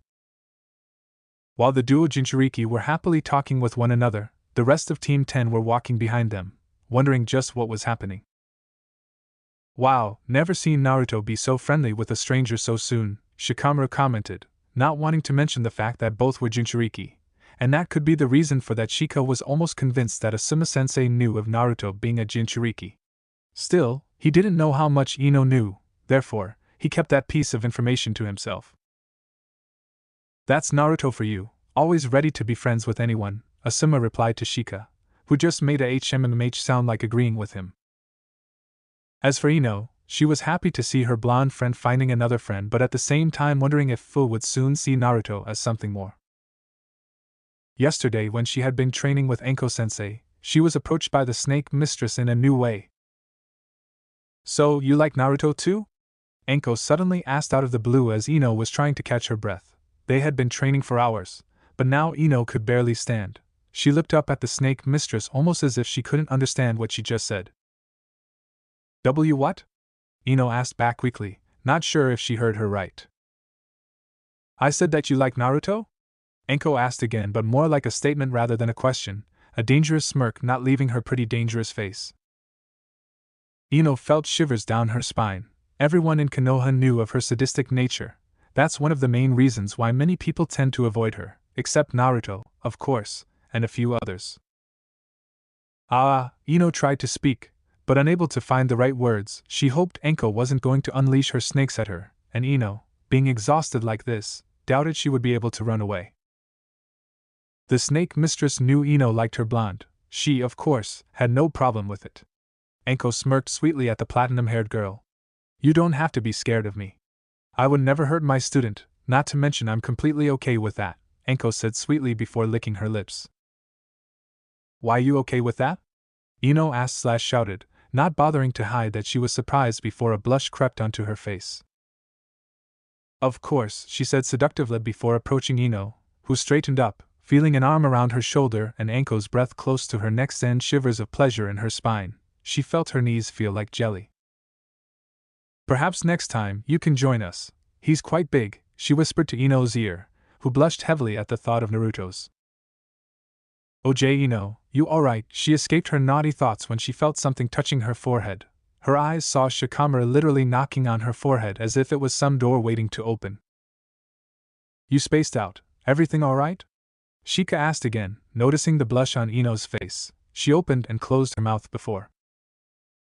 I'm fine, Baka, just thinking, Ino screamed out before walking forward, ignoring the confused looks of Shika and Asuma. Since when does she think? Shikamaru wondered aloud before shrugging his shoulders, not that it mattered anyway. While that happened, Naruto was still talking with Fu. Another thing is that my village's atmosphere tends to be a bit moist from the waterfalls, so it's perfect for finding new bugs, she concluded. By the way, how is Chomei? Naruto asked curiously. Fu's eyes widened slightly. She hadn't expected Naruto to know the true name of her friend. You know her name? She asked, turning her head so fast at him that he wondered how she didn't break her neck while they were walking towards Takigakure. Yes, Kurama told me the names of everyone, Naruto replied with a nod. This surprised Fu even more. She had heard from Chomei that of all the tailed beasts out there, Kyuubi was the one who hated humans the most. Wow, this is a surprise to think Kurama, of all of us, would one day outgrow his ego and decide to be friendly for once, Chomei suddenly said in her head. If you want, can we talk together? Fu asked, and Naruto nodded. This time instead of bumping their fists, Naruto and Fu bumped others' palms. A few seconds later, two figures appeared in the room. The first one seemed to be a giant bug with horns and wings, and on top of her head was Fu. The other was a big fox with 9 tails and orange fur, and on top of his head was Naruto.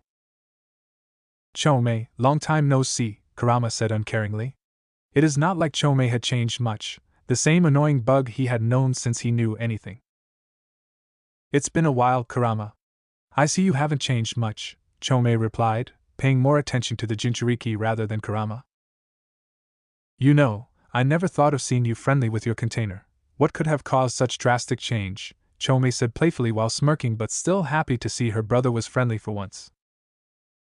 It can get boring sleeping all the time, therefore, I gave the brat a chance. It turns out he's not half bad, Kurama replied, annoyed by the tone Chomei was using with him. Ha, who are you calling a brat? Don't forget you still need to pay the rent for sleeping in such a cozy place, Naruto replied with a cheeky grin, and then Kyuubi used his tails and knocked him down from his head and sent him crashing to the ground. You are still a brat, Kurama growled, and Fu laughed loudly while holding her stomach with her hands. Naruto simply stuck his tongue out to Kurama. Damn furball, he muttered. Fu then turned her eyes at Kurama, who growled slightly. Wow, you're not that scary, Chomei always described you with a huge ego. But you sound more like a big cute furball, Fu said cutely with her usual happy attitude. Kurama growled, showing his teeth and spreading his killing intent, while Naruto was laughing along with Fu. Be careful who you call furball insect brat, Kurama said. Still, the threat seemed to have flown entirely over Fu's head, who didn't pay him attention, not mentioning when it came to Ki. The amount Kurama was using was nothing new to Fu since she had experienced almost a full Ki of Chomei during their training. Fu, since when do you know Chomei? Naruto suddenly asked, standing on the ground where Kurama threw him. Fu put the finger on her chin, thinking before opening her eyes.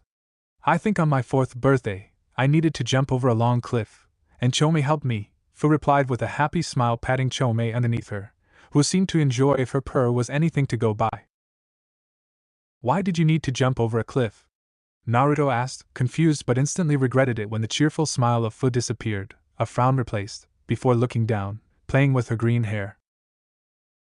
Nothing to worry about, Naruto-kun. She was running away from a bear, Chomei responded instead of Fu, feeling her friend's sadness. I'm sorry, I didn't mean to bring back bad memories, Naruto apologized, hoping he hadn't ruined it, but a smile appeared immediately on Fu's face. Don't worry about it, Naruto friend, Fu said with a cute smile. At the same time, Naruto and Fu kept on talking, returning back to their friendly talk. Kurama and Chomei were having a conversation that their containers couldn't hear. I saw the symbols on his hands. There's no doubt it is him. Chomei spoke with an unusually serious tone. She had seen and felt the moon and sun symbol on Naruto's palms. She had no doubt that Naruto was the one they had been waiting for. But now the question was, what was this Naruto going to do with that power? Indeed, the brat is quite gifted, Kurama replied, knowing Naruto's power. What does he intend to do with it? Chomei asked, knowing how dangerous this power could be in the hands of evil men, especially if Naruto learned of Unmei Jutsu. Does he know of Unmei Jutsu? Chomei asked with a fearful tone. Kurama shook his head in denial. While he trusted Naruto, he wanted to know first if he could truly believe him with every secret before letting him know of Unmei Jutsu. Not yet, but I will tell him when I think he's ready, Kurama replied. Chomei thought to say something, but instead, she reluctantly nodded. Soon their talk ended. It was good seeing you again. Until next time, Kurama said, and both of them exited their mindscapes. Escaping their mindscape, both Fu and Naruto noticed the rest of Team 10 looked at them with confused looks. What happened, Naruto? Both of you spaced out, Asuma asked. We were just talking amongst ourselves with the Kyuubi and Nanabi. They haven't seen each other in a few years, Naruto said, and seeing the confused look of Asuma, Fu decided to elaborate. Jinchurikis can create a mental link with other Jinchurikis and talk through our mind, Fu explained, and Asuma nodded. A cave. Somewhere in a dark underground cave, two lone shadowy figures stood together, where the only sound that could be heard was the slow dripping of water falling from stalactites. After a few minutes, 7 more shadowy figures appeared, one after the other, where the only discernible feature that linked the 9 figures together were the red clouds on their black cloaks, indicating that they were members of the Akatsuki. It's been a long time since we gathered like this, but what's the occasion? Are we going after Jinchurikis? One with long blonde hair asked, looking around, his voice sounding irritated. Shut up, Deidara, let's see what Leader Sama has called us for, one short member said, losing his patience before looking at their leader. We have received important information that Nanabi Jinchuriki is outside of the village. Apparently she has a mission in Konoha. But not only that, but the team hired to go to Takigakure is Team 10. One of the members is Jinchuriki of 9 Tails. The leader spoke, much to the surprise of everyone. A whistle was heard from a shark grin who stood close to Itachi. Wow, they must really like showing their Jinchuriki to one another. Itachi isn't the brat, your student? Kisame asked with a shark grin, looking down at the other member, who was quiet for several seconds. Indeed, Naruto was my student, Itachi confirmed, keeping his voice calm and uncaring. How much should we expect from him? The leader asked, knowing a student of Itachi wasn't a weak one and should not be underestimated. When I slaughtered my clan, Naruto was there trying to stop me. His power was around Genin level. Knowing him, he most likely kept training to gain revenge. I would say he should be medium Chunin level if not high Chunin, Itachi informed, catching almost everyone by surprise. He was only a genin, and to be that strong was rare these days of peace amongst the villages. Very well, Kakuzu and Hidan. I want you to go to Takigakure and test their abilities. Capture them only if you can, but don't attract too much attention. The leader spoke towards his henchman, who nodded reluctantly, but before the meeting could end. Leader Sama, I would like to make a suggestion, Itachi said, much to the surprise of everyone. What is it, Itachi? The leader asked. I would suggest that me and Kisame go after the Kyuubi Jinchuriki and Nanabi Jinchuriki, Itachi offered. Kisame was quite taken back by this. He wondered if his teammate probably didn't want his student to die. What? Shut up, Itachi, or I will sacrifice you to Jashi. Silence, Pain ordered with a tone that sent shivers to everyone's spine. Pain then turned to Itachi, looking at him with a calculating look. Why? Hidan and Kakuzu are not good at doing jobs quietly. They will most likely gather the attention of everyone in Taki, which not only will lessen their chances of capturing the Jinchuriki but also increase the chances of the 5 great villages finding out about Akatsuki, Itachi explained. Kisame, in a way, had to agree. His teammate indeed brought up a good point, Hidan with his stupid god and Kakuzu with his money addiction. Pain went quiet and seemed to be thinking of what Itachi said. His eyes turned to look at the woman to his right, who shook her head. Turning to Itachi, "No need for that. Your duty is to observe the Gobi," Pain ordered before they disappeared. Opening his eyes, Pain turned to look at the corner of the tower, the rain falling from the sky, crying for the pain of this world. Soon a masked man appeared before him. Konan stood close to Pain, wary of Uchiha Madara. "So Itachi wants to say hi to Uzumaki Naruto. It doesn't matter, his Mangekyo will soon go blind, either that or his sickness will make him unable to fight. Once that happens, I can finally set foot on Konoha," he spoke before disappearing. 1910. The team had stopped walking after traveling the whole day. Asuma had ordered his team to gather wood, food, and other things for the night. While Fu didn't need to work, she still went to help Naruto to gather wood. "Naruto, your team seems to like you," Fu said. She had seen how his team acted towards Naruto and was nowhere close to how her own team treats her. Naruto felt bad for her. He knew how complicated things could get for a Jinchuriki. Unlike him, who had Kakashi, Anko, his team, and Kurama, Fu only had Chomei to be her one and only friend. Naruto spread clones everywhere to gather wood before turning to Fu, only now noticing the moonlight shining on her figure. Her beautiful orange eyes seemed to shine, especially her green hair that had the scent of mint. "They do indeed, but it wasn't always like that. In the beginning, I was by myself just like you," Naruto said. Fu just listened to him. "I know how it is to have eyes of hatred burning on your back. It can feel lonely, especially their harsh words. A long time ago, they hurt me, but eventually. I understand who I was. I'm Uzumaki Naruto, and I don't care what others think of me," Naruto passionately said before putting his hand on her shoulder. Fu liked the way his hand was touching her skin. Her orange eyes soon met with Naruto's blue ones. The air smelled like a breath of fresh air. The sound of a nearby river was echoing through the air, with the birds flying from tree to tree. "I can be your friend, Fu, of course, if you want." Naruto didn't finish before she engulfed him in a tight hug. Naruto found himself blushing from the close contact with the cute girl, hugging her back. The smell of mint was on her beautiful green hair. "I would be happy to be friends, Naruto-kun," Fu said, feeling her eyes welling up. Naruto chuckled before they pulled away. The clones soon returned with the wood they gathered. Naruto offered Fu to teach her how to use Shadow Clone's jutsu. Fu said that she didn't see the appeal of it, but changed her mind when Naruto explained that all the memories of the clones went to the original after they disappeared. "With that, you can easily learn new jutsu and elemental manipulation.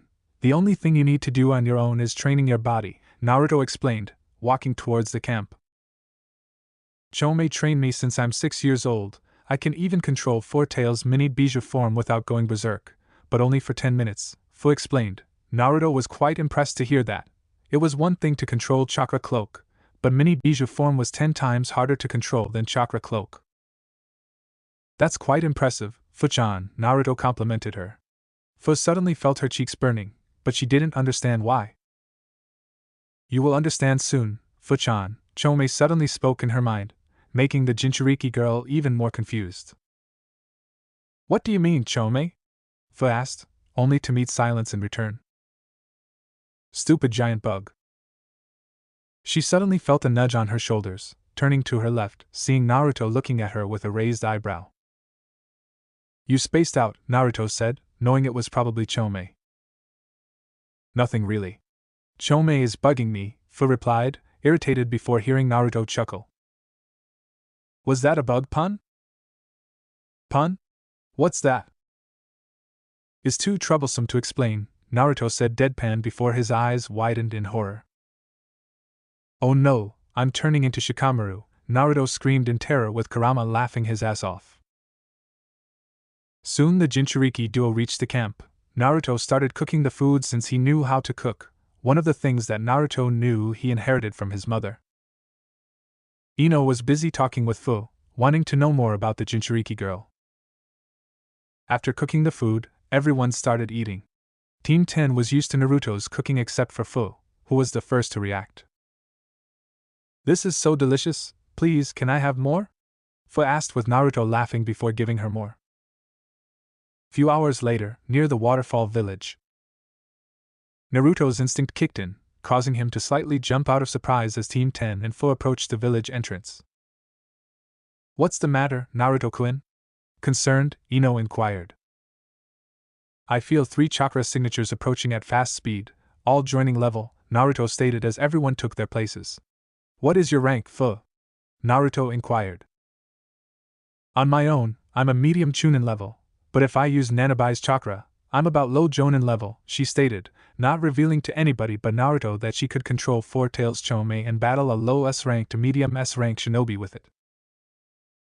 "They may not be enemies, but let's be cautious," Naruto stated as Asuma assumed command.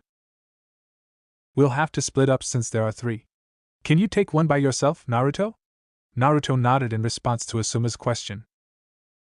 Naruto said, "I've got a few tricks under my sleeve, and if necessary, I can use the Kyuubi's chakra." "Then Naruto, take one, Ino and Shikamaru, the other, and me and Fu, the last," Asuma instructed. 3 individuals raced out of the trees and leaped in front of Team 10 and Fu moments afterward. The center person, who seemed to be the commander, was dressed in a full-body sleeveless outfit that was predominantly black with bright purple sides. He had black eyes and white hair. The other 2 donned the identical attire, including a full-body black suit with a light purple mid-sleeved shirt on top and a black belt around their waist. A black mask fully obscured the faces, leaving just the eyes visible. "What's your name? And what exactly are you looking for?" Asuma inquired, her guard up. He pointed at Fu and said, "My name is Atakashi, and we are coming to kidnap her." As soon as he said that, everyone formed a protective ring around her. Asuma said, "Atakashi, you are a lost ninja from Kyumo village. What exactly do you want from me? Also, your emblem is unfamiliar to me," Fu inquired, her face solemn and devoid of fear in the face of the hostile shinobi. "We're from the Hidden Sound village, and we're looking for you because you know how to find the Ayu no Mizu, Hero Water," Atakashi said that he was preparing to seize by force if necessary. "Hero Water?" Naruto inquired, his interest piqued. Fu was hesitant to inform the others, but she decided to do so since they would most likely assist her. "Hero Water is unique water that can only be found in our town and is considered a prohibited beverage. When you drink it, the water offers the individual a massive chakra boost. The water increases the user's chakra production tenfold but also shortens their lifespan. When our community was threatened, our forefathers utilized it to protect us." Team 10's eyes widened as Fu said, "It takes a lot of strength to increase chakra production tenfold. However, no power comes without a price." Naruto stepped forward and stated, "Well, you're not getting Fu. Aren't you a courageous little genin?" Atakashi grinned and pulled his sword. "Enough of this," Atakashi said. "If you don't release the girl, we'll take her by force. We're not going to let her go. Therefore we're going to fight. Because of the sword, Asuma-sensei, I will take Atakashi, and my affinity should be able to defeat him," Naruto said. He channeled chakra into his storage seal, and his blade appeared in a puff of smoke to his right. Naruto vs. Atakashi. The group splintered until only Atakashi and Naruto remained.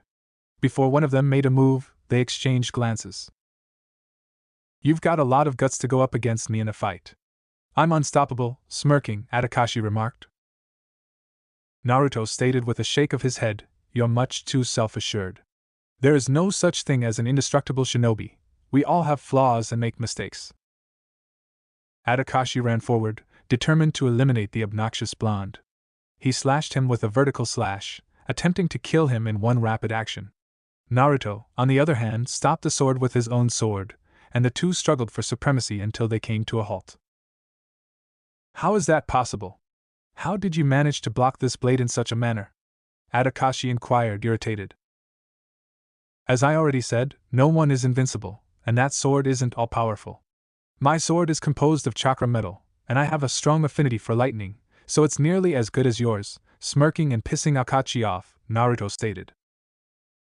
"Senban shower," Atakashi exclaimed, picking up his umbrella and flinging it into the air. The umbrella began to spin, launching a large quantity of senbans toward Naruto. Naruto realized there was no way to avoid them all, so he used a couple of hand seals. "Doton Dorihiki, earth wall," Naruto said, and a wall of earth emerged from the ground, blocking the senban. For a genin, you're not awful, Atakashi replied. Genin is just a name, remarked Naruto, smiling as he went through additional hand seals. Katan, Gakaku no Jutsu, great fireball technique, Naruto remarked as he hurled a fireball toward Atakashi. He just raised his sword and chopped through the flame with a downward swipe, making it vanish. Atakashi raced at Naruto, this time channeling chakra into the sword in an attempt to stun him. The sword launched a shockwave toward Naruto, who remained firm and didn't budge. Atakashi burst out laughing, believing he'd caught Naruto, but immediately quieted down when he saw Naruto standing there as if nothing had happened. How are you able to stand there? Atakashi inquired. I said that I had a strong affinity towards lightning. Any lightning assault I get is rendered ineffectual due to the covering of the chakra on my exterior body. I'm resistant to lightning assaults with anything less than S-rank jutsu or other incredibly concentrated jutsu.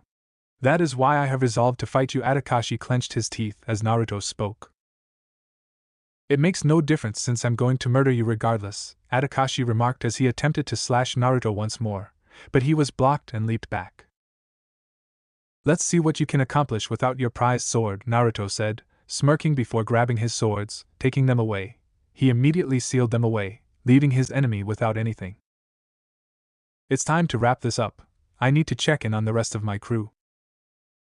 Naruto ran forward, and Atakashi couldn't accomplish much without his sword, as he had imagined. Atakashi took the same road as other Genkai addicts, focusing only on it, and believing themselves invincible. Atakashi blocked with a kunai and jumped to the right as Naruto brought his sword to a vertical slash. Shuriken Shadow Clone, Kage Shuriken no Jutsu, Naruto stated this while throwing 5 shurikens that multiplied by 100. Atakashi raised his umbrella and shielded them all with it. Naruto was stabbed in the back with a kunai before Atakashi realized what had happened. Atakashi grinned until Naruto vanished in a flash of blue light, startling him with a burst of ration chakra. Akachi twitched a little as he searched for Naruto. As Naruto's hand emerged from the ground and attempted to grasp him, Atakashi narrowly avoided it. Teppadama, water bullet, swayed on Atakashi and fired a few shots at Naruto, who was wounded 3 times, twice in the chest and once in the leg, leaving him gasping in agony on the ground. Atakashi approached Naruto, readying a kunai to finish him down. He cut his neck with it as he brought it down. Atakashi grinned until Naruto exhaled heavily and stopped in place, unable to move. Naruto just appeared behind his back and slammed his fist into his back. How? Atakashi barely got a question out. You've let your guard down a little. You thought you got me when you struck me with the water bullets, but when you sent them, I swapped with a clone and hid underground. I sprang up and set a paralysis seal on you as you approached to kill my clone. Atakashi cursed his fate for being beaten by a 14-year-old, Naruto added. Now that you are unable to move, please answer a few questions before I send you to the leaf, Naruto muttered as he moved up to Atakashi and paused a few inches in front of him. How do you intend to use the hero water? Naruto inquired in his ice blue eyes, which appeared to mirror Atakashi's soul onto them in a dispassionate tone. Like I tell you anything, hissed Atakashi, while Naruto merely grinned. Let's have some fun then, Naruto replied, shivering as he licked his lips in the classic Anko way. Damn brat, you should stop spending so much time with Anko. Kurama was taken aback by the abrupt shift in attitude. I'm curious as to why you won't speak out. You're already heading to Konoha, so why not make it simpler for yourself? Naruto was attempting to reason with him. I'm afraid it isn't Konoha, Atakashi said, raising an eyebrow. Kurama. Could you assist me? Naruto inquired. Sure, Kurama smirked, I'm always up for some fun. Naruto turned off his Sharingan and channeled the energy of Kyuubi into his eyes, making them blood crimson with black vertical slits. When Naruto locked his sight on Atakashi, he was drawn inside Naruto's head. Atakashi had no idea where he was until he came across steel cage doors that seemed to be used to keep something kept away. However, once the doors were completely opened, that notion sent chills up my spine. When Atakashi looked inside, he saw 2 blood-red eyes gleaming in the darkness. As a person approached, the pupils of the eyes dilated. Atakashi was frozen in place as the figure presented itself to him a few seconds later. An orange fox with 9 tails swirled in front of him. The Kyuubi no Yoko, the most powerful bijou of them, stood in front of him. This is a very good breakfast. I can finally choose something, Kurama muttered, cautiously approaching Atakashi, who remained still but seemed to have lost control of his bladder. I told you I wasn't a horrible man, Naruto said as he stood there watching Akashi literally wet himself. Kurama walked up to Atakashi, licking his fangs and preparing to eat him. Okay, I'll tell why you eat everything IKK, Atakashi stammered, unable to maintain control of his body at the time. That wasn't too difficult, was it? Naruto posed a rhetorical question. Naruto inquired, why do you want the water? It had been a mission. Our village's leader has made obtaining water a top goal. But I'm not sure why he wants it, Atakashi said swiftly. I see, and who is the chief of your village? Naruto inquired. Atakashi responded, Orochimaru, the snake, and Naruto raised an eyebrow. Orochimaru, did you know that he created his own village? When I go back, I'll tell the old guy about it, Naruto pondered. Is there anything else I should know right now? When Naruto inquired, Atakashi swiftly shook his head and said no. Naruto dispelled the illusion and attacked him from behind, knocking him unconscious with a chop to the neck. Naruto was able to break the paralysis by using a chakra seal instead. To keep him alive, he bound him with ninja wire and placed him in a stasis scroll. Thank you, Kurama, Naruto expressed his gratitude. The others. Naruto arrived just in time to watch the other battles come to a finish. Are you all okay, Naruto? Asuma inquired. Yes. His weapon is in my possession, and he's imprisoned in a stasis scroll. I'll return to interrogate him, but I did learn that Orochimaru is in charge of his village. Naruto clarified the situation. Orochimaru? Yes, we'll notify Hokage-sama when we get to the village, Naruto responded. How are things going for everyone? He inquired. Shikamaru and Ino are out of breath, with a few injuries but nothing serious, Fu said. Let's relax in the village and relay the information, Asuma said. As the team left along with Fu, from far away, two figures stood together, one with a giant scythe over his shoulder, the other looking at the landscape with an angry look, remembering how his village betrayed him a long time ago. Not that it mattered anymore. In a way, Kakuzu was grateful. He wasn't bound to any village anymore. Happy to return to your old home, Kakuzu, the other asked with a smirk, earning a growl from the other. Just shut up and let's deal with this, Kakuzu said, ignoring Hidan before walking forward, ready to say hello to his old home. Takigakure. Few foreigners would ever lay eyes upon this, one of a small handful of truly hidden villages among the elemental continents. A pity, because it was a truly beautiful place, made up of traditional, Eastern-style buildings, most of which were carefully and caringly constructed as if by a master carpenter, built around the walls of a small, circular valley full of plant life, around a massive, crystal-clear lake, at the heart of which lied an island where their administration building lied, resting at the base of the gargantuan, sacred tree of Taki, whose canopy covered the entire village. Beams of sunlight shone through its branches, illuminating the concealed village. The roof of the valley was hidden under a powerful genjutsu which was constantly monitored. It was an S-class secret of the village, and any outsider that stumbled upon it was quickly dealt with. Even the commonly used entrance was, well, if a little obviously, hidden, an underwater cave system behind a massive waterfall. It was thanks to the lengths they went to keep their home hidden that the village had only once been successfully invaded, and that mark on their village's pride had occurred solely due to the actions of a traitor. Suddenly the shadows of 5 figures were walking towards the village. 2 were in the front chatting together. The sun had just woken up, and the air was moist due to the many waterfalls around the village. The temperatures were rising the closer they got to the village. The sun's light was getting a bit annoying. Team 10 were sweating like crazy. They were no strangers to high temperatures, but the air itself was hot, sometimes feeling like they couldn't even breathe. Except for Fu, who had no problems whatsoever. Fu-chan, how are we getting inside? Naruto suddenly asked. Compared to the rest of his team, he was in a better shape, but even the blonde found the new temperature and exceptionally the moisture around the air a bit distracting and annoying. Since you're in an official business, I'm sure Shibuki-san will send people to lead us there, Fu explained. One thing Naruto noticed was the way the Jinchuriki girl said the name of who he thought was the leader. It seems she has at least someone who cares for her to a certain degree, he thought. He didn't know how much he helped Fu, but he hoped it was more than Hiruzen did during his childhood.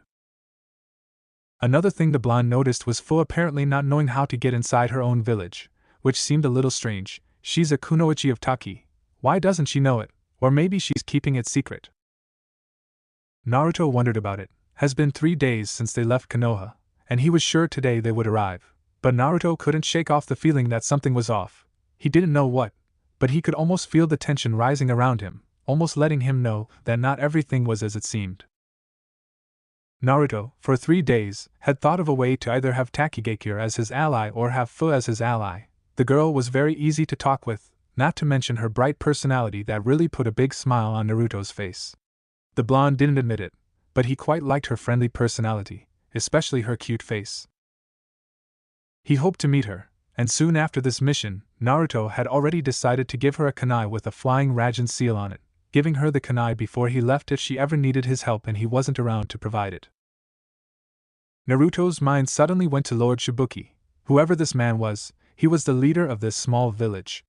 The whole reason why Takigakure wasn't already conquered from either Konoha or any other big village long ago was the existence of Hero Water, Chomei, and how well hidden their village was.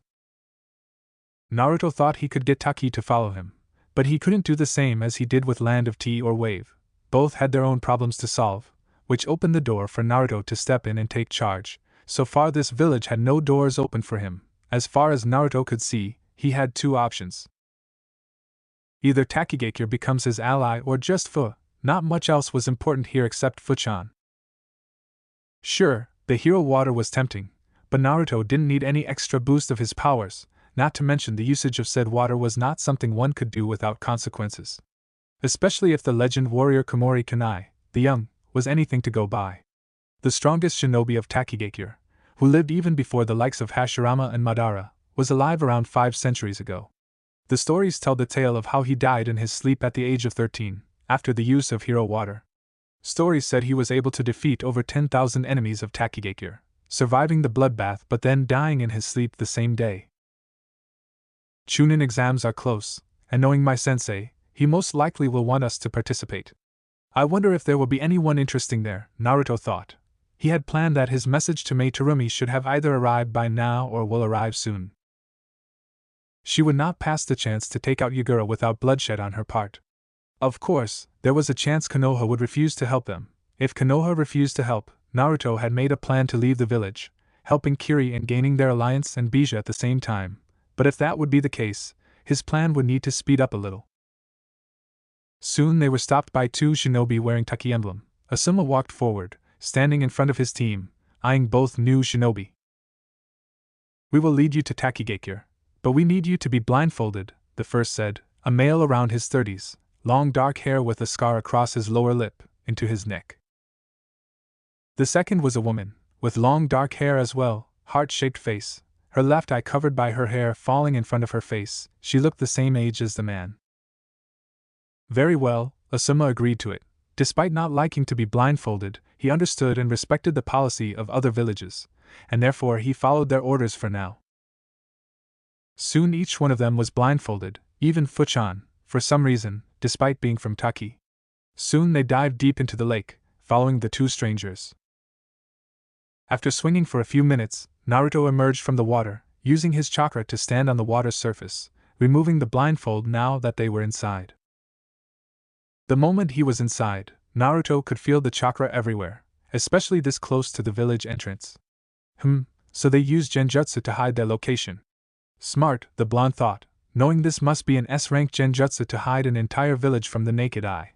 Not only that, but Naruto was sure that not even the Byakugan could see through this Genjutsu. Otherwise, the entrance of Takigakure would have been known to Konoha for a long time now. He craned his head as he took in the peaceful village, a smile spreading across his face as he did so. He turned when he heard others emerge from the water's surface behind him. Out of the clear, blue water came his team. First, the rest of Team 10 and then Fu, followed by the 2 shinobi. Naruto held back a snicker as he watched the annoying look of his sensei. As he rose, Asuma took off the blindfold and turned his eyes to the tree. Taki was certainly a nice place. He wondered what kind of people lived here. He wondered if Kurenai would like to visit this place. Ino whistled at the village in front of her, Shikamaru's only response to the view in front of him was a short "This place is troublesome," earning an annoyed look from Ino. "Everything is troublesome to you, Shika. Seriously, what isn't troublesome to you?" Ino asked, genuinely curious at her lazy friend, who scratched his ear thoughtfully before answering. "Well, let's see, looking at the cloud's end." "That's it," Shikamaru responded carelessly, earning a deadpan look from everyone. "Your friend is funny, Naruto-kun," Fu said with her usual cute smile on her face. Team 10 silently disagreed with the Jinchuriki girl except for Shikamaru, who thought what she said was spot on. "If you follow me, I'll escort you to see Lord Shibuki," the kunoichi said as she turned to Team 10. "He's been expecting you, Jonin Asuma. Let's not make him wait." As the kunoichi began walking towards the island in the lake center, sending ripples through the water with each step, Naruto grinned widely as he said, "Great, I really hope we can stay here a little before we leave." Fu nodded in agreement. If it were up to her, they would stay here as long as they wished, especially Naruto. It had been 3 days, but she felt that the blonde Jinchuriki was the best friend she could ever ask for. Still, Fu couldn't shake off the funny feeling she got in her tummy whenever his deep blue eyes, like the clear sky, would look at her. She had seen so much depth in his eyes, his happiness and anger buried deep inside him. "So, you never said it. What is it you want to talk to Shibuki about anyway?" Asuma shook his head. "Sorry, kid, it's a secret," he said, smirking at his student's obvious annoyance. In short order, the group had entered the administrative building and walked down its halls. The kunoichi opened the door for them and allowed them to enter. Shibuki sat behind a desk, filing away a completed form and reaching for the next one, when he heard the door open. Thankful for a brief respite from the never-ending monotony of paperwork, he looked up. "Welcome, Jonin Asuma. It's good to have you here," Shibuki said with a forced smile that was noticed by the Jonin, and the duo Jinchuriki, who couldn't help but wonder why. Fu had a few ideas on why, though. She had noticed the sudden new way he was acting towards her. It had been almost a month now. Naruto noticed the sudden flinch from Fu. The blonde's eyes were on her for a second before his attention went to the man in charge. Shibuki seems to have either noticed and decided to ignore Fu's sudden discomfort, or hadn't seen it all. "As I said, I'm happy to have you here. Now we can discuss our new alliance." The man spoke with uncertainty in his tone, something that was noticed by Naruto, making him wonder what was going on. Asuma turned toward his team before coughing loudly. "Very well, until I'm done here, you can leave and explore the village if you want," he said, knowing that whatever they were discussing, Shibuki probably didn't want the information to be heard by his team. Ino groaned in annoyance. Why were they kept out of it? In Shinobi laws, they were all adults, they had the right to know. She was ready to say something against it, to protest, when Naruto turned towards them. "Very well, Asuma-sensei. Fu-chan, how about you show the place you love to go?" Naruto suggested. He knew there was no point in trying to say anything against it, not that it mattered much anyway. Shikamaru followed without saying another word except a silent troublesome through his teeth. Ino reluctantly followed Naruto behind, stomping the ground below her feet on her way out. Fu glanced at Lord Shibuki with a hint of sadness behind her eyes before eventually following behind them. As the door clicked, Shibuki sat down facing Asuma Sarutobi, who pulled out a cigarette from his pocket with a look asking if it was okay to smoke inside. Shibuki just nodded. That was the least of his problems. Asuma smiled mentally, feeling better already, before his eyes turned to look at the leader of Takigakure, who was unusually quiet this whole time. "Well, what is it?" Asuma asked, inhaling his cigarette before blowing out the smoke. "Well, Team 10. While the adults were busy discussing whatever, the genin were busy looking everywhere. It wasn't every day that you saw a tree as large as the one in Takigakure. The tree was large, and the skin looked thick enough that not even a sword would be able to penetrate it. The village itself was built around the giant tree. Some of the houses were even inside the tree itself, but due to its size, it wasn't a surprise that people used the large size to build homes inside the tree. The tree stood as tall as the sky, reaching 700 meters tall. Even Kurama was quite impressed by the sheer size of the tree. He wondered what could have caused the tree to grow so large. It wasn't every day that you found a tree like this one. Sure, there were cases of large trees reaching up to 100 meters tall, but this was just not normal. Kurama and Chomei, of course, knew of one tree capable of growing that large. I wonder if this is what is left of that tree. I wouldn't be surprised, but if my memories are correct, if this tree is indeed the tree used back then, it should be at the very least 1 kilometer tall, if not taller. I can feel something is off with it, Kurama thought. He wondered if the previous use of the tree had led this tree to produce hero water, as Takigakure called it. While Kurama thought of it, even Naruto could feel a strange sensation from the tree. He wondered what that was but decided to ignore it. Breaking out of his thoughts, he noticed that Ino was still busy looking at the different shops, especially the clothes department. While every village had its own culture and different clothes they wore, Takigakure's clothes were made out of tree skin, animal skin, and sometimes made of feathers in some parts. Shikamaru was probably busy looking at the sky. Sadly, there weren't that many clouds to look at, making this mission even more boring than it already was. Naruto noticed that Fu was quiet, something that was unusual for someone like her. While he had known her only for 3 days, the blonde Jinchuriki understood she liked to talk, and if she wasn't in a talking mood, that meant something was seriously bugging her. Softly nudging her shoulder, she looked at Naruto, who raised an eyebrow as if expecting her to explain what was wrong. What? What do you mean what? Fu-chan. Tell me, what is bugging you? Naruto asked gently towards the Jinchuriki girl, who looked down, avoiding his piercing blue eyes that she had come to like the more she looked at them. This caught the attention of both Ino and Shikamaru despite acting as if nothing was happening and just minding their own business. Nothing, Fu reluctantly said. Naruto sighed, knowing she wouldn't answer. He wanted to know what was wrong but didn't want to force her to answer. Oh well, good to know. Hey Fu-chan, how about you show us the shop you like to eat at? Naruto asked, changing the subject much to Fu's delight, who perked up. Of course, the aroma of that food is wonderful, Fu exclaimed. Naruto raised an eyebrow at her strange description. What about the food itself? Ino asked, slowly reaching them since she had been slacking off due to shops with all kinds of clothes. Fu's smile turned into a frown. Again, looking down, Naruto sighed, knowing that perhaps Fu had never actually tasted the food, but only the aroma that the food leaves if that were the case. Fu-chan, tell me, what would you like to eat? Naruto asked, walking forward, reaching the shop that Fu was leading them to. Fu looked up at him in surprise. His smile on his face made her feel butterflies in her stomach again, her knees suddenly feeling weak for some reason she couldn't explain. They would never serve me. She trailed off, her eyes avoiding their faces. She was a demon in their eyes, in the eyes of everyone in Takigakure. Only Lord Shibuki loved her, but Fu had noticed the way he acted towards her now. It was different, more distant. Naruto put a hand on her shoulders. She felt the warmth of his hand. It felt good. Look, I will get you some ramen, okay, Naruto suggested since she wasn't exactly saying what she liked. She smiled in return before he walked towards the shop. Fu kept smiling. Seeing the girl looking at their friends, Shikamaru decided to step in. Naruto is a good man. He doesn't care if you are or not a Jinchuriki, and neither we do, Shikamaru spoke, surprising her even more. Since Fu introduced herself 3 days ago, she mainly had, if not spent the whole time talking with Naruto, believed that the others didn't want her around due to her Jinchuriki. Fu turned at the pineapple head. You truly don't hate him? Shikamaru just left out a yawn, stretching out his arms. It's too troublesome to hate him, not mentioning that in a way. Naruto is our leader behind Asuma-sensei.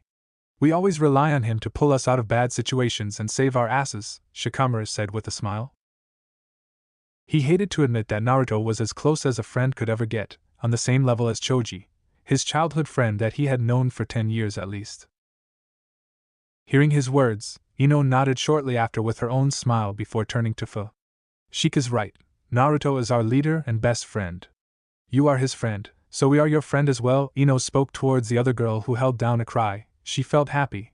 Her heart was beating like never before, and it made her feel warm and safe. Is this what it is like to be accepted? Naruto had accepted her, but now she was accepted by people who weren't Shibuki and not Jinchuriki like her. Thank you, friends, Fu said with a single tear on her cute face.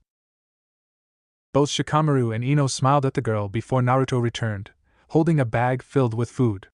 The blonde didn't need to ask his friends what they wanted to eat. He knew what they liked, so he just ordered what they wanted. Handing the food, Fu smiled at Naruto before they left, wanting to eat somewhere quieter. Fu. The moon was high in the night sky, illuminating everything around her. She was leaning against a rock, her back aching slightly from the rough surface. Naruto and his team were close, especially the blonde who looked deep in thought looking at the lake in front of them.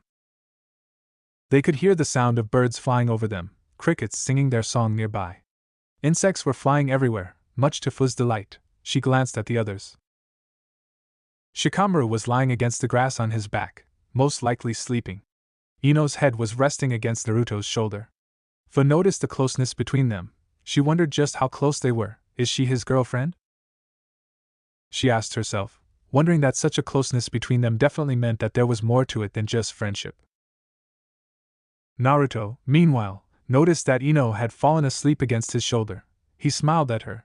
The moon's light was only adding to her beauty, especially her blonde hair that looked like silver due to the moon's light.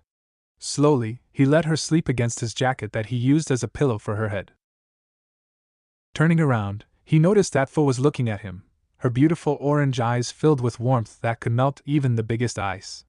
The silence took over. No one said anything until Naruto asked something he had been wondering about for some time.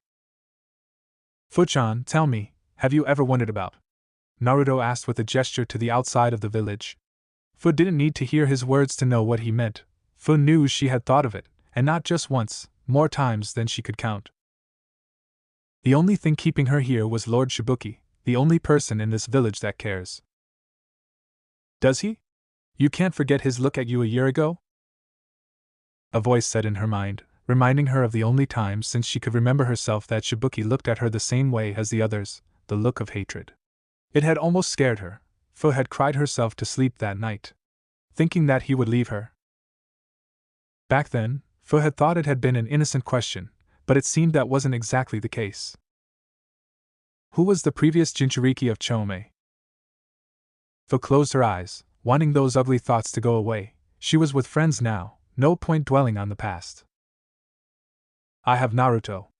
Like every other Jinchuriki, I was never treated well. I wanted to fly away like the insects and the birds, but I don't have anywhere else to go. Fu spoke with a defeated tone. She would never find love in this place. Unlike Naruto, she had only one person, and even that one had started giving her the cold shoulder for some unknown reasons that she didn't know yet. Fu hadn't noticed that Naruto had moved closer to her, only noticing when he nudged her shoulder gently. Fu turned around, only to be shocked by how much his blue eyes were shining, now looking like the clearest sky ever, almost mesmerizing.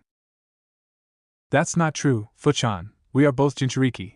We always take care of each other. We should stay together. Naruto spoke with a warm tone, his breath reaching her cheeks, turning slightly pink from the close contact.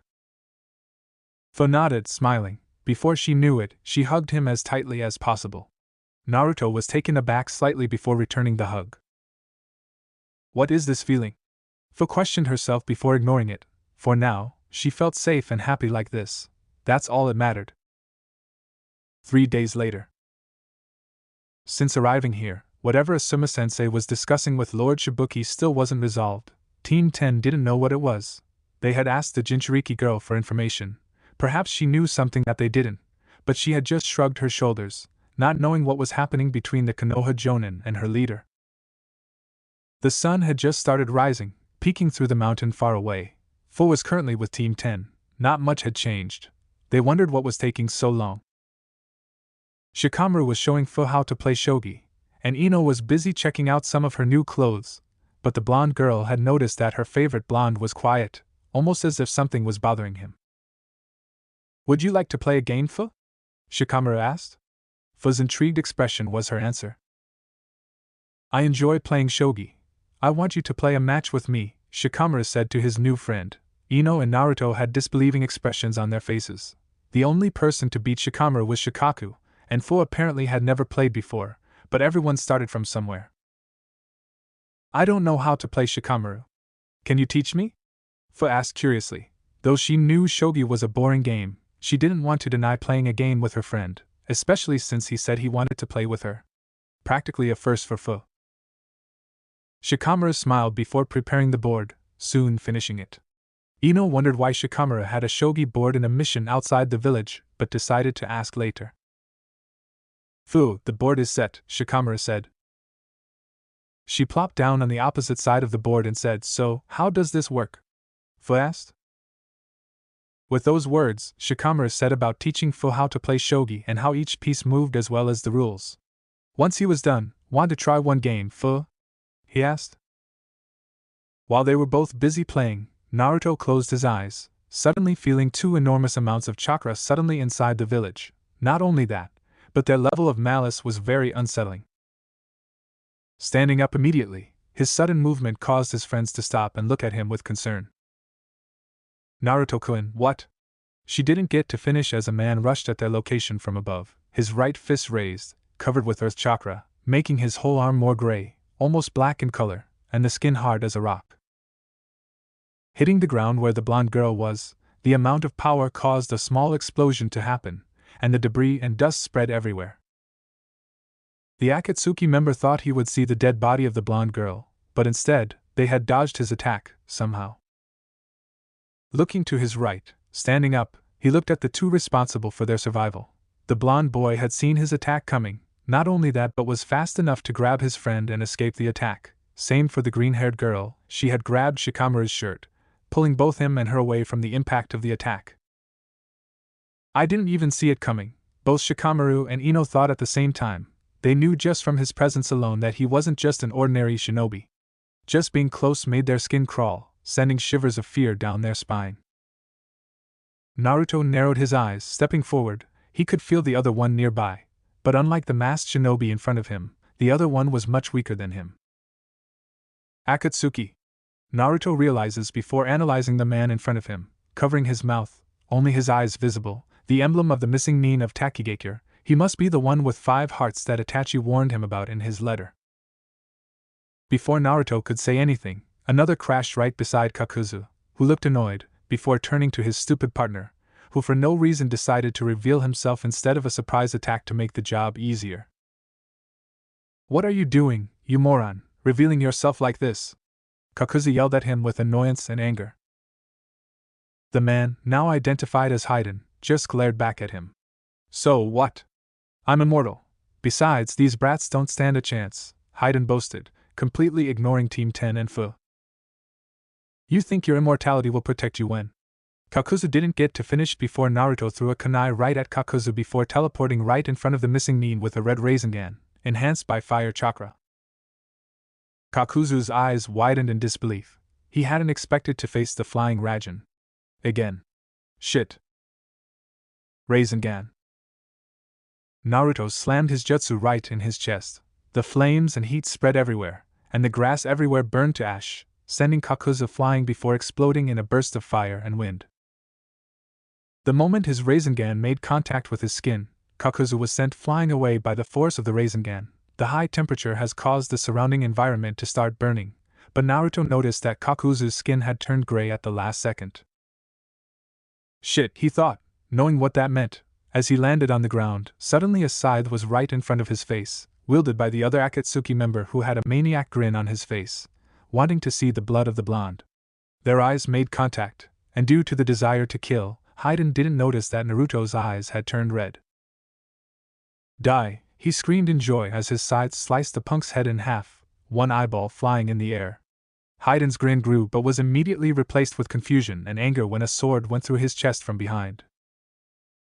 Looking behind, he saw it was the same blonde he killed a second ago.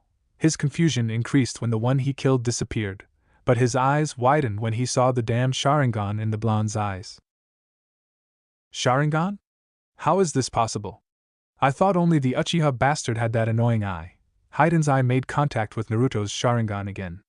The Akatsuki member moved his right arm. He tried to swing his scythe at Naruto from behind, not caring if the sharp blades of his own weapon would harm him.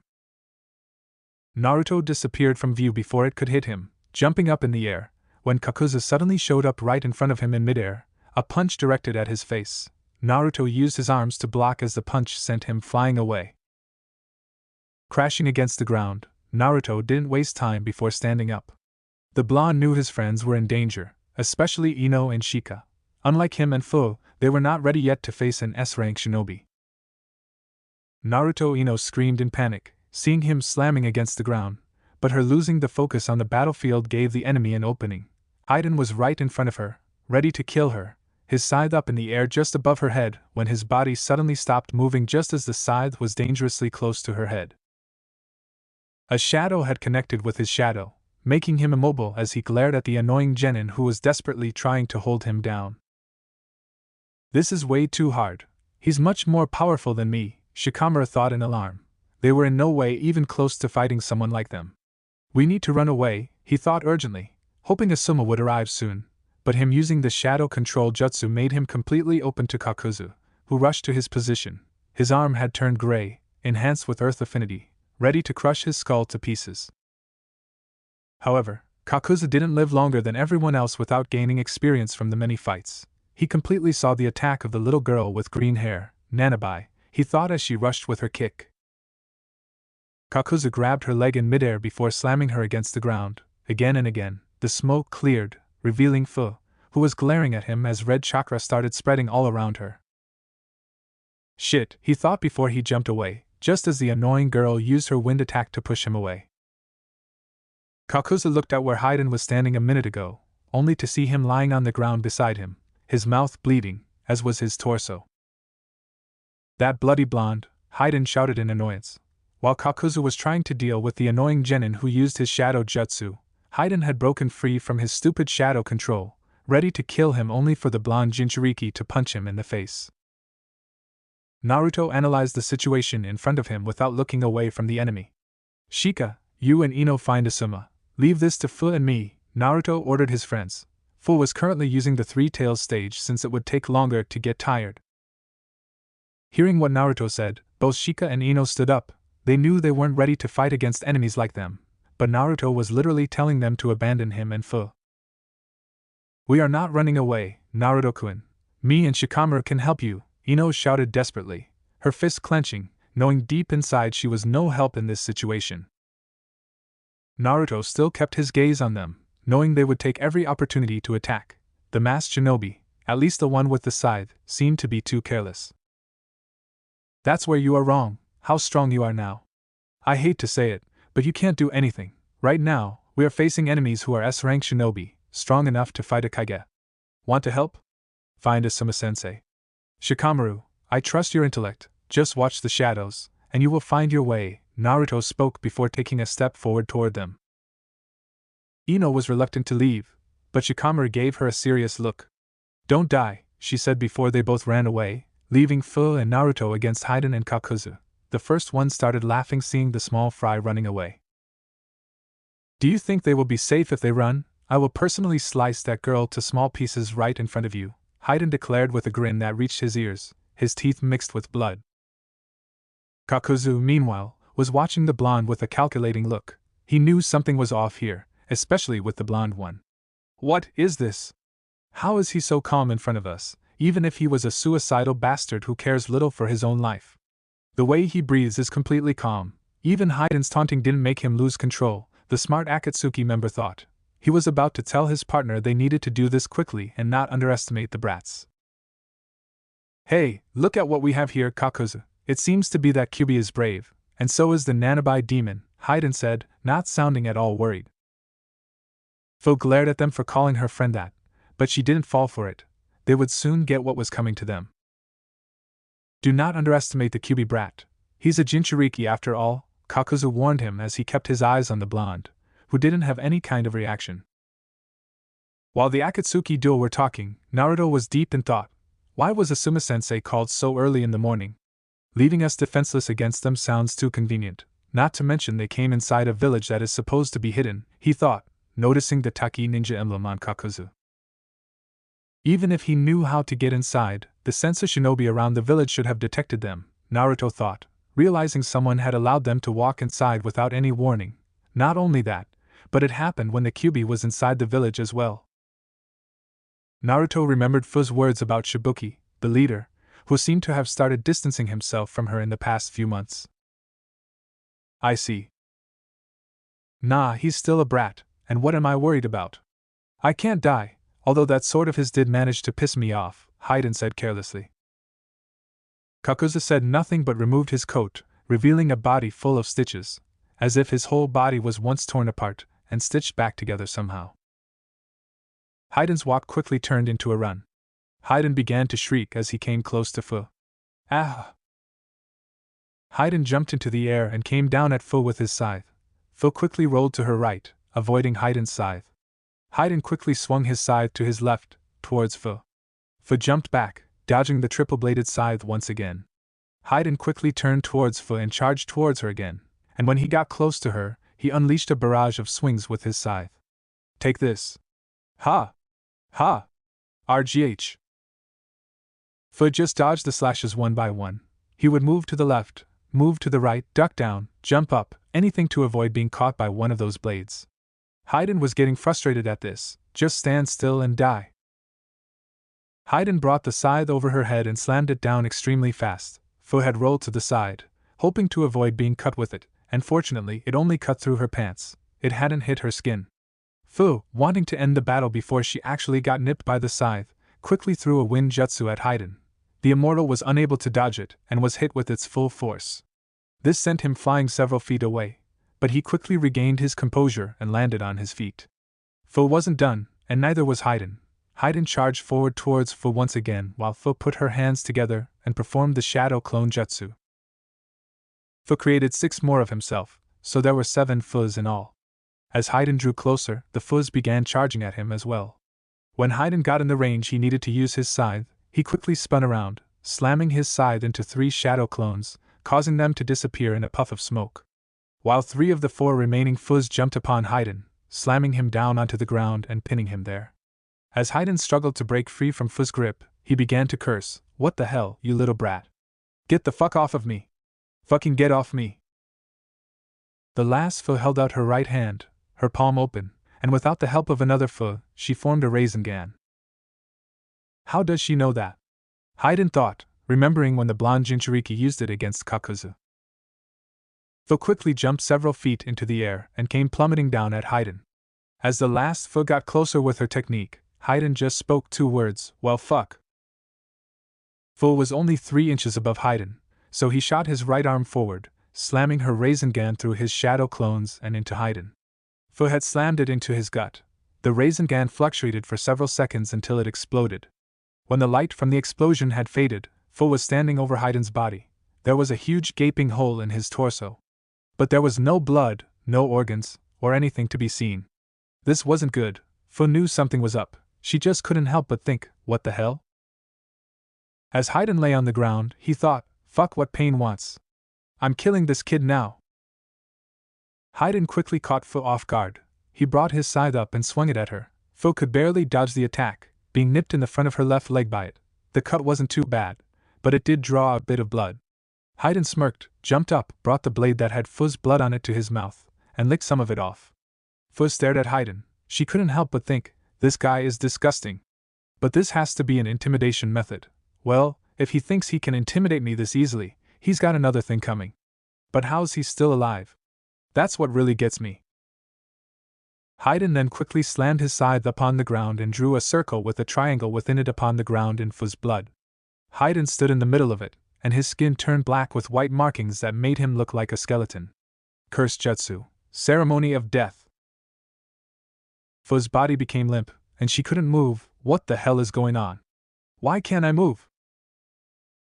Hidan smirked at Fu's frustration. This is your end. This technique makes it where you can't move. And now I can feel your agony as the final moment of death seeps into my body. The pain is transcended and becomes the purest ecstasy. Let me show you what I mean. Hidan sliced his shoulder well and deeply with his scythe. Fu could feel extreme burning pain in her shoulder. Ah! See? Any damage I inflict upon myself, you feel. And don't worry about me, as you've already seen, I can't die. I'm immortal, thanks to Lord Jashin. Before Fu could form a plan, Hidan pulled out a spear from his Akatsuki cloak and slammed it through his left arm. Fu felt as if it was her arm. Ah! Hidan pulled the spear out and slammed it through his right arm. Fu couldn't help but feel the pain. All. Hidan's smirk grew. He pulled the spear out and slammed it through his left leg, pushing it so deep that it went through and pierced his other leg as well. Hidan took the spear out, raised it up, and impaled himself through the chest,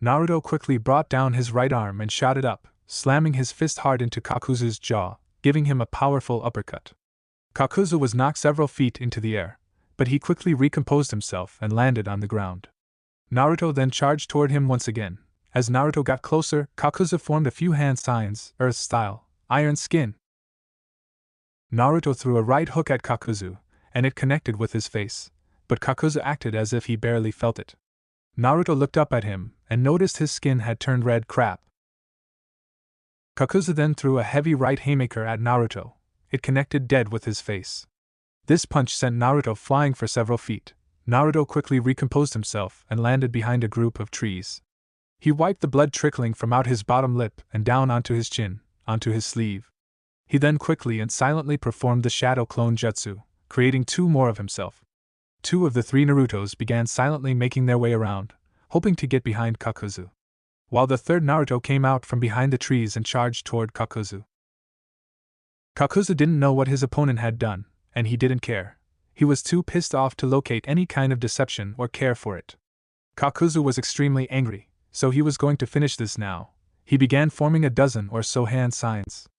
At the same time, one of the 3 Narutos was hiding behind a nearby tree, gathering his chakra. Once he had gathered enough, he formed a dozen or so hand signs, put both of his hands into a claw shape, crouched down, and put them near the ground. Chakra began to appear around his hands. The chakra became more and more violent looking. It began to spin around Naruto's hands until finally, it turned into lightning. Lightning style, Hands of Death. Naruto quickly formed 2 lightning blades, stood up, and charged forward toward Kakuzu. Kakuzu noticed the second Naruto appear from behind a tree and was about to finish his hand signs and perform his most powerful jutsu. But before he could, the 3rd Naruto appeared behind him and stuck him in a full Nelson. Kakuzu tried to fight him off, and it was beginning to work, but Naruto was only 7 feet away from him, charging forward towards him with 2 lightning blades. Shit! Earth-style jutsu is the last kind of jutsu you want to use to defend against lightning-style jutsu. Before Kakuzu could dispel the jutsu, Naruto got close to him, and thanks to the lightning blades, he was able to slam both of his hands through Kakuzu's chest once again. They went straight through him and destroyed Naruto's own shadow clone in the process. Naruto had destroyed one more of Kakuzu's hearts. Kakuzu's iron skin jutsu faded, and he slammed down onto his knees and passed out. Naruto was about to finish him when another Kakuzu came from the corner. Naruto's eye widened as a foot slammed against his chest, sending him flying away. Rolling around on the ground, Shikamaru walked up to him to help him stand up. Naruto saw 2 Kakuzu walking toward him. What is going on? Shikamaru asked, but at the same time, wondering if this was some kind of advanced clone jutsu. Naruto, on the other hand, suddenly received the memories of his clone, a smirk on his face. It seems your friend is in trouble, Naruto said, smirking. Kakuzu knew who he was talking about. He concluded that he would need to stitch his head. That is not important. Now you shall pay for destroying my hearts, Kakuzu stated, as both of them rushed towards Naruto, whose eyes turned to Mangekyo. Hidan. He cursed. His body from waist down was sliced off, he was left like a worm on the ground, and his scythe was far away from his reach. He tried to crawl away as the green-haired brat marched towards him. You have no Sharingan, how? Hidan screamed at the girl. It was not supposed to end like this. Naruto put a genjutsu in you the moment you made eye contact. Back in the beginning, Fu stated. Hidan's eye widened in horror. He thought that genjutsu had already passed, but it seemed he had overestimated himself. You rely too much on your immortality. That has made you careless, Fu stated as several blue and dark balls formed around her mouth. Hidan, for the first time, felt fear. He saw the little balls forming a bigger black ball, a pure destructive chakra. Tailed Beast Bomb. The bomb made contact with his upper body, causing a massive explosion that evaporated every tree, grass, and stone nearby. The blonde and Shikamaru were wary of what the Akatsuki member was doing, especially since they were 2 of the same person. At the same time, that could easily be a clone. The face Naruto was making showed that there was something Shikamaru was missing. Shika, the second one is not an entirely clone, Naruto whispered to him, not taking his eyes off the Akatsuki members. He knew he should have paid more attention to his surroundings, especially since he was fighting with an S-rank shinobi. What do you mean? Shikamaru asked, frowning, his voice small. Despite wanting to help his friend, he knew very well that the surprise attack he did a few minutes ago was as far as he could go. He was only a genin. Shikamaru knew whatever strategy he came up with could not work anymore. The damned shinobi knew of him, not to mention his strength was beyond anything he had ever experienced. Shikamaru knew even Asuma-sensei wouldn't be able to hold his own against someone like him. That suddenly raised a question in Shikamaru's mind. How is Naruto able to stand against him? He asked himself, not exactly knowing the answer. He knew Naruto was stronger than them. That much was as clear as day. Hell, Shikamaru knew Naruto was stronger than even Asuma-sensei, but is one thing to be stronger than a jonin and an entirely different thing to be as strong as an S-rank shinobi. That basically meant that Naruto was already in league with the strongest shinobi there was. Shikamaru, you should run. This duplicate of him is not like a normal clone. Even the strongest clones like wood clones or shadow clones are always much weaker than the original. That's why a good censor is always able to tell the original between the clones. With that said, this new clone, whatever he is, has the exact same level of strength as the original that I fought since the beginning, Naruto informed him, frowning. Shikamaru gulped at the information. He had never heard of a clone being as strong as the original. Their situation just got from bad to worse.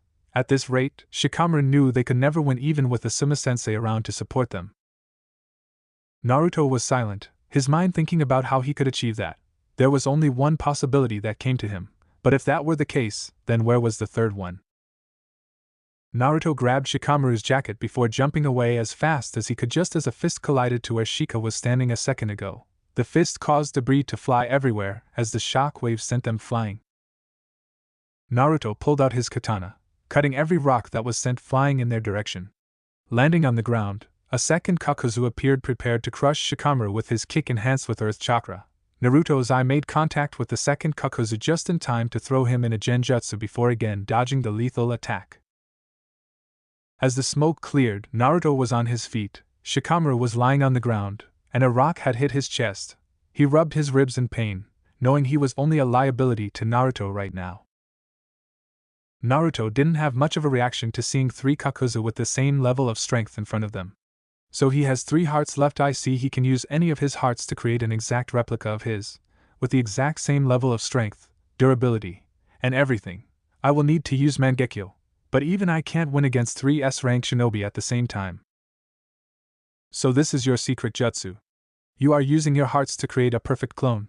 I have to be honest, this is quite an achievement, Naruto spoke, hoping to buy time for the others to arrive. Spreading his senses as wide as possible, he knew Asuma-sensei was rushing towards their location with Ino and several Taki shinobi.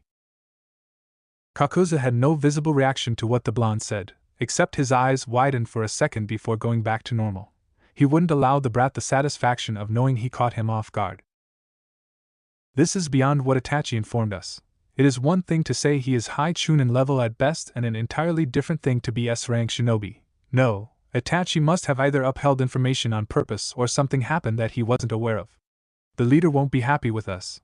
I need to deal with them soon. It is already humiliating that I needed to show my secret jutsu to this brat, Kakuzu thought with anger, ready to attack with both of his heart clones at the same time when a shockwave came out of nowhere, so strong that every tree, grass, and rock was ripped apart, sending it flying away.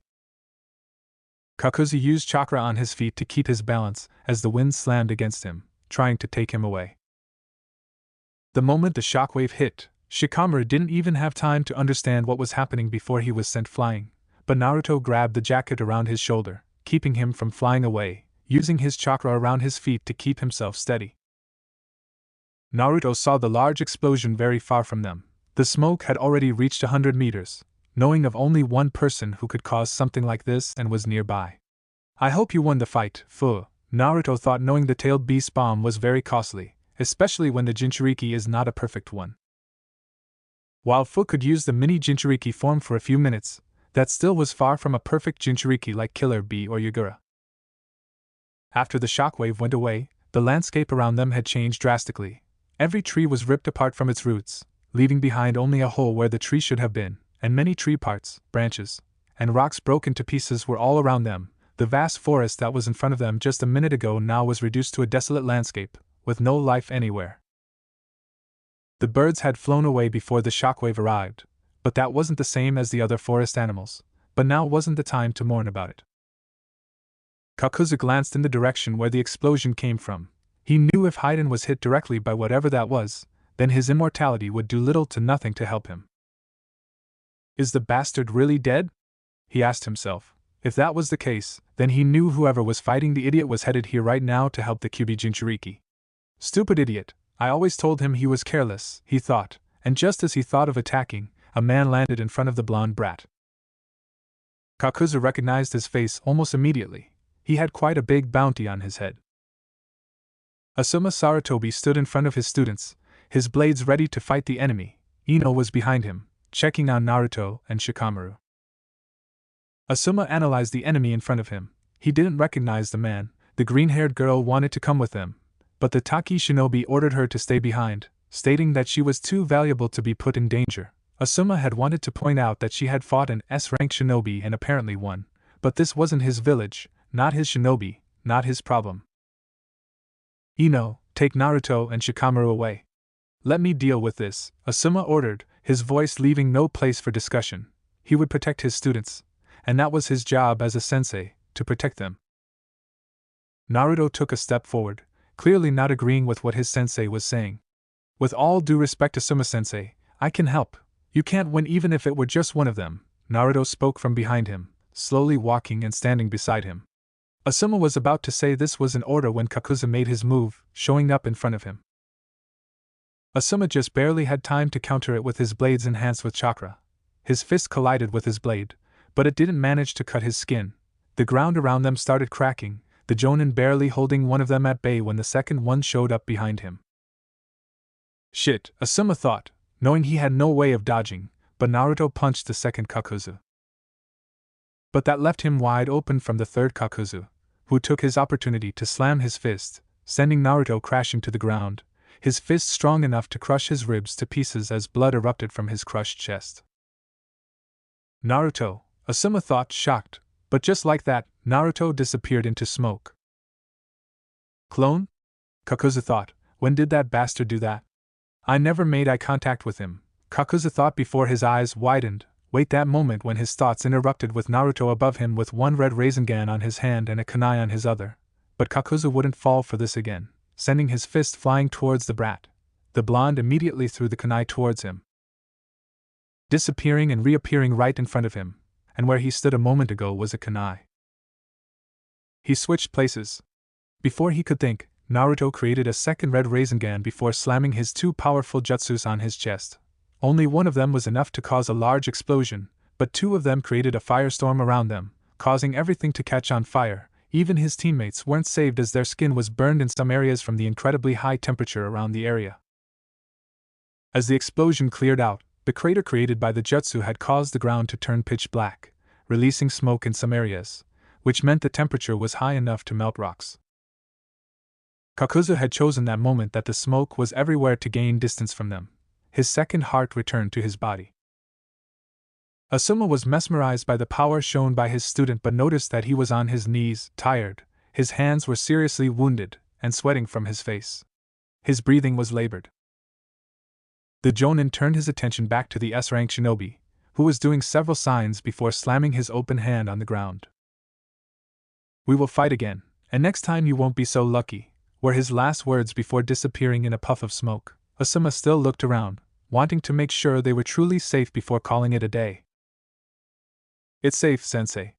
I'm a censor. He's nowhere close, Naruto said, his voice raspy, lying on the ground, incredibly tired. Asuma sighed in relief. His knees suddenly felt weak, but he forced himself to stand. But now that his body wasn't trying to survive, only now the pain registered. He winced in pain, looking at his right arm. The area around his elbow, hand and shoulder were burned, especially his hand, most likely from the jutsu Naruto used. Even his Jonin jacket was burned in some places. He knew he needed a new one when he returned to Konoha. Turning around to face his brave shinobi, Ino was busy healing Naruto's burned hands. His skin had turned almost dark from his fire Rasengan, especially the tip of his fingers where the bone was slightly visible from all the charred skin, and his nails were half burned. Naruto knew his jutsu was dangerous, but the pain made him not want to use it again. Stop moving, Ino scolded him, trying to heal his wounds with what little she knew. Ino wanted to shout at herself. She knew with how powerless she was, she could barely help, but seeing Naruto like this made her regret not standing and helping however she could. Naruto seemed to know what she was thinking before his hand cupped her face, his thumb wiping away her tears. Hey, you did the right thing. Asuma arrived just in time to help us. If it weren't for you, who knows how long it would take, Naruto said softly. Ino smiled before focusing on his wounds, which were quite numerous. Shikamaru was leaning against a big rock that had fallen there when the giant explosion happened. He wanted to stand up, but the burns around his legs from Naruto's jutsu prevented him from doing that, not to mention his ribs were still hurting him. Shikamaru wanted to tell Naruto that he should have used something else, but knowing how strong his enemy was, perhaps Naruto didn't want to take any chances. With that thought in mind, Shikamaru closed his eyes, hoping he could just fall asleep and wake up better, but with how badly burned his legs were, the sun shining down on them that he usually liked was causing him pain. Damn it, Naruto, next time use something like that when we are far away, Shikamaru said with annoyance, looking at his friend, who was resting his head on Ino's lap. Don't be like that, Shikamaru, scars are badass and will increase your chances of finding a girlfriend, Naruto teased with a smirk, his voice strained. Troublesome blondes, Shikamaru murmured with a little smile on his face. Closing his eyes, Naruto almost immediately fell asleep. Ino soon finished her job, but knowing Kyuubi had done most of it. Let's bring him to a hospital, Asuma said, tired walking in front of Ino, grabbing the kid and holding him in his arms as they somehow left the area. All of them needed medical attention. As soon as they left, a figure appeared from the ground, his face half black, half white, with green eyes looking like an overgrown plant. This is quite interesting to think the Kyuubi brat could cause so much damage, the black one spoke, his voice calm, not showing signs of anger despite the mission going terribly wrong. That doesn't matter much. Leader-sama can easily deal with him. Let's just collect whatever is left of Hidan. Perhaps the leader can do something, the half-white face spoke, his voice a bit more positive. The dark face spoke nothing as they sank into the ground. Something is wrong with that brat. Why does his chakra remind me so much of Ashura and Indra? Naruto after 3 days. The sun was just beginning to rise, his eyes opening slowly, the light immediately hitting his face. He squinted, putting his hand in front of his eyes, hoping to block the annoying light. As his eyes slowly adjusted to the light, only then did Naruto's eyes wander around. The first thing he noticed was he was in a hospital bed. His ninja emblem was just to his left on a little table close to his bed. His shinobi sandals and his clothes were on the table. The second thing he noticed was Ino sleeping in a chair near his bed, probably uncomfortably, her position causing her head to slightly move to her right, almost making her fall off the chair. Naruto smiled before he remembered what had happened. Seeing her here, he knew no one was probably hurt after the Akatsuki member ran away. The blonde wondered where his favorite green-haired girl was, probably outside or maybe in her home. After all, it was early morning, and many people don't like waking up too early. With that thought, Naruto forced himself into a sitting position, his legs moving over the edge of the bed. Naruto wore his sandals first before wearing the rest of his clothes. After that was over, he nudged Ino softly with his hand, causing her to mumble something in her sleep. Naruto smiled, knowing the best way to wake her up. Leaning closer, he planted a soft kiss just below her ear before sucking slightly on her sweet skin, causing Ino to moan in pleasure.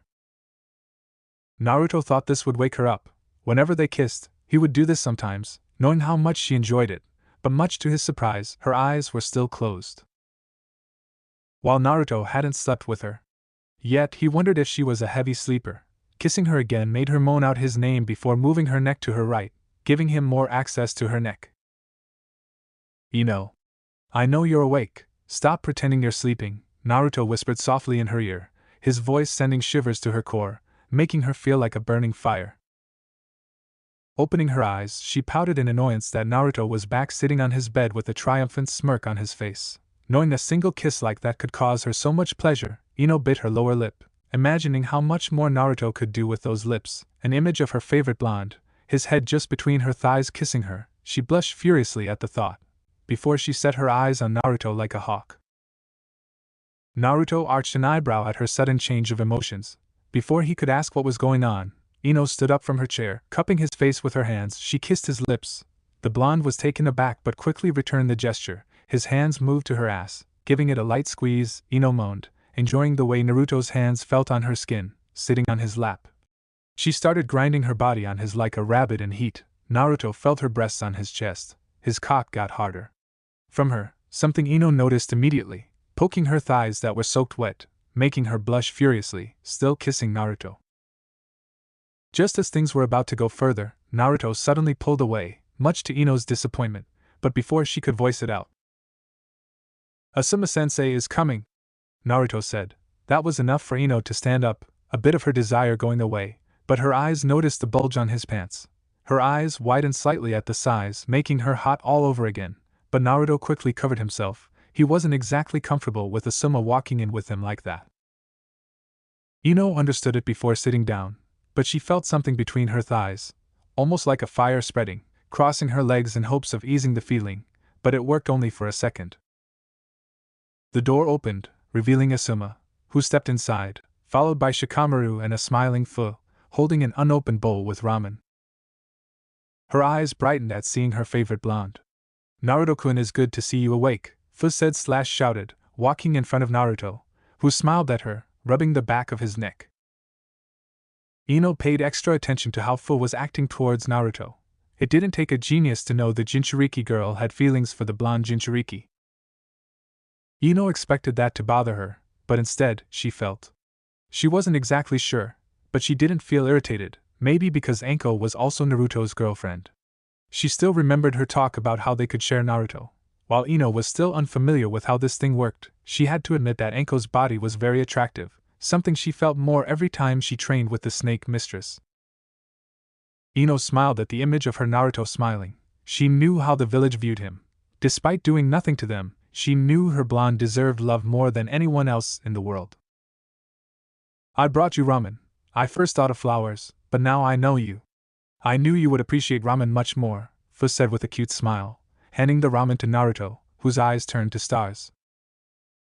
"You're a miracle, Fu-chan, thank you very much," Naruto said, wasting no time and eating ramen, much to Fu's delight and Shikamaru's annoyance. "Oh Jane Naruto, what about us? Aren't you going to say hello?" Shikamaru said with annoyance seeping into his voice, but his words fell on deaf ears. Asuma chuckled at Naruto's antics. Fu blushed while Ino hummed to herself. "Naruto, a doctor will soon check on you to see if everything is alright. After that, we are going back to Konoha," Shikamaru informed him, knowing his friend always wanted to be in the loop. This caused Naruto to stop eating before arching an eyebrow at Shikamaru. "What do you mean? How long have I been in this bed?" Naruto asked. He had thought at the very least they would stay at least one more day, giving him a chance to see who was responsible for allowing the S-rank shinobi to sneak inside. "After we brought you, we finished the job we left 2 days ago, but Lord Shibuki allowed us to stay until you woke up," Asuma said. Fu flinched slightly when the leader's name was mentioned, something only Naruto and Asuma noticed. Naruto narrowed his eyes while Asuma looked down in what looked like guilt. The blonde turned his attention back to his sensei. "What about the people who allowed the enemy shinobi to sneak inside? This village is under S-rank Genjutsu, under 24 hours the whole week during the entire year. Not only that, but several censor shinobi are spread across the village to notice anyone who dares to sneak inside." Kakuzu and his comrade Hidan weren't exactly sneaky, not mentioning it took a long time for reinforcements to help, and they came after the enemy was already defeated, Naruto stated. His voice suddenly sounding like a kage, cold and firm, his blue eyes had turned to ice. Asuma instinctively avoided his gaze before taking a step back. He had a feeling that Naruto wasn't the one talking but someone who knew how a village was ruled, someone who knew something had happened underneath everyone's noses. Asuma swallowed a breath, knowing what he would say wasn't something that his blonde student would like. Hell, Asuma himself didn't like it, but it wasn't his village, nor his shinobi, nor his problem. Shikamaru turned to look at his friend, same for Ino, while Fu was as silent as a grave, her right hand playing with the index finger of her left hand, something Naruto knew she did only when she was nervous, something that rarely happened for someone as energetic as Fu. "Lord Shibuki informed us that this situation happened because Kakuzu knew how to sneak in since he had been a shinobi before, saying they were S-rank shinobi. It was expected to be able to sneak in, Asuma informed him. Naruto barely had any visible reaction. He only gave Asuma a look that said, "Are you serious?" Before standing up, his chakra causes the room to feel colder suddenly. The concrete started shaking slightly, causing small cracks to appear everywhere. Naruto took a step forward in a menacing way, making everyone in the room freeze from his displayed level of chakra. Even Ino was shocked. She always knew Naruto was strong, but her eyes noticed that her boyfriend's eyes had turned icy, all the warmth on them had disappeared, but the glare he was sending at Asuma was anything but kind. But only Fu noticed the sun symbol on Naruto's palm suddenly visible and shining. Shit! This is not good, Chomei thought, with a shaky voice. Fu was about to ask what the problem was when Naruto suddenly spoke with a different voice. Kakuzu abandoned this village a century ago, when Hashirama was still walking this earth. Are you telling me the security of this village hasn't changed in the last century? Are you telling me that they just happened to sneak when I was in the village when the Jinchuriki of Kyubi was inside their village under guaranteed protection? Not only that, but you just happened to be away when they attacked, not to mention why it takes so long for reinforcements to come to our aid. The censors should have noticed the sudden spark of chakra inside the village the moment we started fighting. As Naruto spoke, he approached menacingly, making everyone but Fu step back. Tell me, isn't that just a bit too convenient? Naruto demanded an answer, and Asuma froze from his student's eyes. They weren't the eyes of his student but the eyes of someone who knew how this world worked. Asuma knew there was a high chance Takigakure had ambushed them, but he had no proof to back that up. Therefore, he was forced to keep his hand down and not take action. He had sent a letter to his father to ask for advice. His father only said to bring his team back to Konoha as soon as possible. They were to discuss it further once they returned back to Konoha. Despite all that, Asuma put a comforting hand on Naruto's shoulder. Naruto, I understand what are you trying to say, and I think the same, but this is not our village. The Hokage himself ordered me to stand down and just return to the village. We are going to fix this problem some other day, Asuma said, hoping that would ease the sudden tension around the room. A humorless chuckle escaped Naruto's lips as if what Asuma just said was utter bullshit. The blonde shinobi wanted to point out the many times Hiruzen had done nothing to fix things but instead had decided to let things play out without interfering before it was too late. Like with the Uchiha massacre, if he had interfered sooner, maybe what happened would haven't happened. Allowing Orochimaru to escape instead of killing him, what if he was his former student?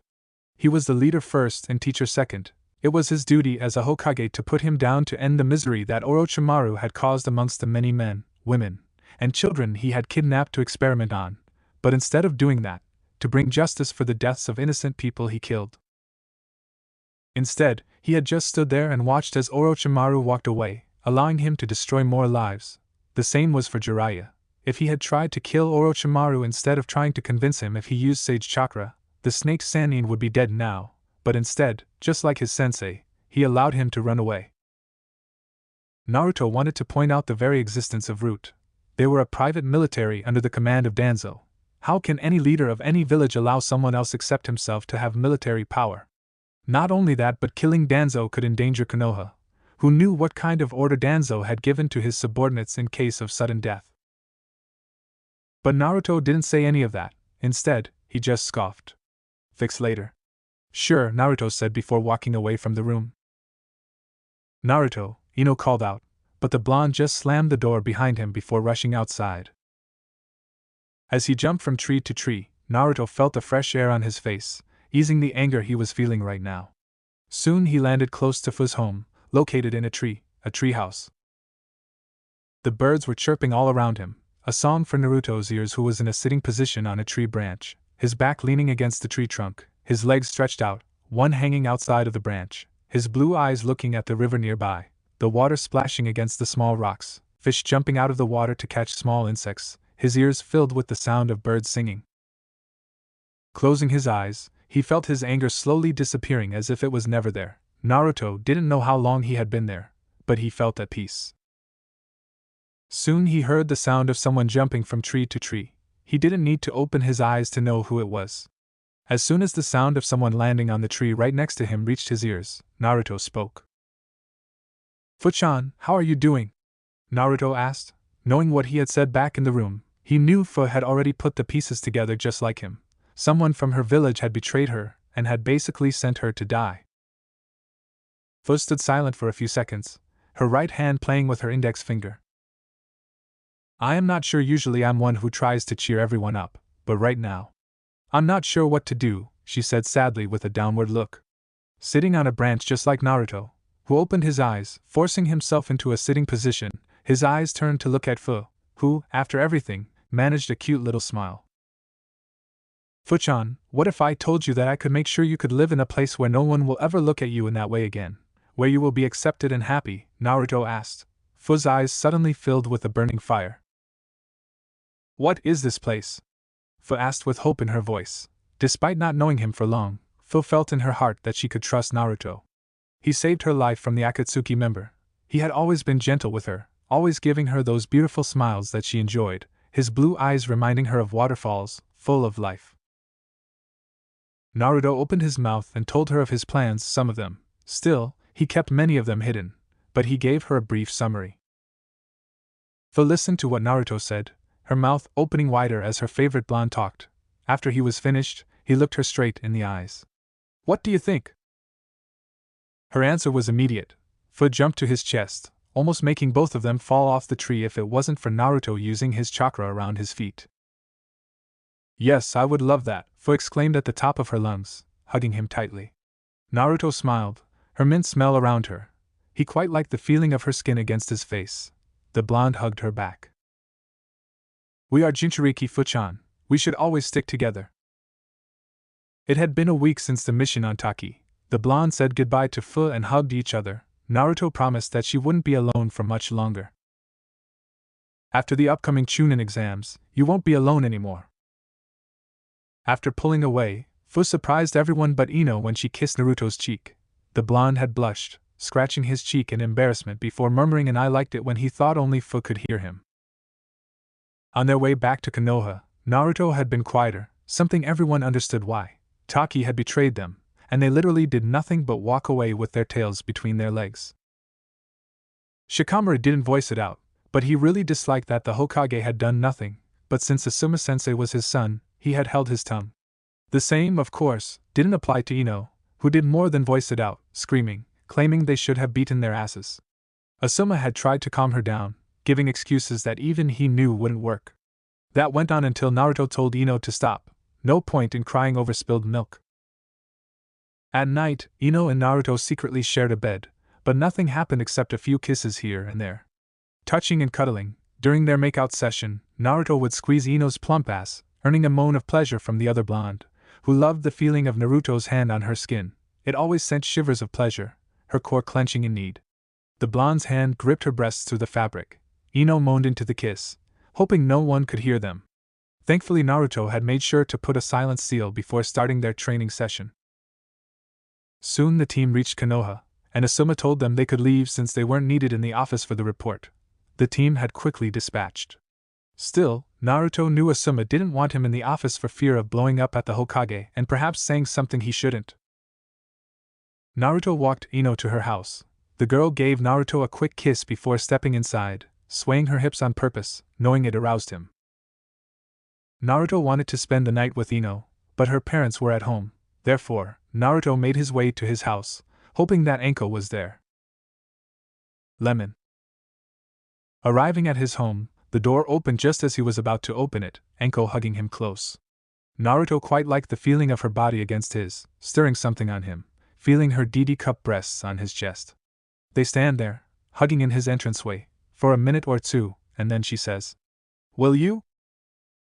He pulls back a little and looks down at her. "Will I do what?" Anko tilts her head up. She has the sweetest, darkest eyes. "I have waited for you, Naruto-kun. It would have been lonely without you." Her hands slide down to his ass, and she gives it a little squeeze. "Oh," he says, understanding coming the second before the blush does. "Oh." He licks his lips, unsure what he is hesitating for.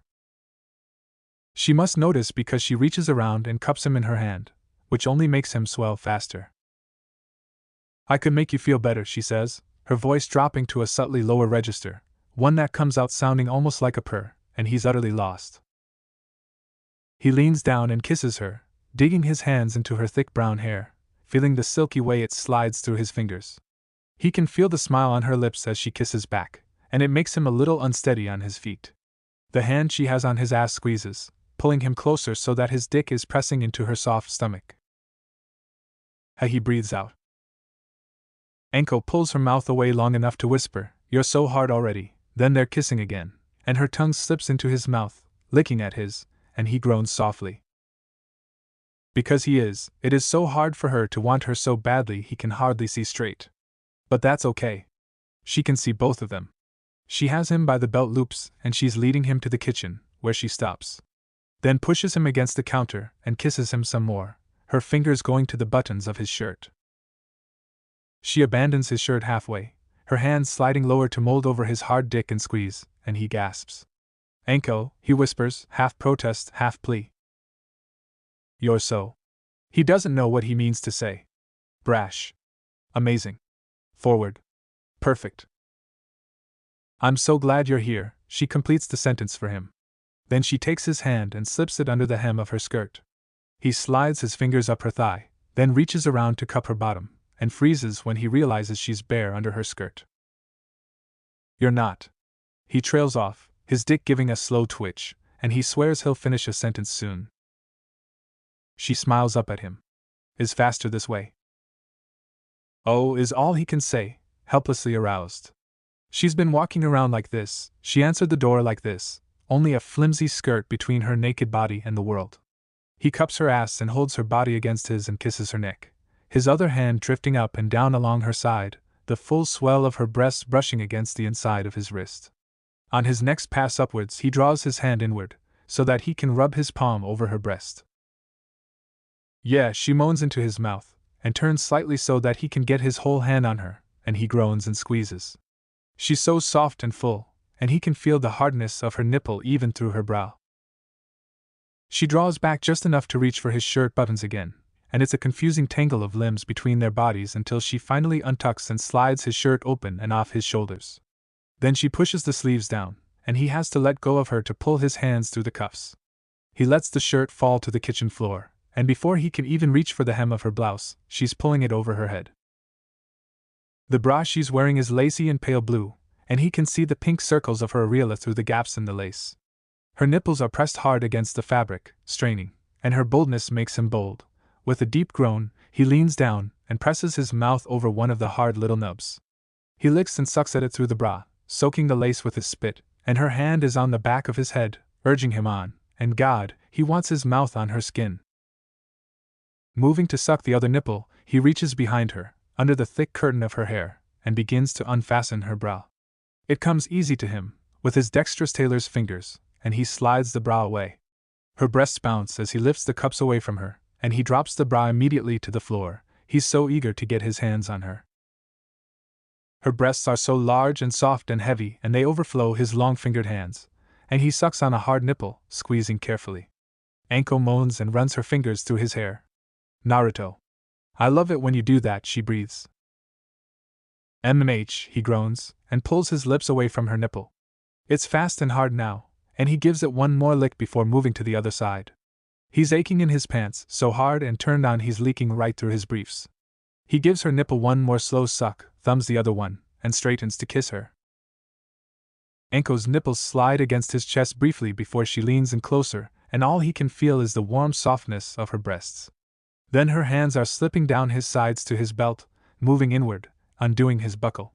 He groans when her fingers rub along the hard line of his cock as she unzips him, and soon his pants are sliding down his legs to puddle around his feet. Her face is pink and hazy as she pushes his underwear down his hips, and she pulls in a long, deep breath when his dick springs free, so hard it's at a sharp angle to his belly, the foreskin already withdrawn, the head dark pink and slick with pre-cum. "Naruto," she moans softly, taking him into her hand. He wraps his arms around her and holds on as she strokes him, long, slow strokes from base to tip. Once she stops to swirl her fingers over his wet tip, and he groans and squeezes her, half out of emotion, and half just to keep standing up. Then her hand is gone and she's wiggling in his arms, and in the quiet apartment, he can hear the sound of a zipper opening. She presses up against him, and now her bare thighs are bumping against his, and he's keenly aware of her pussy just inches away from his dick, and he's about to lose his mind with lust. Kissing Anko, he scoops her up by her bottom, and she makes a little surprised noise, then wraps her legs around him as he carries her to the bedroom.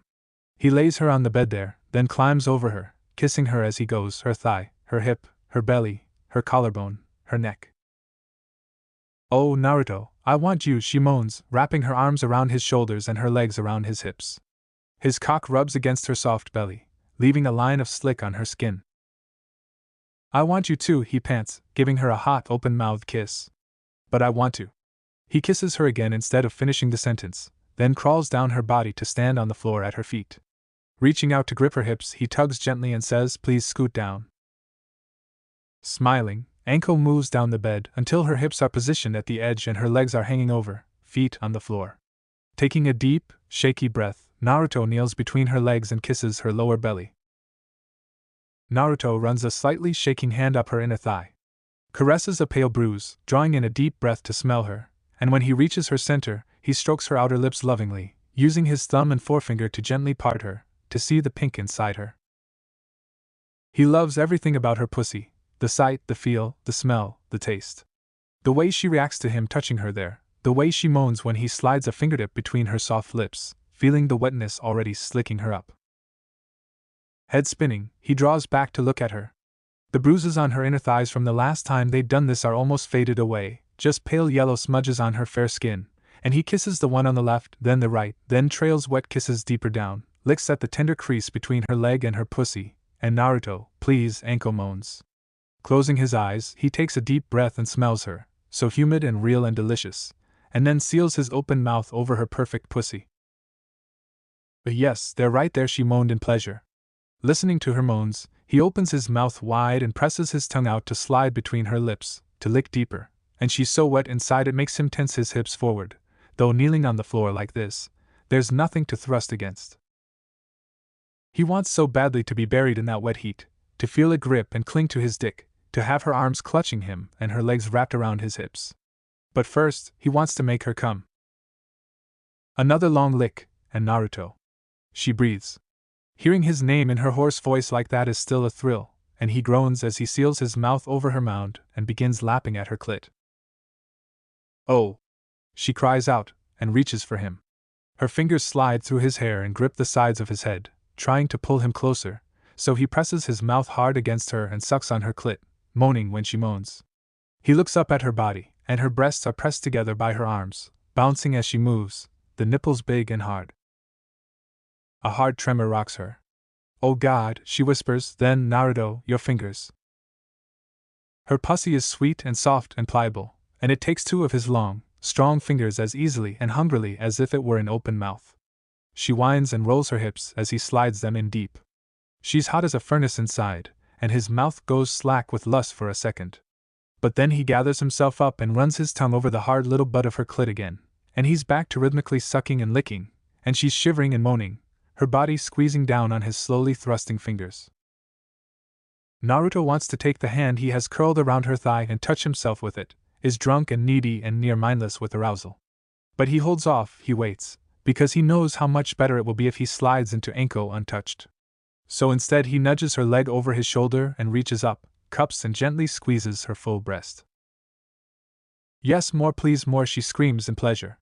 He slides his hand, squeezing gently again, and she moans as he takes her hard nipple between finger and thumb and squeezes. Her thighs begin to shake. He sucks on her clit and tugs gently on her nipple and fucks her with his fingers, and she's crying out, one hand clenching his hair so hard it hurts, and the other flying up to grip her pillow. "You're gonna make me come!" she cries, eyes squeezing shut, and she's coming already, her hot inside squeezing rhythmically on Naruto's fingers, her taste becoming even stronger on his tongue. He continues licking, thrusting, squeezing, ramping down in intensity as she begins to come down. Finally she's panting and boneless on the bed, her face glowing with a fine sheen of sweat, little strands of hair stuck to her forehead and cheeks.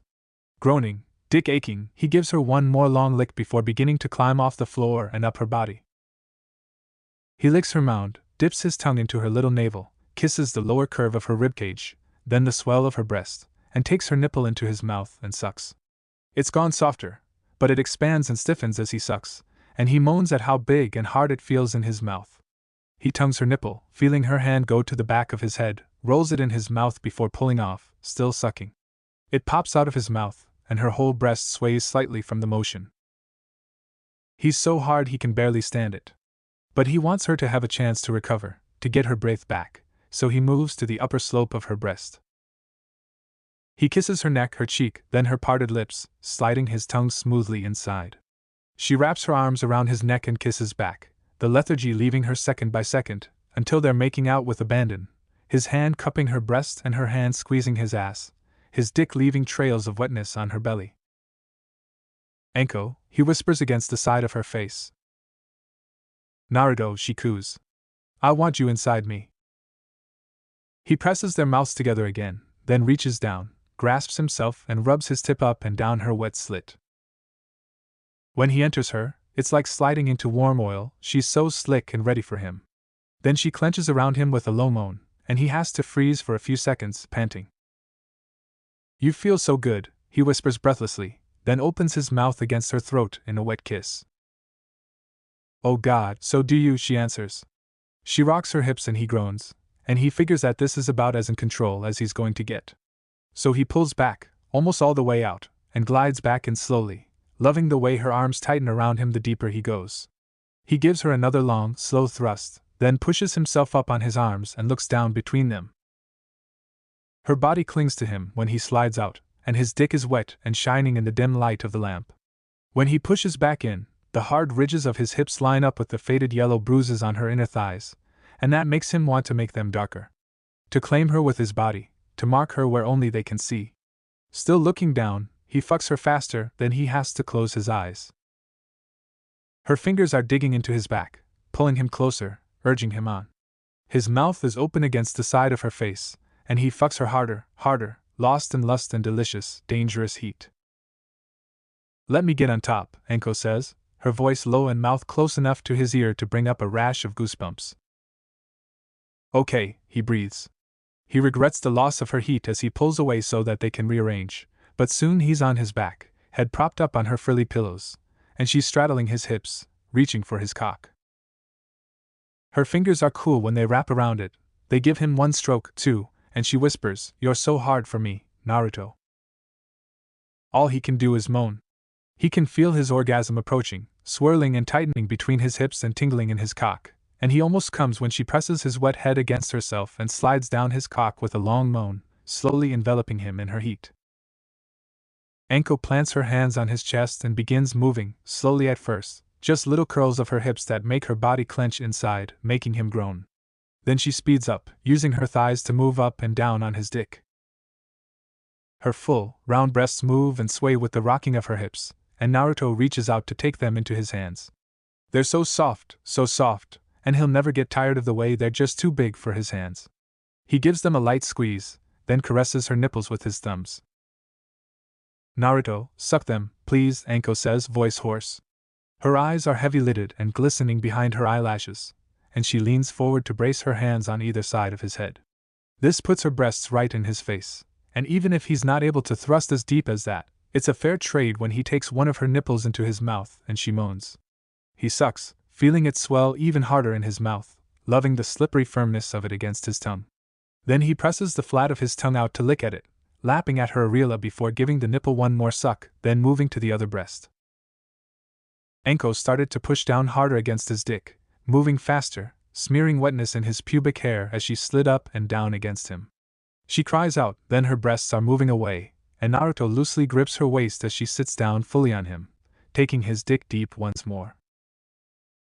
As Anko rolls her hips, she grinds down on him, mashing her mound against his pubic bone and moaning. She keeps it up, moving rhythmically, slowly gaining speed, her insides so hot and squeezing him so tight. Color is high in her cheekbones and splashed against her upper chest. Naruto, I'm gonna come again, Anko breathes, words slurring together. Are you close? Almost, Naruto says, panting. If you... Oh God, yes, I'm coming, she screams in pure pleasure, and her pussy is clamping down on him in rhythmic squeezes, and the glide of his dick inside her is suddenly even easier with more wetness that soaks his balls and his pubic hair, and oh God, his dick jerks and pulses and fire rushes through him and he's coming so hard. She's smiling down at him, her hair a beautiful mess around her face and shoulders, and their hands are clasped together. The tail end of his orgasm is still spiraling through him, making the head of his cock and his nipples tingle pleasantly. That looked like it felt really good, Anko says softly. Naruto nods, swallowing. It was so good. I can't begin to describe it. He breathes for a few seconds, then asks, "What about you? How do you feel?" He'll gladly go down on her again if she's not completely satisfied. His dick, still inside her, gives a weak little twitch at the thought. But she smiles, wide and sleepy, and says, "I feel perfect." He slips out of her when she does, and they both sigh. Her cheek is pressed against the middle of his collarbones, her arms tucked under his shoulders, and her hair smells like apples and vanilla even after all that. He cards his fingers through it, lifts it off her sweaty back to drape it over her side, and she sighs. "Thank you," she says, then she gives the side of his neck a little kiss. "You're welcome," he says. "For what?" "What I was thanking you for is, you always make sure I feel good, before you even start on yourself. It's polite," she says with a little laugh. "But it is also, most definitely, not polite, the way you eat me out." His face reddens again. "That is downright raunchy, and I love it," she says, her eyes going hazy. Naruto chuckled before Anko's hand moved to his hard cock. Leaning closer to his ear, she licked her lips seductively. "One more round?" she suggested. Their one more round turned to 4 more until Anko collapsed, not being able to handle Naruto. Lemon ends. Akatsuki. The group had gathered yet again, this time to discuss the spectacular failure of Kakuzu and Hidan. Everyone kept quiet as Kakuzu reported what had happened. To hear that a genin had defeated his S-rank shinobi was an insult to his pride, yet what shocked him the most. "Sharingan?" Pain repeated in shock, quickly glancing in Itachi's direction, who seemed just as shocked as him. Konan narrowed her eyes. Either Itachi was an outstanding actor, or he really didn't know himself that apparently, the Jinchuriki of Kyuubi had the Sharingan. "How?" Pain demanded, turning to look at Itachi, who didn't look fazed by his glare or his ki. While Deidara and a few others would sweat at the ki, Itachi kept his composure, not showing fear in front of anyone. "I wasn't aware that Jinchuriki of Kyuubi has the Sharingan, Leader-sama," Itachi responded, his voice emotionless. Pain narrowed his eyes at him, looking for even the slightest sign of him lying. He found none whatsoever, but he knew Itachi wasn't an S-rank shinobi for nothing. From all his members, Itachi was probably the strongest behind him and Madara. Right now, he didn't know if Itachi was lying, but he had no proof of that being the case, turning to Kakuzu, who apparently had lost 3 of his hearts. "That changes little. You still allowed yourself to be beaten by a genin, Sharingan or not," Pain spoke, looking at Kakuzu with contempt, the tension rising. "We had a chance to capture Kyuubi and Nanabi at the same time. Now, not only did you fail, but you made Konoha aware of our existence. Itachi, Kisame, you two are to capture Kyuubi the next time we make our move," Pain ordered. Itachi and Kisame nodded, the latter grinning like a maniac, while the Uchiha held a blank look on his face. "Naruto, you seem to have gotten stronger than I actually thought possible. I will need to inform you soon. Thanks a ton for watching, Shinobi Squad. I hope you had as much fun as I did putting this epic what if together. Make sure to smash that like button, subscribe, and hit the bell icon so you never miss a single twist in the story. Drop your thoughts, theories, or even wild ideas in the comments. I read every single one. And hey, if you're craving more awesome Naruto content, go check out the other videos on the channel. I've got plenty of heat waiting for you. Until next time, stay sharp, stay awesome, and remember, even a shadow clone needs love. Peace out, Shinobi.